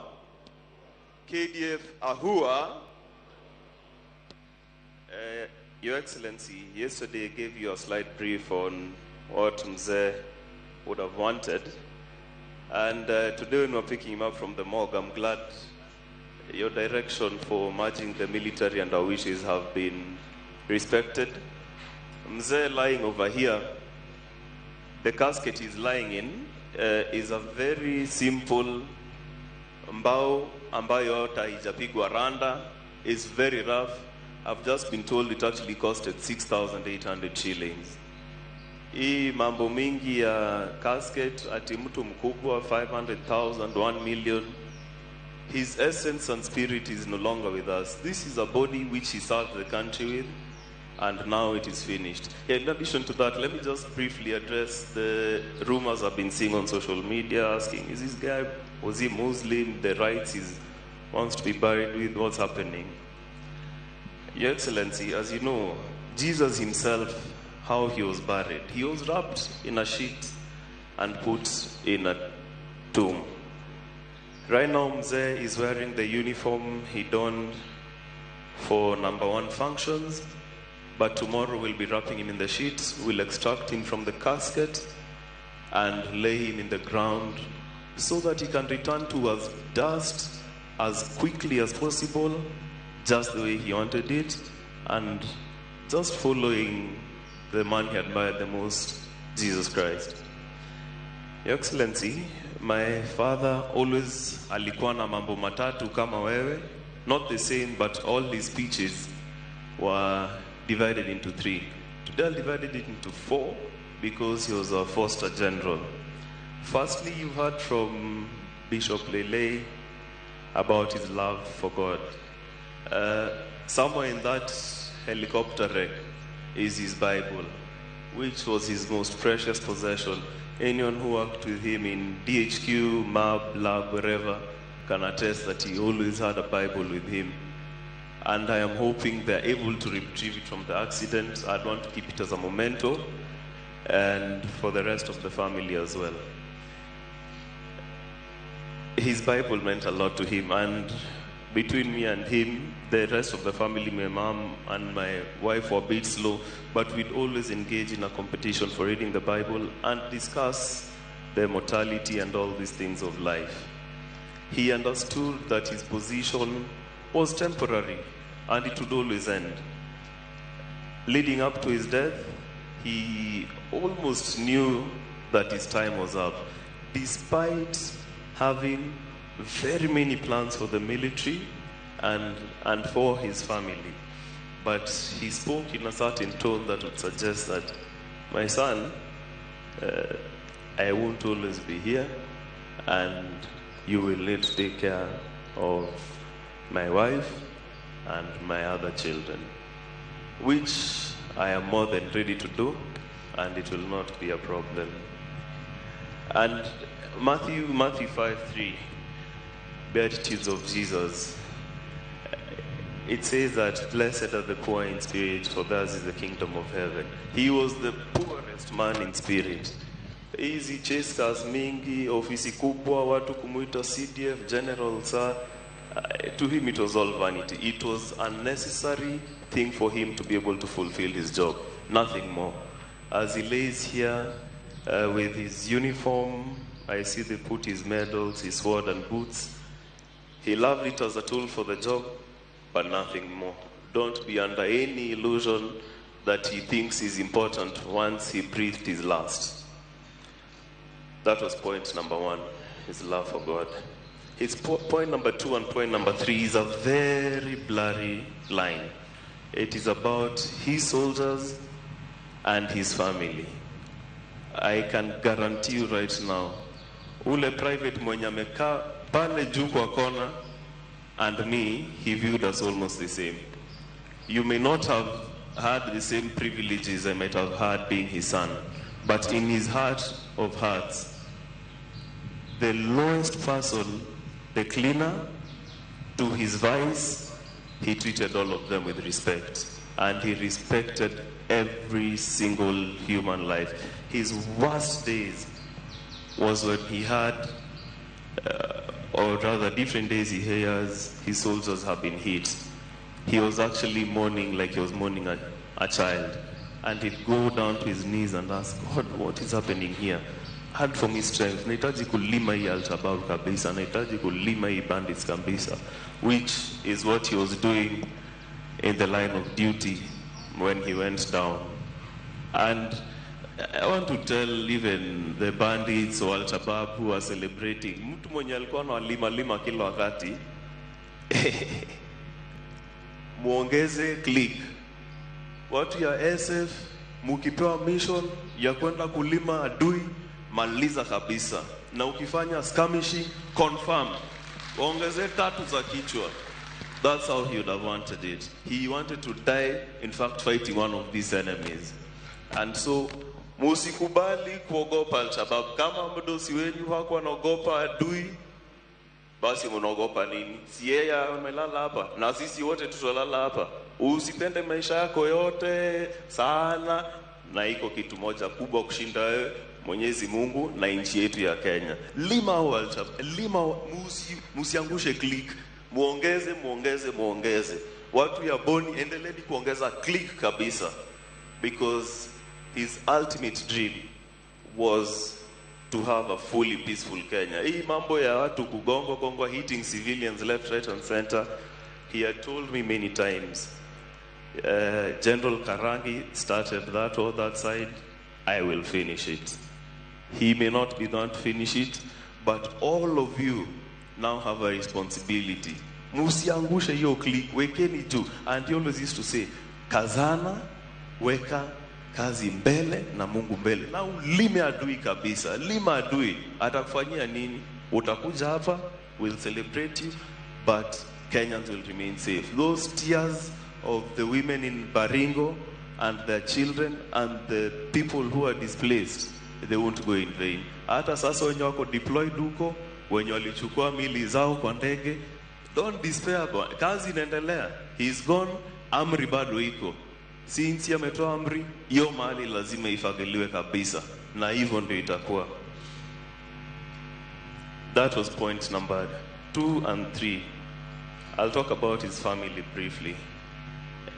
He really loved his wife, and he loved us also as a family, and he did everything for us. Anything he was ready to sacrifice for us. He believed in us completely. And his wife, I know, he kept on telling me, unajua nikienda sasa wewe ndio utachunga mama. And mom, I will take that job seriously na nitakuchunga to the best of my ability. Lastly, if you knew General, he loved reading. He loved playing golf. I know his golf buddies really miss him. And he said in an interview when Excellency appointed him was the last time he played. And just when we were talking on Saturday, I told him, sasa ukiretire itakuwa aje? And he told me, I look forward to going back to golf. But his primary consideration always was this great nation of Kenya.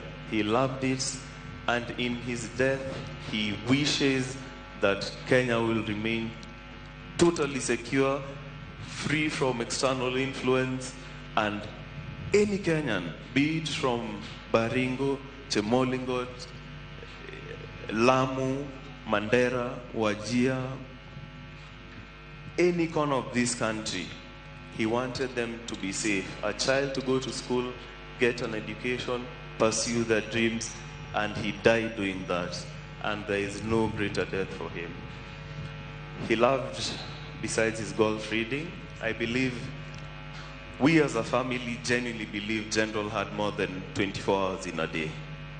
Because in a day, Tuesdays and Fridays, in fact, we are normally here. This Tuesday, we were here doing the Defense Forces physical readiness test. He said, if I'm the general, I have to show that this test is possible. And ironically, he did, I think, the most press-ups of everyone here. Not the most press-ups, but the most push-ups. We did push-ups. He did 80 of them at his age, over 60. He did press-ups, I think about 50, and he ran 3.2 kilometers in about 19 minutes, which is absolutely phenomenal for his age. So pia nyinyi muku uko juu, watu ya vitambi, fuateni mwenende ya general. So unaona metoshea kwa sanduku vizuri, hawaja finya toshe vizuri. And so, lastly, as I finish,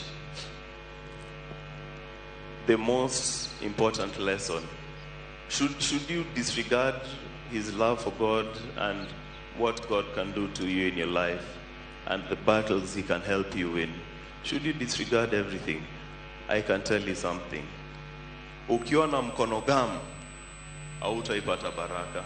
Even when God wants to give you money and resources, you need to open your hands. You need to empty your pockets. Patiana. General Livyozia umuulize, yo saa umevaa hapo, nipatie, anakupatia. General nimekwama hapa, nisaidie.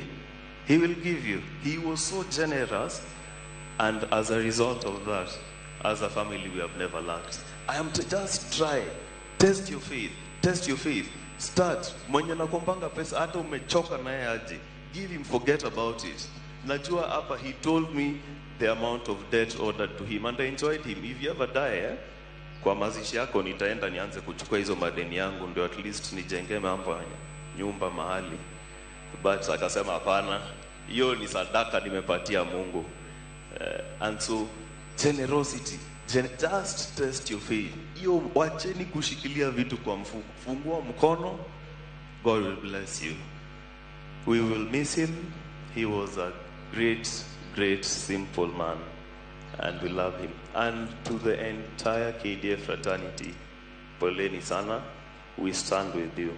And especially for the people who perished with him. We in fact were running with that whole group here on Tuesday.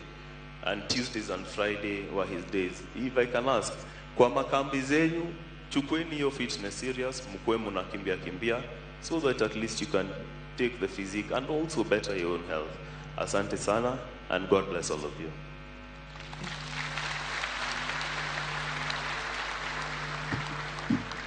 Thank you very much, Joel, for such a rich tribute to your dad, General Francis Omondi Ogola. Your Excellency, it is now my singular honor and pleasure duty to invite the ACDF PNL to read the biography and thereafter invite the VCDF. ACDF, sir.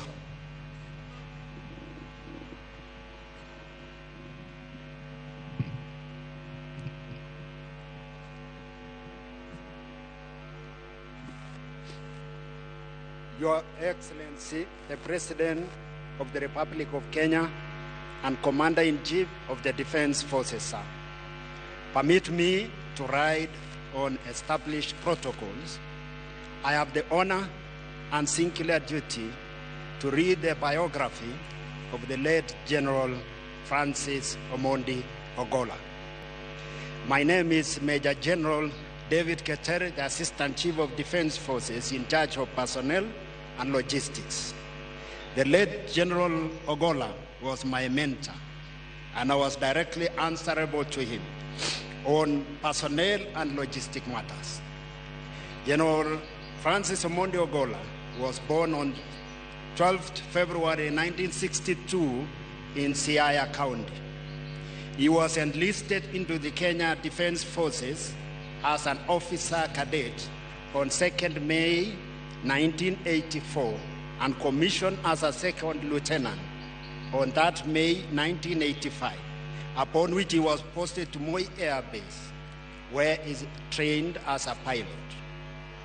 During his career in the Kenya Defense Forces, General Ogola held several command, staff, and instructional appointments.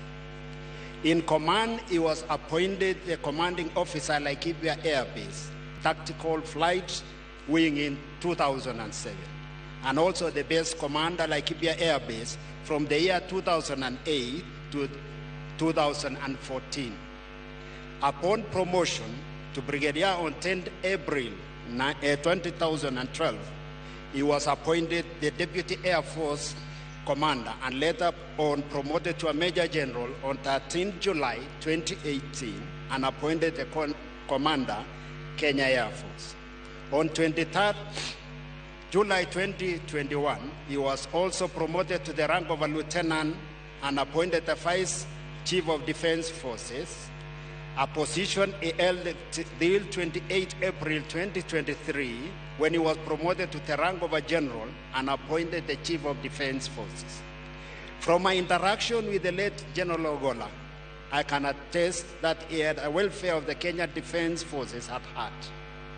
He ensured that he frequently visited troops in both deep and close operation areas and promptly addressed challenges in the field. He encouraged members of Kenya Defense Forces to keep fit, and this he led by example, by ensuring he attended bi-weekly sporting activities at this complex facility. His last group physical activity was the annual Defense Forces Physical Readiness Test, which was conducted this week on Tuesday, 16 April 2024, on this very ground. Being the Chief of Defense Forces, he did not have to attend the exercise due to his extremely busy schedule, but he chose to lead from the front by participating in the exercise, just like the rest of KDF personnel, in sync with his command philosophy, one force, one mission. Due to his dedication to service, the late General Francis Omondi Ogola was awarded several medals, among them Elder of the Order of the Golden Heart, Elder of the Panning Spear, Head of State Commendation, among others. The cruel hand of death has robbed his family of a loved one. Kenya Defense Forces, the country has lost a patriotic and hard-working general officer. He will be missed by his family, relatives, colleagues, friends, and nation at large. I wish to express my deep condolences to his wife, Madam Eileen Kadambi Ogola, his children, Lona Acheng Omondi and Joel Rabuku Omondi Ogola, his daughter-in-law, Mudhoni Njenga Mwaura, his grandson, Master Tajim Bagara, his friends, family, relatives, and colleagues. May the Almighty God rest his soul in eternal peace and grant abundant comfort to members of his family. Your Excellency, sir, it is my humble duty and honor to kindly invite the Vice Chief of Defense Forces to give his remarks. VCDF, sir.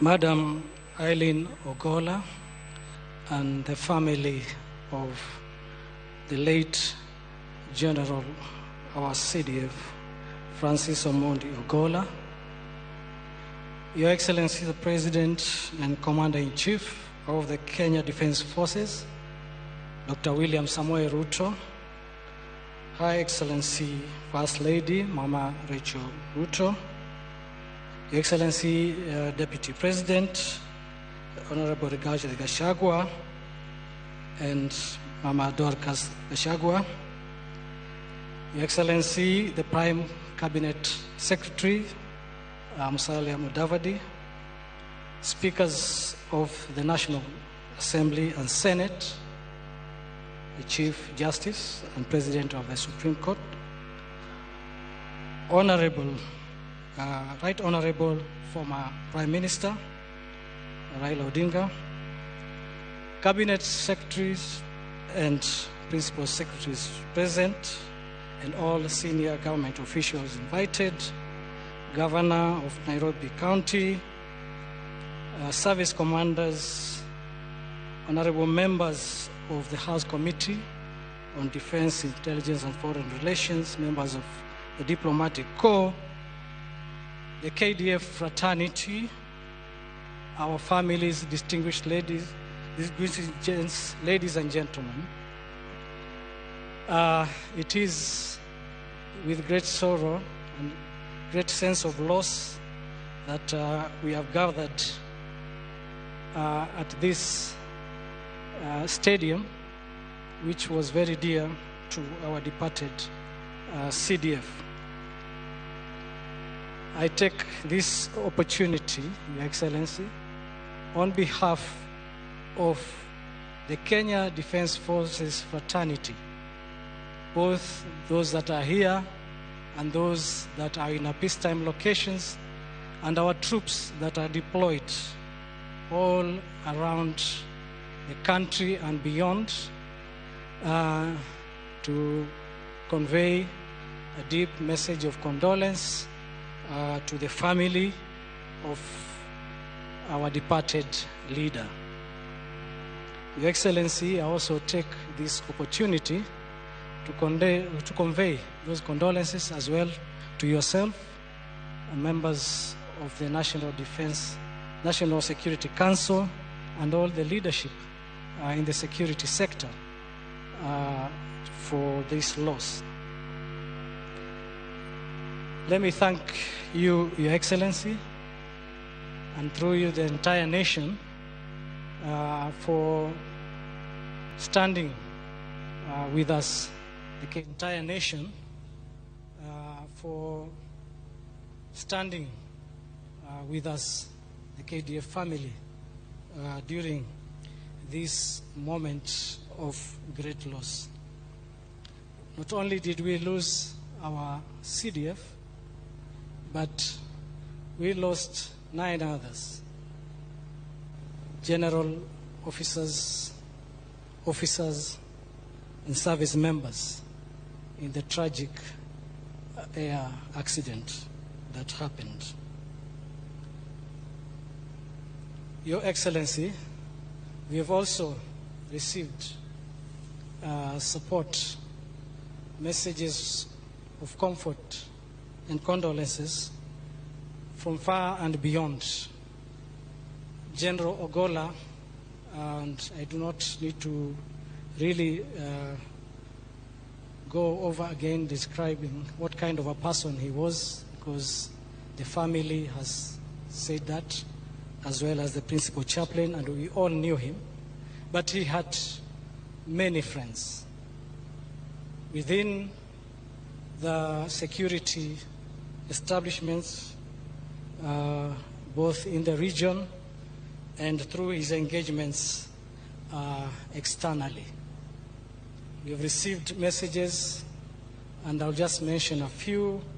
The Chief of Defense Staff of India, his friend, the Chief of Defense Staff of Sri Lanka, whom he had invited here recently, and we learnt, or rather shared, a lot of ideas in terms of the kind of engagements that we are engaging in dealing with the threats that confront our republic. There's also the General Mbadi, UPDF, who is the immediate former CDF, who worked very closely. The CDF of Burundi, who will be with us tomorrow, and many others. But presently here, sir, we have General Getachew Selbina, the DMI of Ethiopia, representing Field Marshal Birhan Jula of Ethiopia, who, if you recall, sir, he was here also recently as a guest of our departed CDF. We also have the Commander of Land Forces of the Republic of Rwanda, Defense Forces, representing the Rwanda CDF. Your Excellency, also allow me to acknowledge with us retired CDFs of Kenya. We have retired General Kibochi,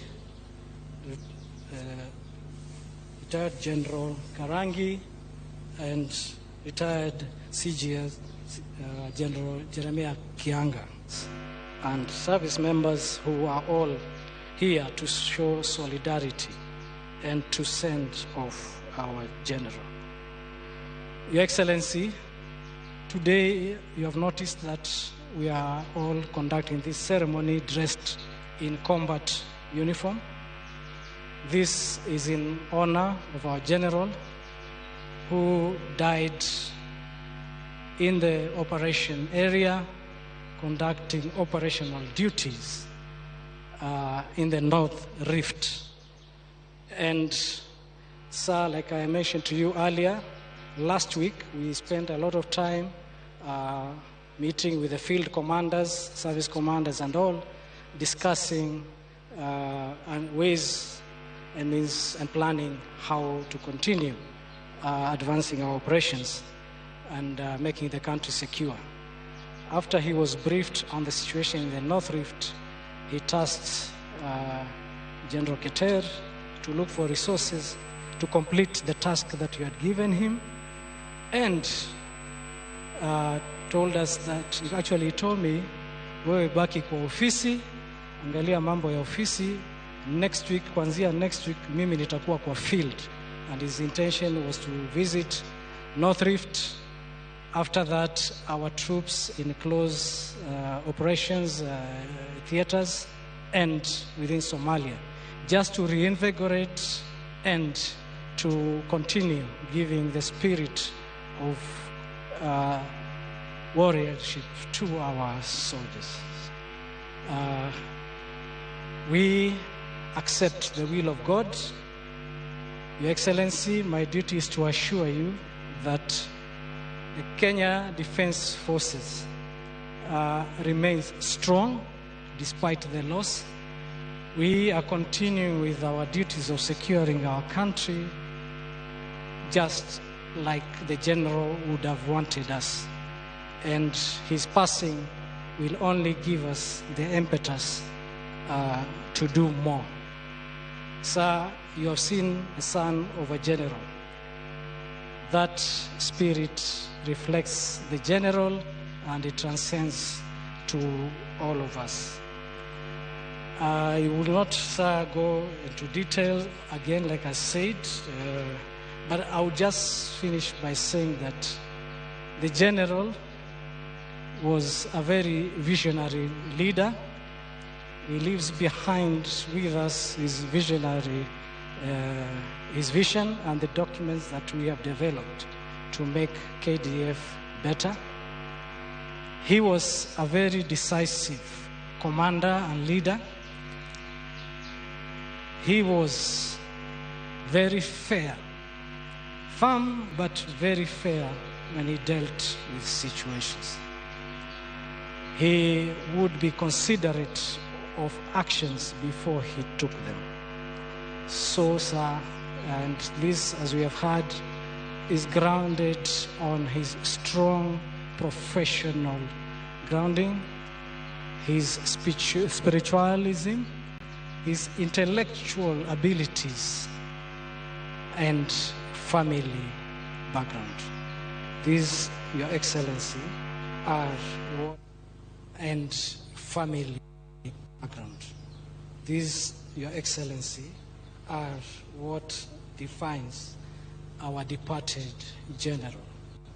So, sir, we felt that this was a good event for the entire KDF and for those that will not be able to continue and with us in the journey to give him his final respect, to come here and send off our general in a very, in this military honors. Thank you, Excellency. And said, let me invite our cabinet to continue with the program. Thank you, sir.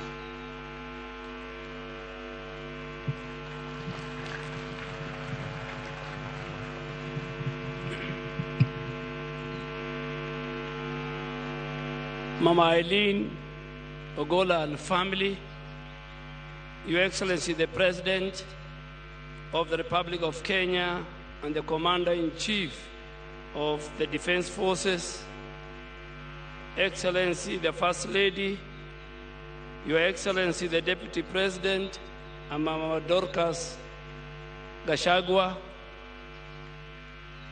Your Excellency the Prime Cabinet Secretary, the Right Honorable Prime Minister, the Speaker of the Senate, the Honorable Chief Justice and the President of the Supreme Court, colleagues, Cabinet Secretaries present, the Vice Chief of the Defense Forces, service commanders, the host governor, of Nairobi and all governors present, principal secretaries present, general officers, members of the diplomatic corps,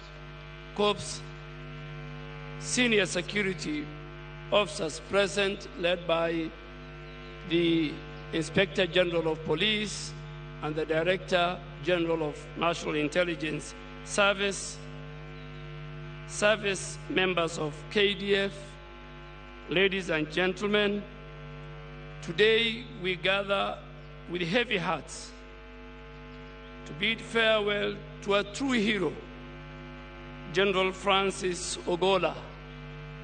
He was my elder, my friend, our CDF, a member of the Defense Council, a man whose life exemplified courage, dedication, and unwavering commitment to this country, Kenya. As we mourn his passing on, we also celebrate his remarkable legacy, a legacy attached in the annals of our nation's history. General Ogola's journey of service began over 4 decades ago when he joined the military as a cadet officer in 1984. Through his hard work, determination, and exceptional leadership skills, he rose through the ranks, earning the respect and admiration of his colleagues and superiors alike. His tenure as the Chief of the Defense Forces, who I have worked with him very closely, was marked by a steadfast devotion to duty and deep sense of responsibility towards safeguarding the sovereignty and territorial integrity of our nation. He ensured that he had the presence of mind to lead the forces by example. Your Excellency, ladies and gentlemen, what you may have not known about General Ogola is that he led officers, service members, and civilians in our ministry right on these tracks in front of us for a morning run every Tuesday and Friday, doing 10 laps, his latest being the past Tuesday. Your Excellency, sir, the Kenya Defense Forces reached new heights of professionalism and excellence, earning accolades both at home and abroad. Tragically, General Ogola's life was short while he was on official duty, serving his country until his last breath.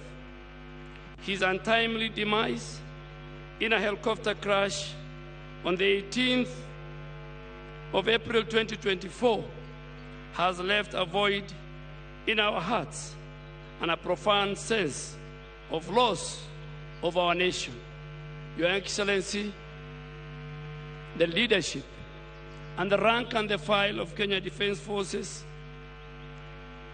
across the country and outside the country, we want to assure you and commit that we will make our country safe and secure as General Ogola wished when he was our CDF.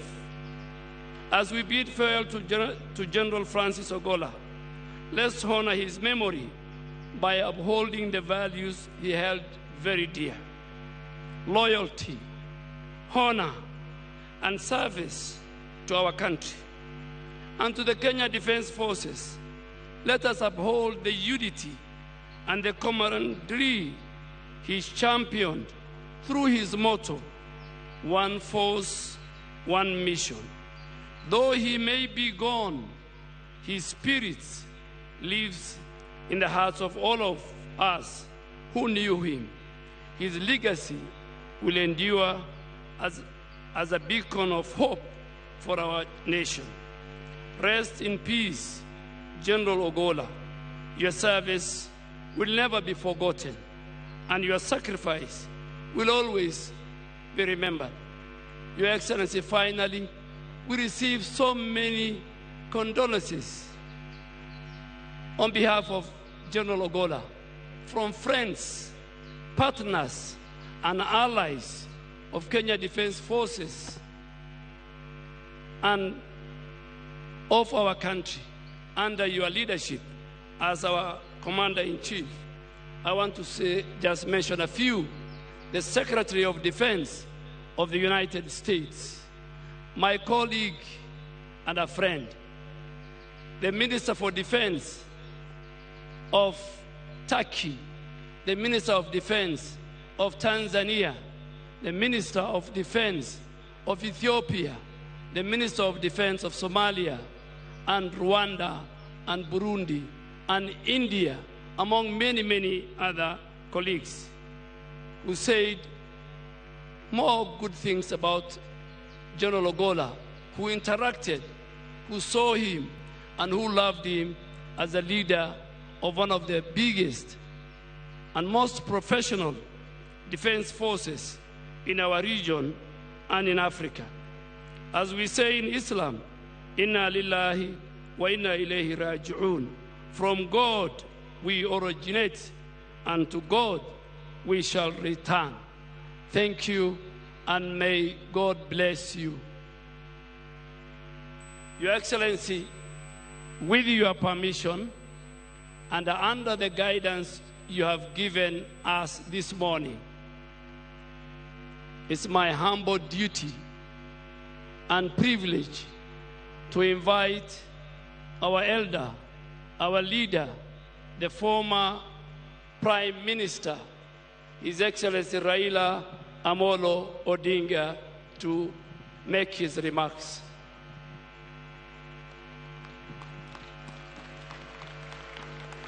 Thank you, Your Excellency William Samoei Ruto, the President and also Commander-in-Chief of the Armed Forces of the Republic of Kenya. Mama Eileen Katambi, Lona, and Joel Omondi Ogola.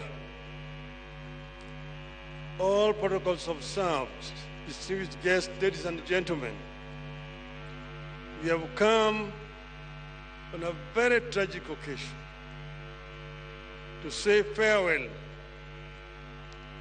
to one of the most illustrious sons of this country. We are paying farewell to a four-star general who has died not in the field of combat, but through a tragic aircraft accident. General Ogola, as has already been said by those who have spoken before, exemplified what you can call a true nationalist. By his own conduct, he showed that he loved his country and he was prepared to serve and die on behalf of his country. We take comfort in listening to his son talk about him. And when I saw Joel talk there, I said, this is a case of the general is dead. Long live the general. He has shown how simple his father was, and I know him because he's a personal friend. I know him as a man of very few words, an accomplished golfer, but a man also who knows his responsibilities to the society. He has served, he has mentored, he has taught very many of the young Kenyans. He believed truly in the Kenyan dream, which is coined in our national anthem. God bless this land of ours. Justice be our shield and defender. May we dwell in unity, peace and liberty. Plenty be found within our borders. Justice can only be a shield and defender if there is democracy. Then may we live in unity and love each other. No discrimination on the basis of gender, ethnicity, race, or religion. Unite all the Kenyan people, all the 46 tribes of Kenya. Give them equal opportunity in terms of education, in terms of employment. Don't discriminate against your fellow Kenyan because he does not come from your tribe. And that is what Ogolla believed in. And that is what he showed. And that is how he even worked wherever he worked. It is, Your Excellency, tragic that we are studying today. But he has also shown, just as in life, in death, he also said he wants a simple burial and be buried as quickly as possible. This is in line with the traditions of our own African people. Commercializing burials today is not African, it's un-African. People used to be buried either the same day or the following day when they died. Burial funeral was not an enterprise as what has come today. So he said he wanted to be buried the way it is, without a coffin, soil back to the soil. A great Kenyan patriot. So, Your Excellency, I want to conclude by saying that because of the manner in which Ogolla died, a lot of rumors are flying around all over. We want these rumors to be put to rest. And this can only happen if there's a thorough investigation to tell us the cause of the death, how that plane came down. But also, Your Excellency, this is also time to take a relook at our equipment and our military. Because you have seen a number of these accidents over the last 5 to 10 years. There's been so many of these crashes. We want to put this to an end so that we can save lives of our people. Finally, as we lay Ogolla tomorrow to rest, I want us to remove the stigma, Your Excellency. Because I knew this man very well. General Ogolla would never have contemplated or thought about going to Bomas of Kenya to force Mr. Chebukati to alter the results of last general elections. So if we want this to be removed, as we lay him to rest. Rest in peace, our brother and my uncle, General Ogolla. Thank you.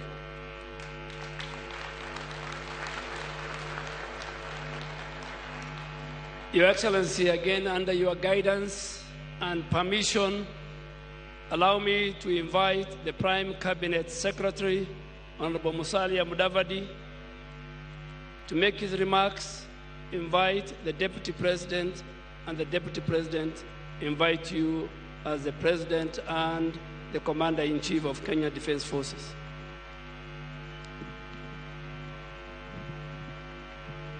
Your Excellency, the President of the Republic of Kenya, Dr. William Samoei Ruto, the First Lady, Mama Rachel Ruto, Deputy President, Honorable Rigathi Gachagua and Mama Dorcas, Mama Elaine, Ogolla, and your entire family, my colleagues, and all dignitaries and friends and Kenyans here in this beautiful grounds and also watching from various quarters through the media. Your Excellency, mine will be very brief. First, with your permission, let me acknowledge the presence of several heads of missions who have joined us here today to bid farewell to General Ogola. I have a list. I'll just mention their names, and I'll request that as I mention your name, you can be upstanding. First, we have the Embassy of the Republic of Azerbaijan, His Excellency Sultan Agama, the Embassy of the Republic of Portugal, Her Excellency Ana Filomena Rocha, Embassy of the Czech Republic, Mrs. Nicole Adamkova, Embassy of the Delegation of the European Union, Mrs. Henrietta Geiger, Embassy of Italy, Dr. Roberto, Embassy of the Sahrawi Arab Republic, Mr. Ali Amin Mohammed, Embassy of the People's Democratic Republic of Algeria, His Excellency Mouhi Boumediene, Embassy of the State of Eritrea, Mr. Rain Rassom, High Commissioner of India, Madam Namgyar, Embassy of Ukraine, Andrei Pravedink, Embassy of the United Kingdom of Saudi Arabia, Mr. Khalid Abdullahi Ali Salman, High Commissioner of the Federal Republic of Nigeria, Mande Aliyu, Embassy of the Republic of Sudan, Abdul Rahman Mahmoud, Embassy of the Democratic Republic of Congo, Mr. David Chibanga Tishiku, Embassy of the Sultanate of Oman, Said Al-Amri, Embassy of the Republic of Iraq, Dr. Mohammed Hussein Hassan,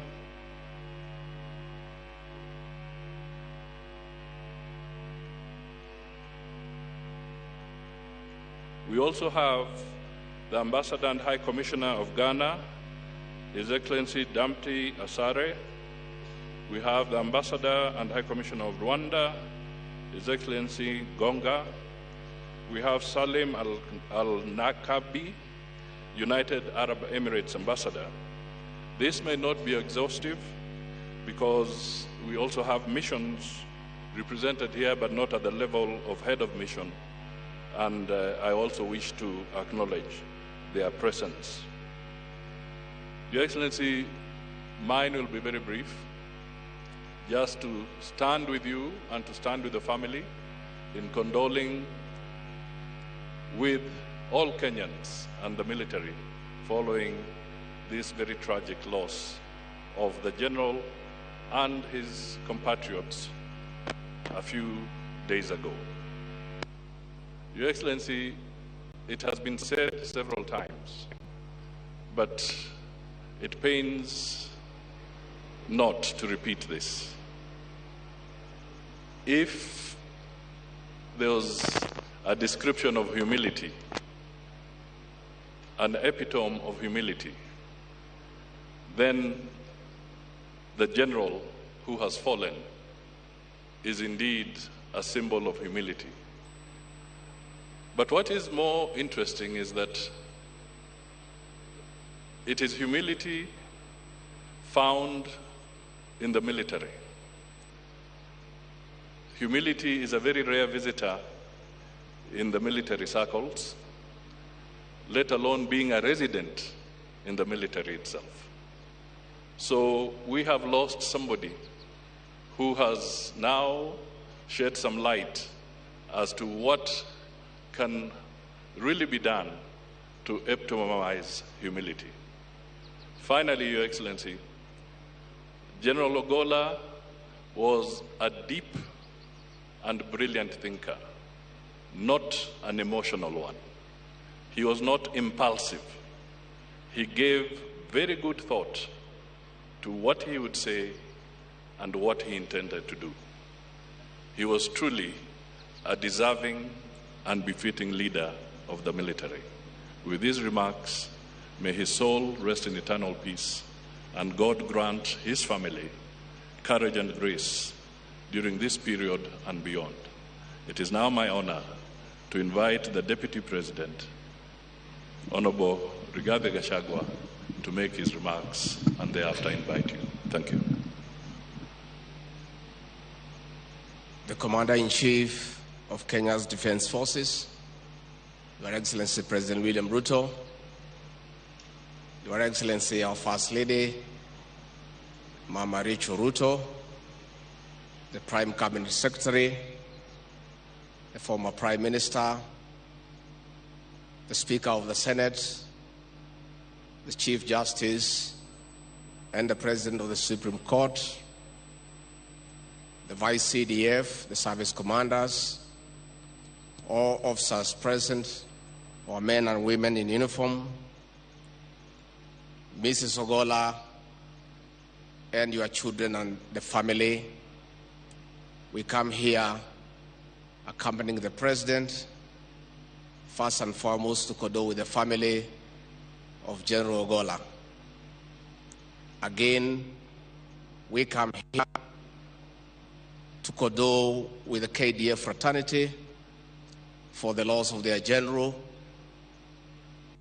a celebrated and decorated soldier who has passed on in the course of duty. Your Excellency, as we condole the family and the KDF family, let me also, on behalf of the executive, take this moment to condole with you as the Commander-in-Chief of Kenya's Defense Forces for the loss of your CDF, whom you considered as a loyal and brilliant military strategist. Your Excellency, for the time we worked with General Ogola,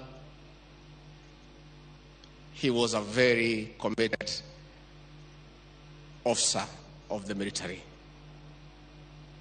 Besides that, the man was humble, pleasant, and amiable.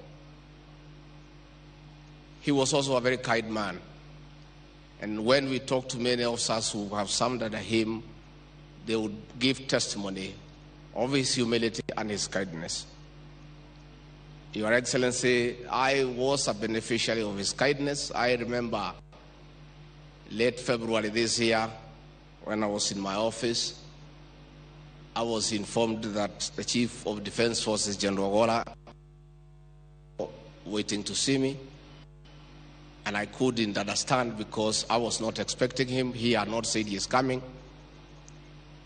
And in ordinary circumstances, if you hear the Chief of Defense Forces has come without notice, you sort of panic. And I stopped the meeting. I said, let the General come in. And I said, General, what brings you here? The General was holding a big card. And he said he had come to wish me happy birthday. And I was not even aware it was my birthday. That was General Ogola. Your Excellency, it is good for us to give the other side of the general that we saw and interacted with. General Ogola, despite being a very tough general and commander, we celebrated for his various accomplishments, was also a very humorous man. He was full of very good jokes, and many a time in tense situations, he would make everybody feel comfortable. Many a time as we waited at the airport, Your Excellency, to welcome you or to see you off to foreign countries, the General would keep us busy with many good stories and keep us entertained. And I do remember one such day when you left, and we left there, and we were in a hurry to leave as you took off. And he told me, Mr. Deputy President, it is good for me to inform you that when you are in a military facility, and the Commander-in-Chief is away, I am the senior most military officer, and all of you take orders from me, and you only leave when I tell you so. And after we stayed for a while, he said, you may now take off. I give you fallout. And that was a tradition for the days we stayed with General Ogola. We were there with Professor Kindiki, the leader of majority, and all these politicians who are not very accustomed to orders. But the general would organize us, and only when he felt that your plane has taken off safely into the skies, he would say, Deputy President and the rest of you, you may now fall out. That was General Ogola for you. Your Excellency, I will condole with you because I know, as your assistant, the high regard you had for General Ogola.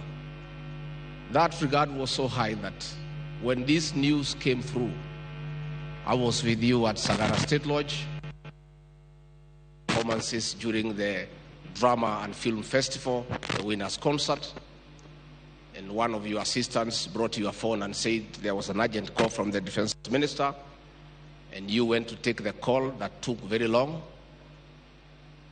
And when you called me, you said, we have very bad news.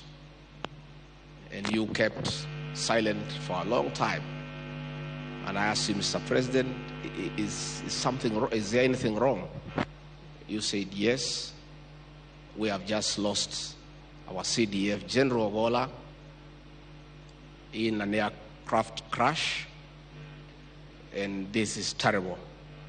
And I have stayed with you for many years, and I can testify to the people of Kenya that if there's one happening that really brought our president down emotionally, was the death of General Ogola. And Your Excellency, yesterday, as we visited the home of General Ogola, I was very elated because of a decision you made last year. When we had a working tour in Nyanza, you told us that General Ogola he has brought value to your government, and you felt that we needed to know his home and go and visit his family. And we did go to Siaya, and Mrs. Ogola treated us to a sumptuous meal for dinner. We had great conversation with the family, with Joel and the mother and the general. And yesterday, as we went to the home, we did not meet strangers. We found people that we had met. Mrs. Ogola, the son Joel, and as we go to bury him tomorrow in Siaya, we are also not going to a home that we did not know. We are going to a home that we have been to. And it just ignited my imagination that probably, Your Excellency, it may be time that we create time the way you did that day, as we work to get time to know the families of those who work under us when they are still serving. I think it's about time. With those very many remarks, I ask the KDA family to listen to the son of the general. Let the death of General Ogola, who died while serving, strengthen your resolve to protect our borders, to keep peace in our country. Though we appreciate the general died in duty, it would have been acceptable if he was pursuing the enemies of this country from other countries. But it is tragic that he died while trying to settle challenges caused by our very people here in Kenya. And I think his death should strengthen the resolve of our forces and our security agencies to wipe out the banditry menace in this country once and for all. That would be a great honor to this hero. With those many remarks, let me request you to be upstanding as I invite the President and Commander-in-Chief to come and honor his general and speak to the nation, Your Excellency.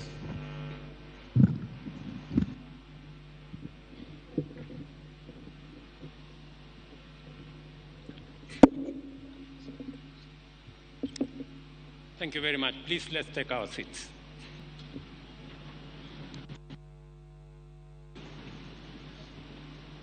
Mama Eileen Ogola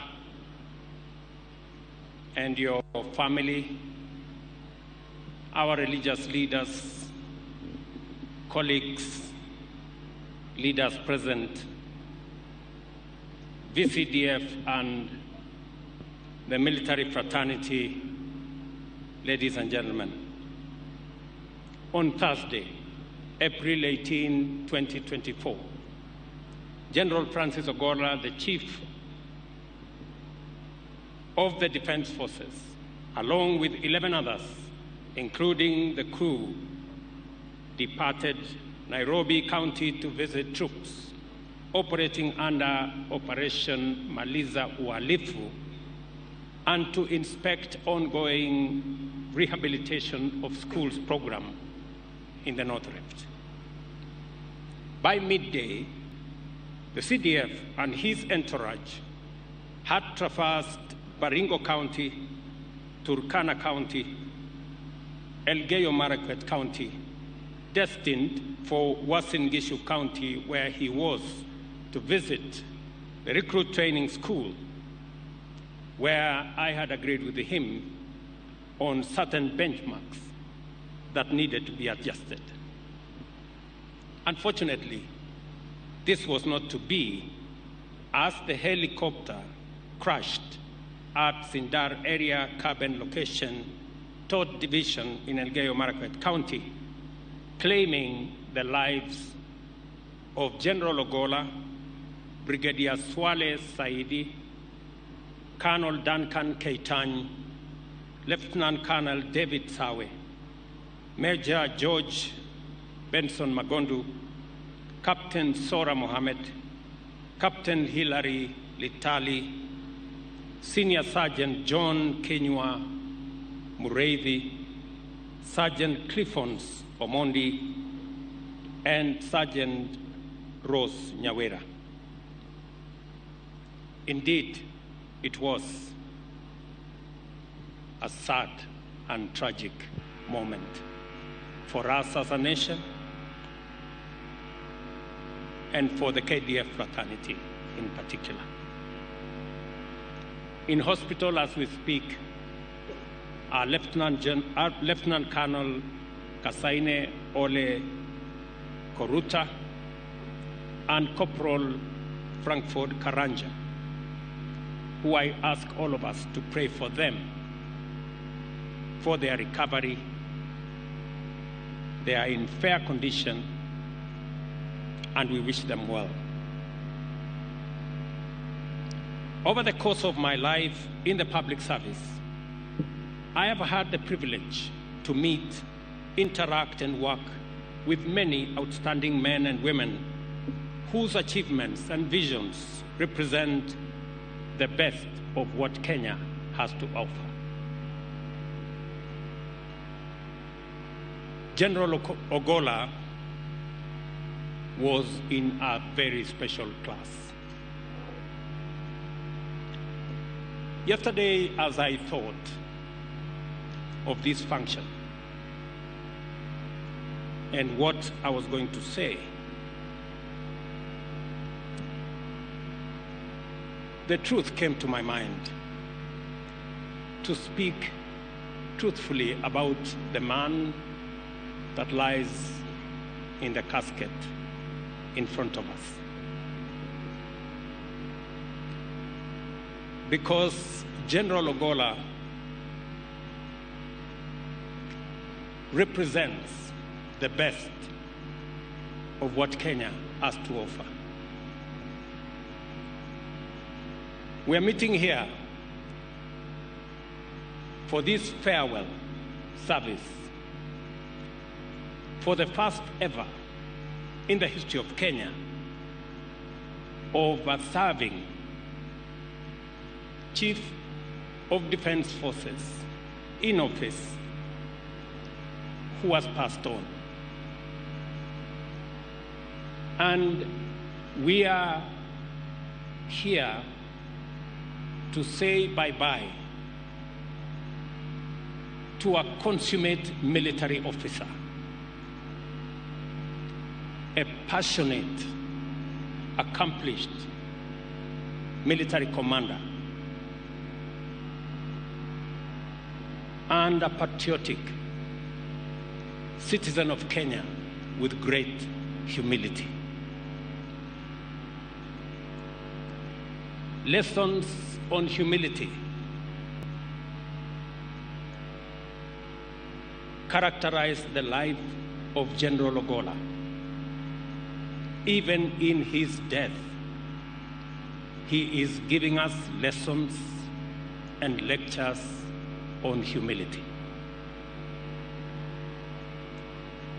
This very function is the epitome of humility.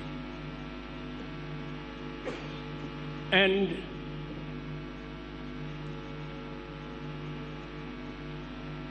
when it came time for me as Commander-in-Chief to make a decision on the next CDF,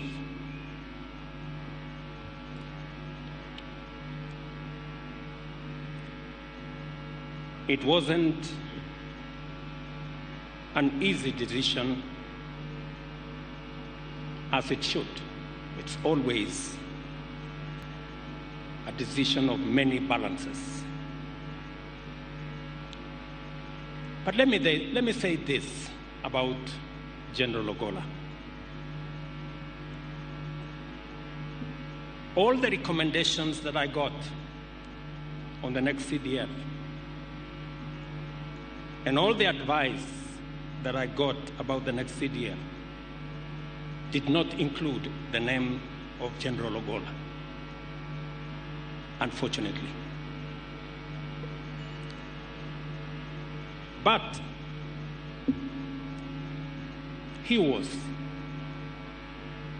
a military officer with a distinguished career. There was only one problem: the events of the 15th of August at the Bomas of Kenya. And so,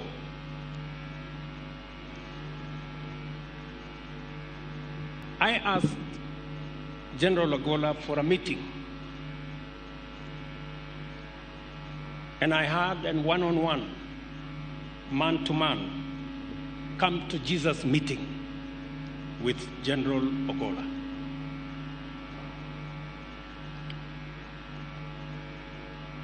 And when we concluded that meeting, General Ogola told me the following: Mr. President,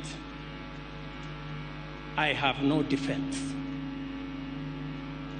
I will not try to defend myself. It was wrong what happened. And you have three choices. Either send me to court-martial, or have me retire, or forgive me.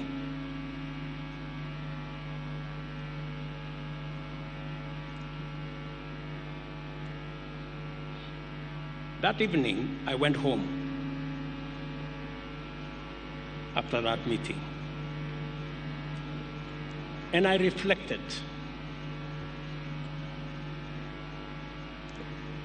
on what General Ogola had told me.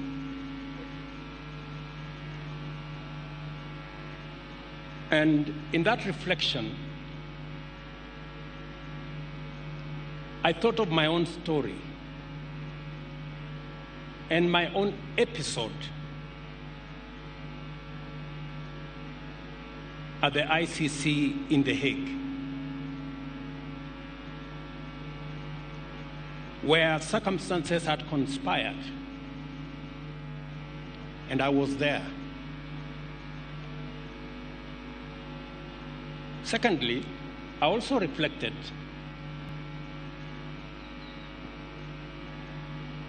on the brief that I had been given when I came into office as president. And I had been told there are 4 sensitive positions: that of the IG of the police, that of Interior, that of the Director General of NIS, and that of the CDF. And I had been told, you need to be careful who you appoint into these offices, because they mean a lot and they are very sensitive. And I had even been told that, please, don't be shy to appoint members of your community. You will be safe.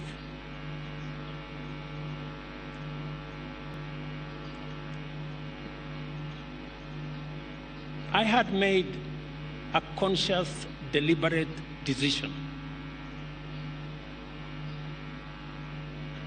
that we were going to take a different trajectory as a country, where merit, professionalism, and competence must come before ethnicity.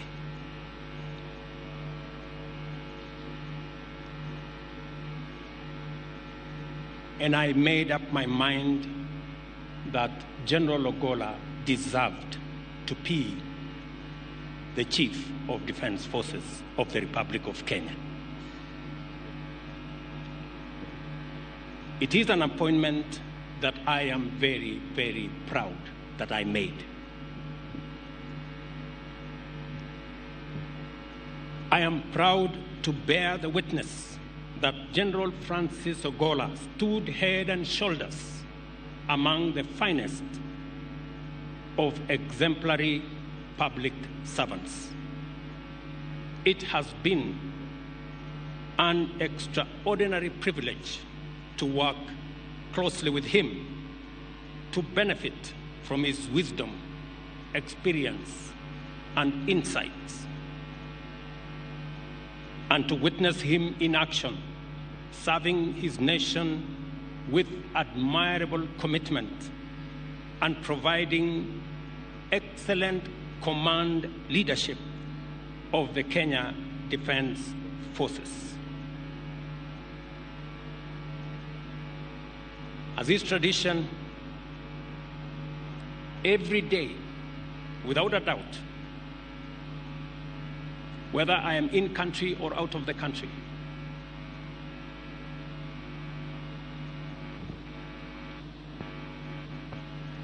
it is necessary, it is the case that I have to get a report from CDF.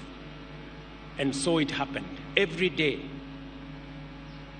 either we talked physically, by phone, by WhatsApp, and I can confirm that General Ogolla was the best that we could get. I am also aware that off duty, General Ogolla was involved in various services for the benefit of community, including youth motivation and guidance, and his extensive work as a Christian. Last year, on December 9th, 2023, General Ogolla gifted me a framed photograph. On one side was a Bible verse from the book of Isaiah, chapter 41, verses 10, presented in beautiful calligraphy that read, and I quote, "Fear thou not, for I am with thee. Be not dismayed, for I am thy God. I will strengthen thee, I will help thee, I will uphold thee with the right hand of my righteousness," end of quote. On the other side of the photo was a map of Kenya with multiple silhouettes of soldiers in diverse military roles.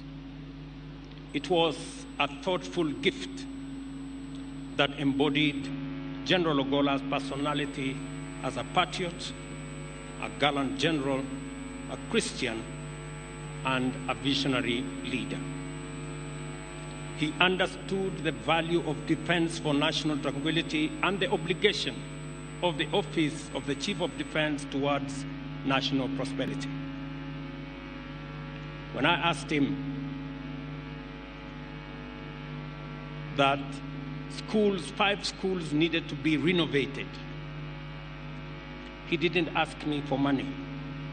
He went to his budget and asked his officers to reorganize the budget so that he could respond to the needs of children who were out of school.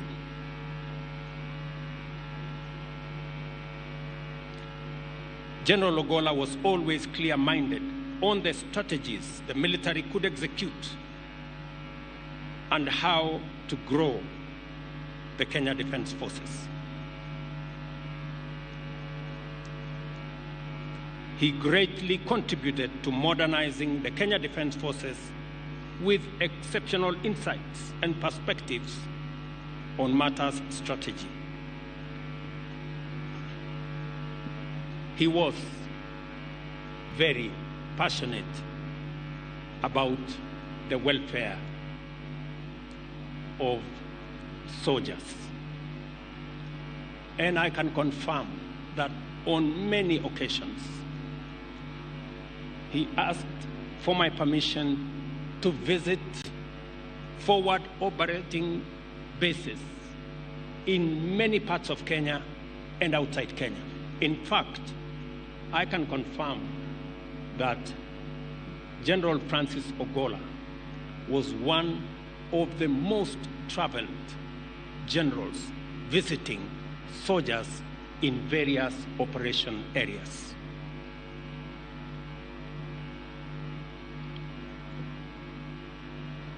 I, however, have one regret, that I will not be there he will not be there for me to see the transformation he had planned for our military. He had an elaborate, very well laid out plan on the transformation of the military. And he had briefed me that beginning next month, at the pass-out parade, I would see, and the country would see, something different. I regret that he won't be there to see his plan come to fruition. I am, however, confident that the men and women he leaves behind, the commanders that he has trained, mentored, and assisted, will gather the courage and wherewithal to drive the plan General Ogola had put in place. It is most unfortunate that the crash has robbed this nation of fine and dedicated patriotism whose ability, professionalism, and dedication was self-evident. His passing away, and that of other gallant military personnel, has saddened me deeply, and the nation so much more. As we gather here, I want to urge all of us to learn the lessons, the many lessons that General Ogola leaves behind. I want to assure Mama Eileen and your children and family that the government of Kenya and myself personally will be there to make sure that General not only gets a decent send-off, but also his family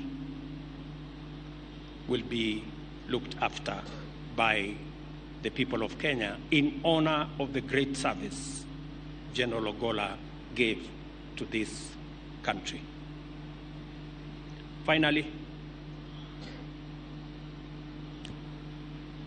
when General came to brief me about where he was going to go, and eventually he told me this Sunday in Siaya at the Anglican Church that they had built as a family, the Bishop of ACK, the Archbishop, would be there to consecrate the church.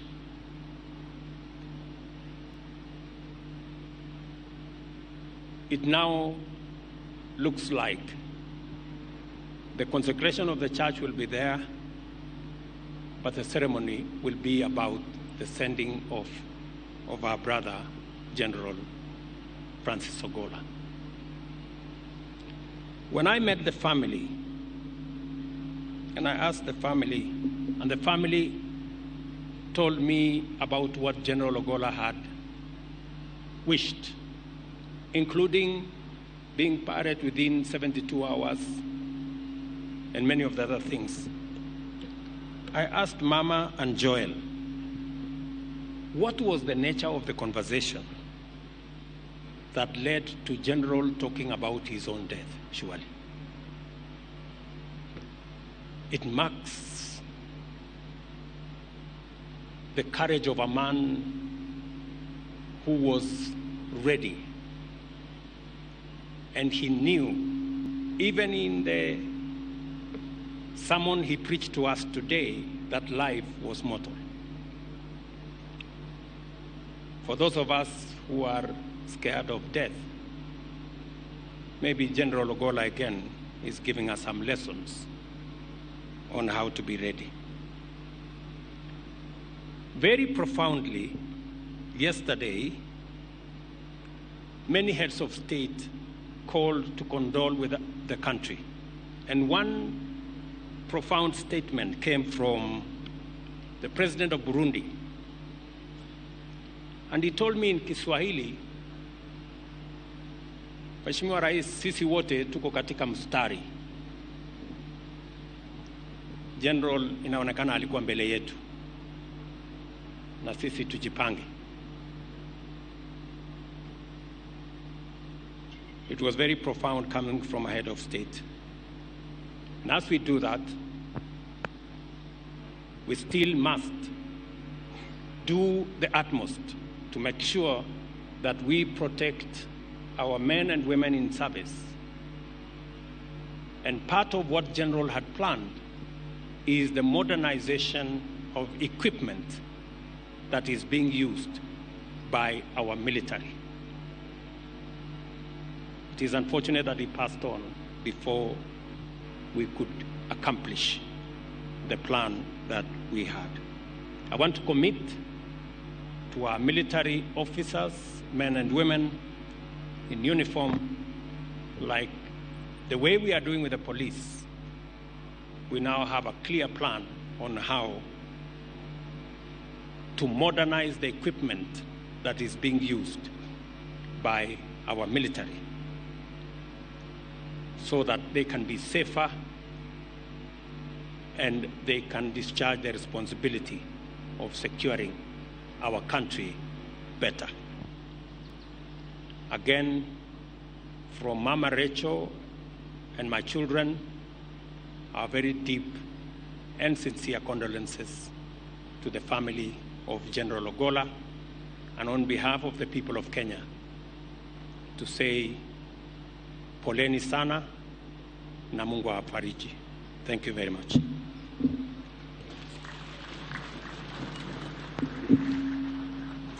Asante sana Mheshimiwa Rais kwa kipindi hicho cha hotuba. Kipindi ambacho Mheshimiwa Rais kitaweza kufuata ni kipindi cha heshima za mwisho kwa Jenerali Francis Ogola.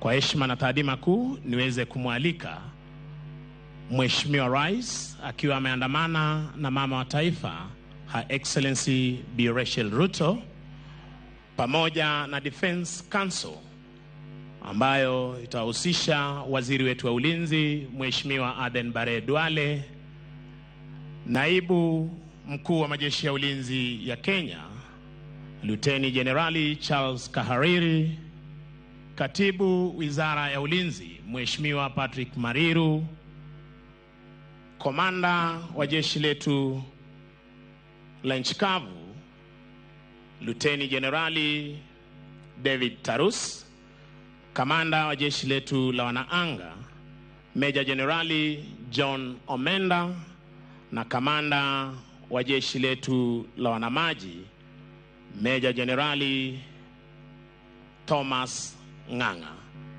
Kwa ruhusa yako Mheshimiwa Rais, niombe kwa heshima na taadhima wafuatao waweze pia kujiunga nawe. Naibu wa Rais Mheshimiwa Rigathi Gachagua pamoja na Pastor Dorcas Gachagua, mkuu wa mawaziri Mheshimiwa Musalia Mudavadi, na aliyekuwa waziri mkuu wa taifa la Kenya Mheshimiwa Raila Odinga. Your Excellency, sir. Niombe Mheshimiwa Rais anapokuja kupeana heshima zake za mwisho, kwaya tafadhali, kwaya mtupe wimbo It's Well, uweze kumsindikiza Mheshimiwa Rais pamoja na wale ambao wataweza kupeana heshima zao siku ya leo.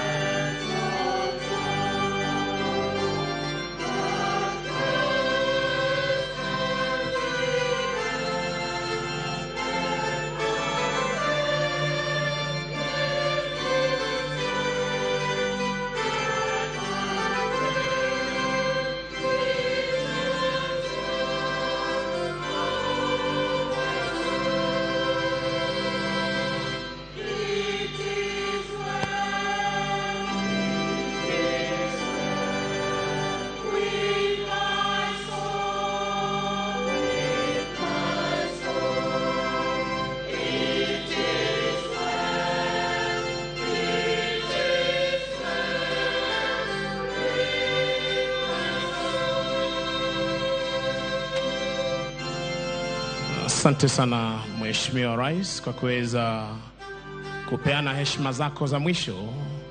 Ni dhahiri shahiri kwamba unatupenda kama familia ya kijeshi. Umetutia nguvu, umetupa nguvu siku hii ya leo tunapozidi kuomboleza maisha ya jenerali. Basi kwaya, tuendelee kupata huo wimbo hadi wageni wetu mashuhuri watakapochukua nafasi zao kwenye jukwaa rasmi.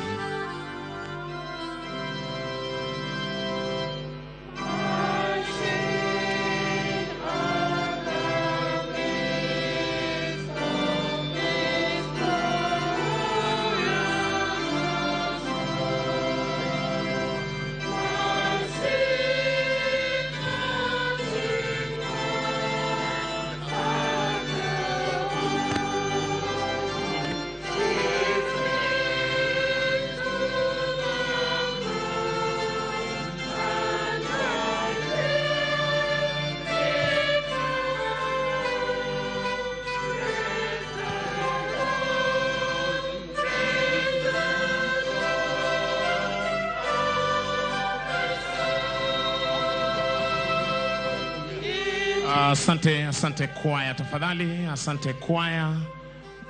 asante kwaya. Nitampisha mwenzangu Meja Justin Pamba aweze kuendelea, na niombe kwa heshima tuweze kusimama kwa ajili ya kipindi hiki. Your Excellency, ladies and gentlemen, the next sequence of events is as follows. We are going to usher in the missing wingman formation, which is an aerial salute that is performed as a flypast of an aircraft at a funeral or a memorable event, typically in memory of either a fallen pilot, a well-known military service member or veteran, or a well-known politician. The planes fly in formation with a space where one should be and symbolizes the absence of the person. Basi Mheshimiwa Rais, unavyotazama ndege hizi 4 zimeweza kupita hivi sasa kwenye anga. Ndege moja ikaweza kupotea. Hii ni heshima ambayo hupeanwa na kuashiria kwamba ndege ile ni yule rubani ambaye aliweza kuaga akiwa kazini, jinsi mnavyoshuhudia kwamba Generali Francis Ogolla aliweza kuwa tactical fighter pilot. Your Excellency, the jet fighters have flown out in a wing and with the second aircraft to the left, peeling off to symbolize the great loss of a great fighter pilot and a general. The formation, as you have seen, has approached from the south, and near sundown, one aircraft has suddenly split off to the west, flying into the sunset. In all cases, the aircraft performing the pull, split, or missing from the formation is honoring the person or persons who have died and represents their departure. And now, Your Excellency, ladies and gentlemen, we may remain upstanding for the 1-minute silence in honor of the late general, followed by the gun salute and the flypast that has just gone by. Your Excellency, ladies and gentlemen, the 1-minute silence starts now.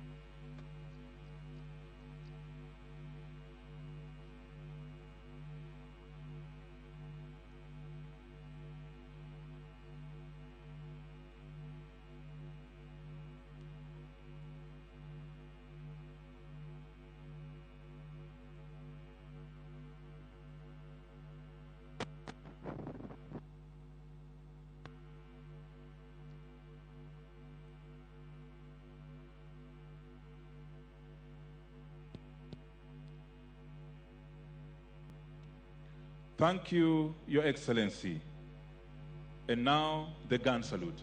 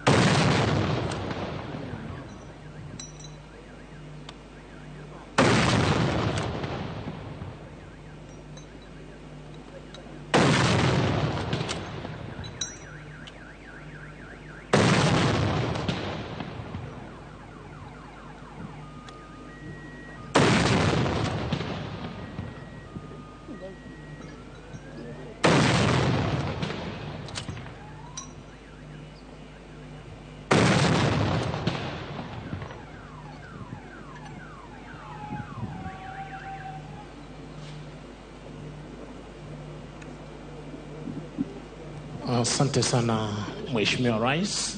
Niombe kwa heshima tuweze kuketi ili niweze kumleta mwenzangu Boni Msambi kutoka afisi ya sherehe za kitaifa aweze kutupa itifaki ya kufumukana mahali hapa. Kisha baada ya hapo tutaweza kupata wimbo wa taifa na wimbo wa Jumuiya ya Afrika Mashariki. Boni Msambi. Basi punde baada ya wimbo wa taifa tunaomba tubaki tukiwa tumetulia vivyo hivyo.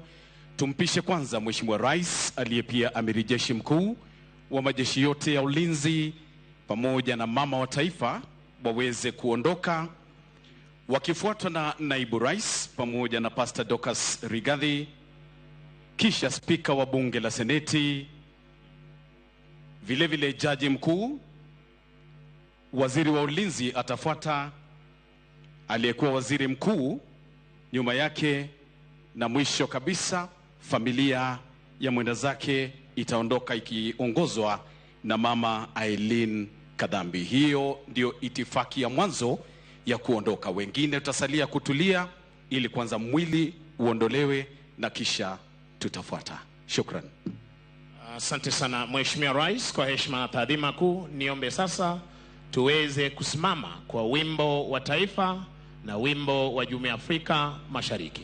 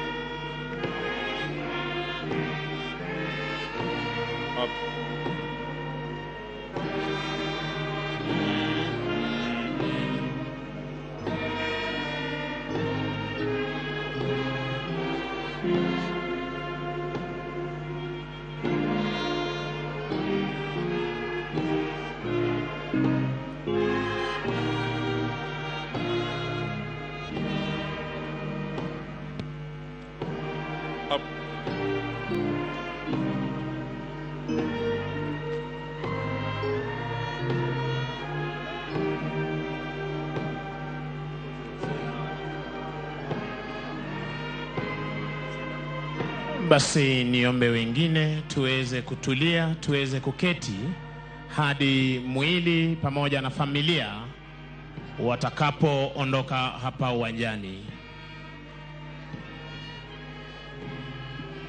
Tumekuwa wenye subra tangu tuanze shughuli nzima, kwa hivyo tunawauliza kwa heshima tukaweze kuendelea kuwa na subra hiyo hiyo ili mipangilio ya sherehe hii ikaweze kwenda jinsi tulivyopangilia.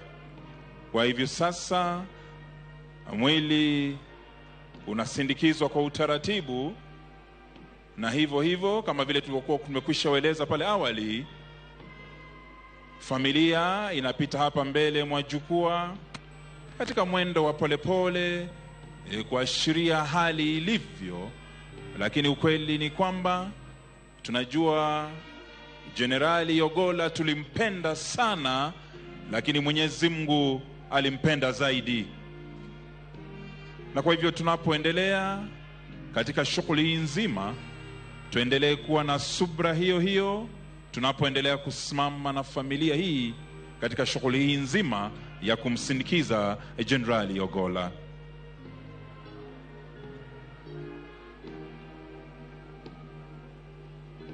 Shukrani za dhati pia kwa wageni ambao waliweza kujiunga nasi katika misa ibada hii. Majenerali wastaafu na hali kadhalika wenzetu kutoka idara ya ulinzi,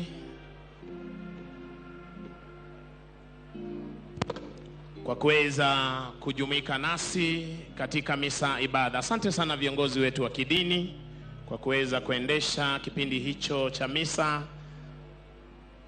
vyema kabisa.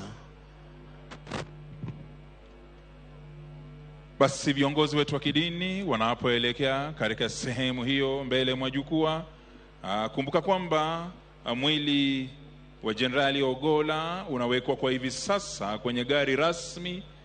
Kwa hivyo hivi ni kusema ya kwamba tuendelee kuwa na subra hiyo hiyo ili shughuli nzima ikaweze kuisha jinsi tulivyopanga. Nachukua fursa hii pia kuweza kuwashukuru kila mmoja wetu aliyejibidisha kuhakikisha ya kwamba shughuli hii inakuwa ni yenye kufanikiwa. Manake kuna wale ambao waliamka asubuhi na mapema kuhakikisha kwamba mahali hapa ni pasafi, kuna wale ambao walihakikisha mitambo inafanya kazi, kuna wale ambao walihakikisha usalama uko sawa, na wote wameweza kuvuta kwa pamoja ili shughuli hii iweze kuwa ni yenye mafanikio. Kwa hivyo tunawashukuru sana, na tuendelee kuwa na subra hiyo hiyo hadi mwili wa Jenerali Ogolla utakapoondolewa kwenye uga huu. Basi kwa niaba ya wenzangu tulioweza kuendesha nao shughuli ya siku ya leo, mwenzangu Boni Musambi, Major Justin Pamba, jina langu ni Sergeant Misango Mbae, nikiwarejesha kwenye studio zetu. Kwaya, iwapo mko tayari, muendelee kutupa burudani tunaposubiri mwili wa jenerali kuondoka mahali hapa. Kwaya, tafadhali. Basi kwaya pia nachukua fursa hii kuambia mumeimba vizuri sana, sauti zenu nyororo, asante sana. Na mashirima, basi hii ndiyo mwisho wa shughuli ya leo ambapo mwenda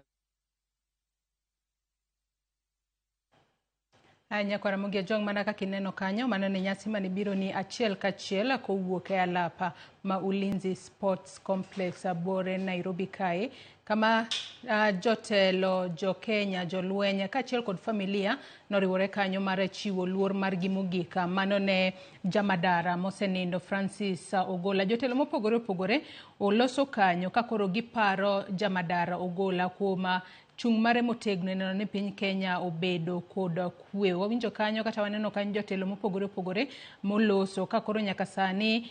Moko kuom jotelo ma bende wanyalo wacho ni oloso, kuma kuongo naneno ka familia mano mara Ogolla oloso kanyo. Wuod Ogolla mano Joel Rabuku yango wuon mare kaka jal mane ohero ji duto, nen jal mane jambola kendo ne ohero ngima mane penya. Kata kamano wacho ni ne oonge koda deo wang', onge ng'ata ng'ata mano deo wang'e, ne okawo gi duto kata nokawo ji duto maromre e pacho kae. Bende oyuago wuon mare kanyo kaka jala mane ohero somo kaachiel kod tugo manotugo mar golf, mowacho ni jogo manotugo koda godo machiegni biro bedo ka koro biro dong' kod lita ahinya e chunygi kalore ni nyaka sani koro onono onge ng'ama gibiro bedo ka gineno. Kineno pichni mabiro ni achiel kachiel kanyo, nyasi ma kamano oserumo. Pichni go biro ni kowuok e alap ma Ulinzi Complex. Kineno Gun Carriage mano ting'o ringre Jamadara Francis Ogola kinde mane ikele e alap mano ma Ulinzi Complex. Emochako kete ringre ne kendo ibiro beda ka iduoke mane kar kano ringre mano mar Mashujaa Funeral Home, mano kama ibiro kete nyaka odiochieng' makiny ma ringre Jamadar biro bedo ka wuok e boma ma Nairobi kae kitere e kaunti ma Siaya kama ibiro bed kikete e kar yweyo mare mogik. Par ni wuoda Jamadar bende wacho kanyo ni iko makamae gitimo kaluwore kod dwaro mar wuona mare. Kinde mano ngima ne wacho kanyo ni odwaro no ike mane yo moro ma yota, ok ni yor nyadhi ni nyione sanduku manengone ni malo. Wacho kanyo kata wacho kanyo ni sanduku ma wuon gi onindo odiochieng' ma kawuono en sanduku monyiew kanyo e bei mane piny mane 6,800 kende. Kata kamano wacho ni e kinde iko mari biro bed ka igole sanduku ma kamani biro bed ka iboye mana gi sita kaito ikete bur. Kalore ni wuon margi nowacho ni ne wawuok kuom lo to lo ema wabiro doke, mane momiyo nodwaro no oike mapiyo piyo e thuolo mar seche 72 mar mondo mi owe mana gigo manotimo kaka rapar ma jo Kenya nyalo bedo ka pare godo. Kalore ni nyaka sani adiera wabiro bedo ka wapare kaka jatenda jolweny mokwongo e historia mar piny Kenya mowito ngimane ka entiere e apisi kata ka entiere tich. Kineno kanyo jolweny neno ni sanduk makamano otwe e yo makare Gun Carriage kanyo mar mondo mi kik olwar piny, bende ok onyal kata lwar piny kata matin kapono ni nyamburko no osechako sudo. Kalone ni nyasi mar godiochieng' ma kawuono oserumo, waneno kanyo ka nitiere muocha mar bonde mane omuoj kanyo ma en ranyisi mar luor mogik ma ichiwo kinde ka kinde ne kata mochiw ne Jamadar mosenindo Francis Ogola kaluore koda tho mare. Chenro ma kamano koro muge joma kaka neno oserumo. Jotelo mopogore opogore mano mokwongo jatend piny Kenya William Ruto moyiene mar mondo mi owuog e alap kanyo en kaachiel kod min ode Rachel Ruto kod jotelo mopogore opogore ma pod idwa medo kowuok e alabno ka koro gidhi kuonde mamoko. Chenro ma kamano anyisi ni waluonu go achiel kachiel kendo pod wabro medo kelo ni weche matute, weche manyien mamoko mag odiochieng' ma kawuono. Jalup jatenda jolweny Charles Kariri ka bende ne oparo kaka ne gitiyo machiegni kod mosenindo Jamadara Francis Ogola ka bende nyaka sani owacho kata oparo ni Jamadar nong'ise mar mondo mi odong' e apisi e kinde ma koro nodhi e tije mano juma mokalo e gweng'go mag North Rift. Owacho kanyo ni giyie ni en dwaro mar Nyasaye ni nyaka sani koro jolweny mago mag KDF odong' maonge jatendgi, kata kamano wacho ni en dwaro mar Nyasaye ni tho mar Jamadar otimore gi sani. Kata kamano bende owacho ni Jamadar ne en jatelo ma bende ne entiere kod lek makare ahinya ne jolweny ma pacho kae. Mana kaka inene wang' jowi mari kanyo nyakora muge jwang' mano en Gun Carriage moting'o ringre mosenindo Jamadar Francis Ogola ka koro giduoke e kar kano ringre jomotho mano mar Mashujaa Funeral Home. Ka bende chenro makamano pod wabobedo kwa luonu kata convoy makamano. Ka bende owach kanyo ni familia mare mabiro bedo ka kowe nyaka kuro. Kopogore kod mano jotelo mamoko ma bende ne ntiere nyasi no oriwo jatenda jolweny ma pacho kae kata jatend migawo mar lweny e pacho kae mano Adan Duale. Sani koro Adan Duale bende koro wacho kanyo ni ne giyudo ote mag kuyo kaachiel kod lit kowuok kuom jotelo mawuok e pinje mopogore opogore. Ka bende nyaka sani owacho mana ni wapar Jamadara mosenindo Francis Ogola kaka jala ma bende ne otiyo matek kendo ne otemo mar mondo mi oriw kanyakla wi jolweny mag KDF duto. Wang'eyo ni wantiere kod kanyo kod jolweny mago mag Kenya Army, Kenya Navy kaachiel kod Kenya Airways. Wacho ni wapare kaka jala mane omako motegno gigo mane kata no omako motegno tije e pacho kae kendo ne oneno kata odwa neno ni piny Kenya obedo kod kwe kinde duto. Kopogore kod mano jatenda riwruok mar siasa mano mar Azimio la Umoja One Kenya Alliance Raila Odinga bende ne nitiere romo makamano. Wacho kanyo ni Jamadara opuonjo jomang'eny ahinya, kata ne en mentor mar jomang'eny ahinya. Wacho ni ne obedo ne en ng'ano ma bende ne ohera ahinya piny Kenya, gino miluongo kanyo kod dho ngere ni ne en patriot, ka bende ne onge akweda mora mora e chunye, kalure ni ne en ng'ata mane ohero ajite. To bende wacho kanyo ni kaluore kod kaka nodwaro ni nyasi mar kope mare mogik obed e yo moro mayot maonge garama mora mora mang'eny ahinya. Wacho ni momiyo odiochieng' ma kawuono gikore kata giriwore kanyakla mar neno ni gichiwo ne gino manodwaro kata dwaro mare mogik, kendo koro gibiro bedo ka gichopo dwaro mare mar ike maonge sanduku. Kata kamano medo wacho weche mang'eny ahinya kanyo mano mar neno kata mar wacho kaka general ne en jatich makare ahinya, kendo nyaka sani bende omedo chwalo ote makuyo ka lit kaluore kod tho mane otho ka entiere e yor tich. Nyakoro Muge jotelo mopogore opogore bende nochopo e nyasino mano moriwo jotend migepe Musalia Mudavadi ma bende oyudo thuolo mar loso kanyo, jalup jatend piny Kenya bende waneno koloso kanyo, mano Rigathi Gachagua kaachiel kod jatend piny Kenya William Ruto ma nyaka sani en bende iwacho ni en e wuon liel, kaluore ni owito jal mane en nitiere toke mana machiegni kaluore ni en commander in chief. Kaito mar ariyo wantiere kod chief of defense forces ma en Jamadara mosenindo Francis Ogola makoro owito. Chenro makamano nyakora Muge pod inyalo pod wabobedo medo menyo ni achiel kachiel mana kaka ineno e wang' jowi mari kanyo. Chenro makamano oserumo kendo wach ni tok Kagan Courage osedhi kaachiel kod familia, to koro jomamoko koro nyalo wuok e alap makanyo mana kaka ineno jolweny kaachiel kod jopiny mamoko koro manyo yo maginyalo wuok godo mano e alap mano ma Ulinzi Sports Complex mayudore e boma ma Nairobi kae.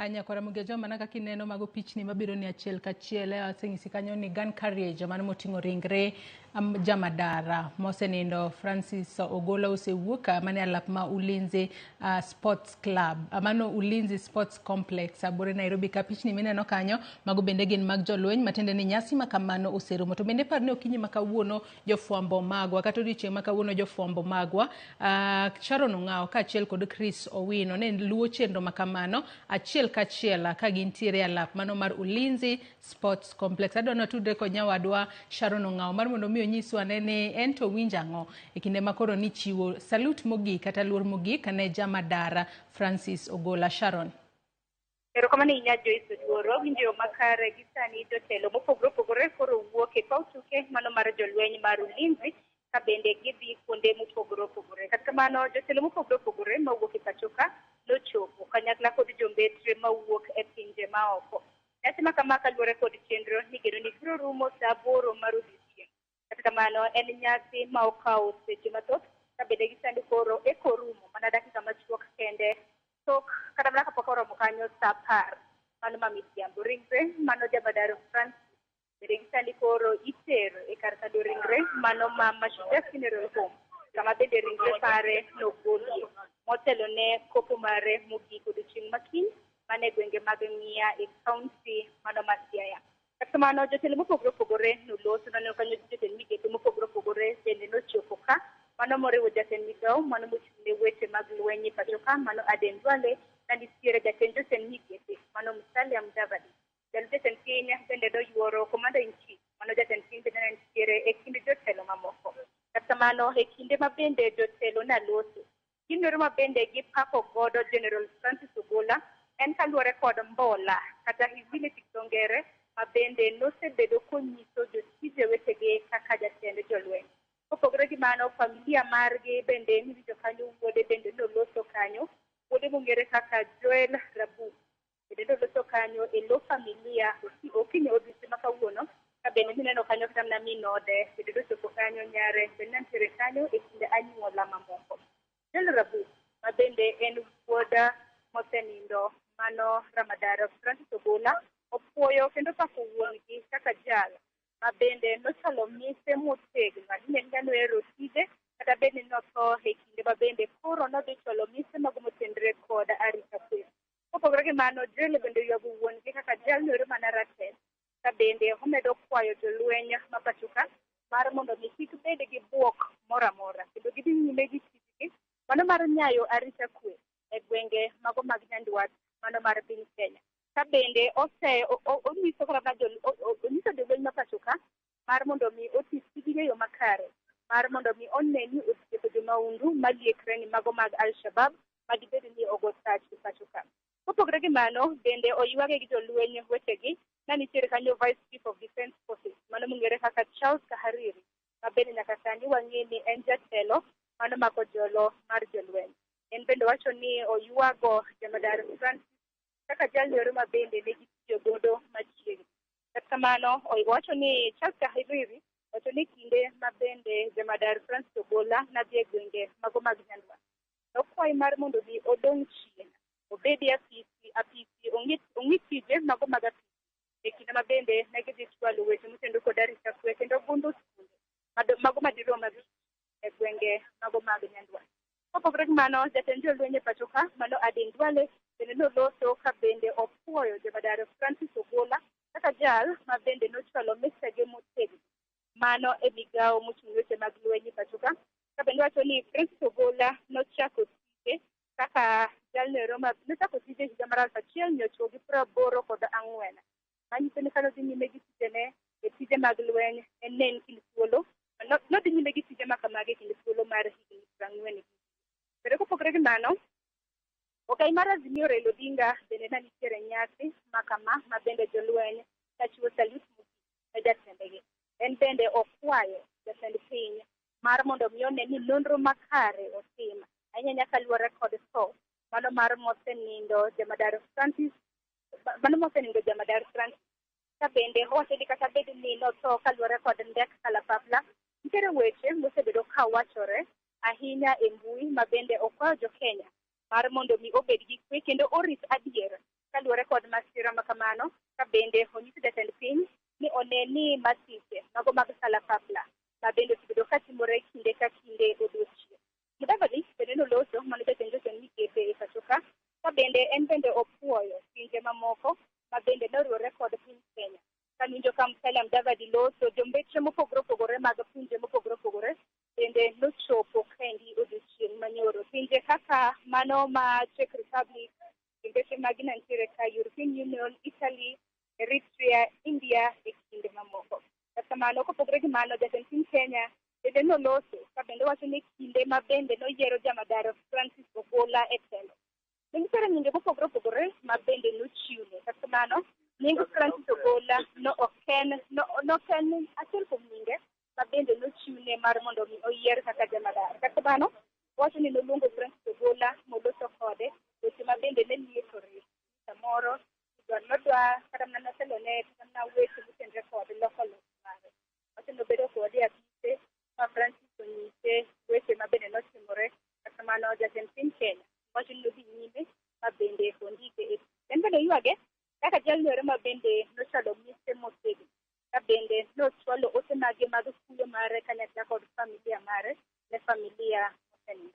Gisani aneno ka welo ma bende noyuoro kata ne nyasi ma kama, aneno ka bende giwuok, jolweny pod nitiere ka pod gigo touch ka bende ang'eni nyasi ma kama korumo nitiere gige mopogore opogore manego bed ni igolo mago moriwo hema, gige mag duol e kinde mamoko. Kata kamano, ringre Francis Ogola bende gisani koro oseduok e kar kano ringre mano ma jolweny mong'ere kaka Mashujaa Funeral Home. Masis kotende kod nyasi ma kama, ang'eni Nyakorongo John biro bedo ka neno e weche mago mang'eny chakre sa achiel ma misa. Samoro kin gi penjo aonge koda penjo moro amora kaluwore ni chenro ma kamano nobiro achiel kachiel kendo ageno ni Nyakwar Ramogi Ajwang' ne luwe achiel kachiel kama ne gintiere. Wan kaka TV mar Ramogi ne wasingo ni wabiro bedo ka wakelo ne Nyakwar Ramogi Ajwang' chenro ma kamano achiel kachiel odiochieng' ma kawuono. Ne wachako gokinyi nyaka sani koro en sa 10 gi dakika 7 mano mar odhiambo. Nyakwar Ramogi Ajwang' ogoni erokamano ahinya kuom kete Ramogi TV nyaka gi sani. Sharon Ong'aw erokamano ahinya kuom tich makare ma bende itimo kanyo mano mar luonwa chenro ma kamano achiel kachiel ka untiere alap mano mar Ulinzi Sports Complex ka intiere kanyo kaachiel koda nyawadu mano Chris Owino. Mana kineno Sharon bende ong'isowa kanyo ni ringre jamadar ibiro bed ka iduoko mane kara kano ringre mano mar Mashujaa Funeral Home. Nyakwar Ramogi Ajwang' gi kanye wachopo gode giko mar chenro marwa mano mar salut mogik kama ne wamenyo ni achiel kachiel. Bende par ni odiochieng' ma kinya jamadara Francis Ogola ibiro bed ka iketo kata ikete kar yueyo mare mogik mane dala ne mano mamur mayudore Ng'iya e kaunti ma Siaya. Ikruoge mopogore opogore oseket piny kata imedo ket piny maneno ni ik makamano otimore e yo makare. Jotelo mopogore opogore bende odiochieng' ma kawuono nochopo Siaya kuro. Odiochieng' ma kawuono ne en odiochieng' mane en mar nyasi mano mar higni 100 mar wuon mosenindo jamadar. Ne giwacho ni nyasi ma kamano nyaka dhi adhiya mbele kaluwore koda mpango ma jamadar noseketo piny mar dhialo wuon mare e kinde ma ochopo higni 100. Odiochieng' ma kiny bende wabiro bedo kwa menyo ni chenro mar ika kata kopo mogika mar jamadar Ogola beda ka itimo e dalane mamur e kaunti ma Siaya. Omiyo med mana kete Ramogi TV wabiro bedo kwa menyo ni matit. Nyakwar Ramogi Ajwang' erokamano ahinya kuom bedo koda nyaka gi sani makoro wachopo e giko mar chenro marwa mar odiochieng' ma kawuono. Pod wamedo chwalo ote mag kuyo kaachiel kod lita ne familia, wede kaachiel kod osiepe kod jolweny duto masani koro nitiere kod kuyo tok to mano mar jatenda jolweny e pacho kae. Ka bende wakoyo Nyasaye mar mondo bi oket chuny jamadara Francis Omondi Ogola kamokwe. Oriti masani Nyakwar Ramogi Ajwang' nyinga Joyce Odura. We gi pichni ma bende ineno e wang' jowi mari kanyo achiel kachiel.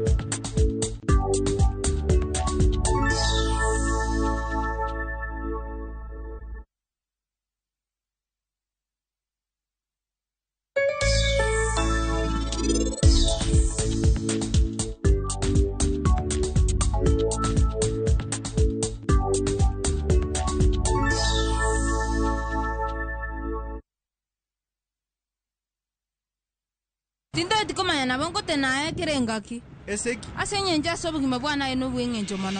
It's a love story like no other, where jealousy and pretense are obvious between Pragya and Suresh. We bring you Kumkum Bhagya in Kisii. Wow. Watch the drama unfold as Pragya is set to marry another man. Muswati umdu arumu yakombwa ani mambi no chote bumusani no yakombwa nandi mambi ende no chote be amate ani nenkia. Watch this beautiful love story of Kumkum Bhagya in Kisii, only on Viusasa. Dial *487*1# or visit viusasa.com to renew your subscription. Wanchimbwa maiso ko mia yetamanyaini.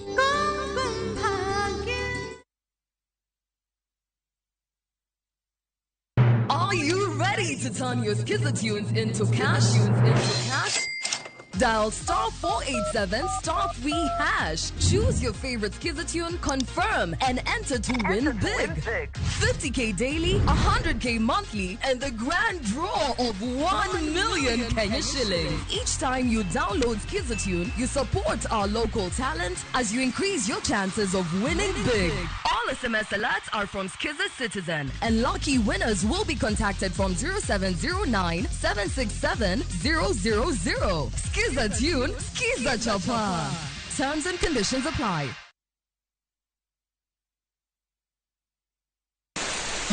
Penwood Fuenyo, Chuny Kitwa.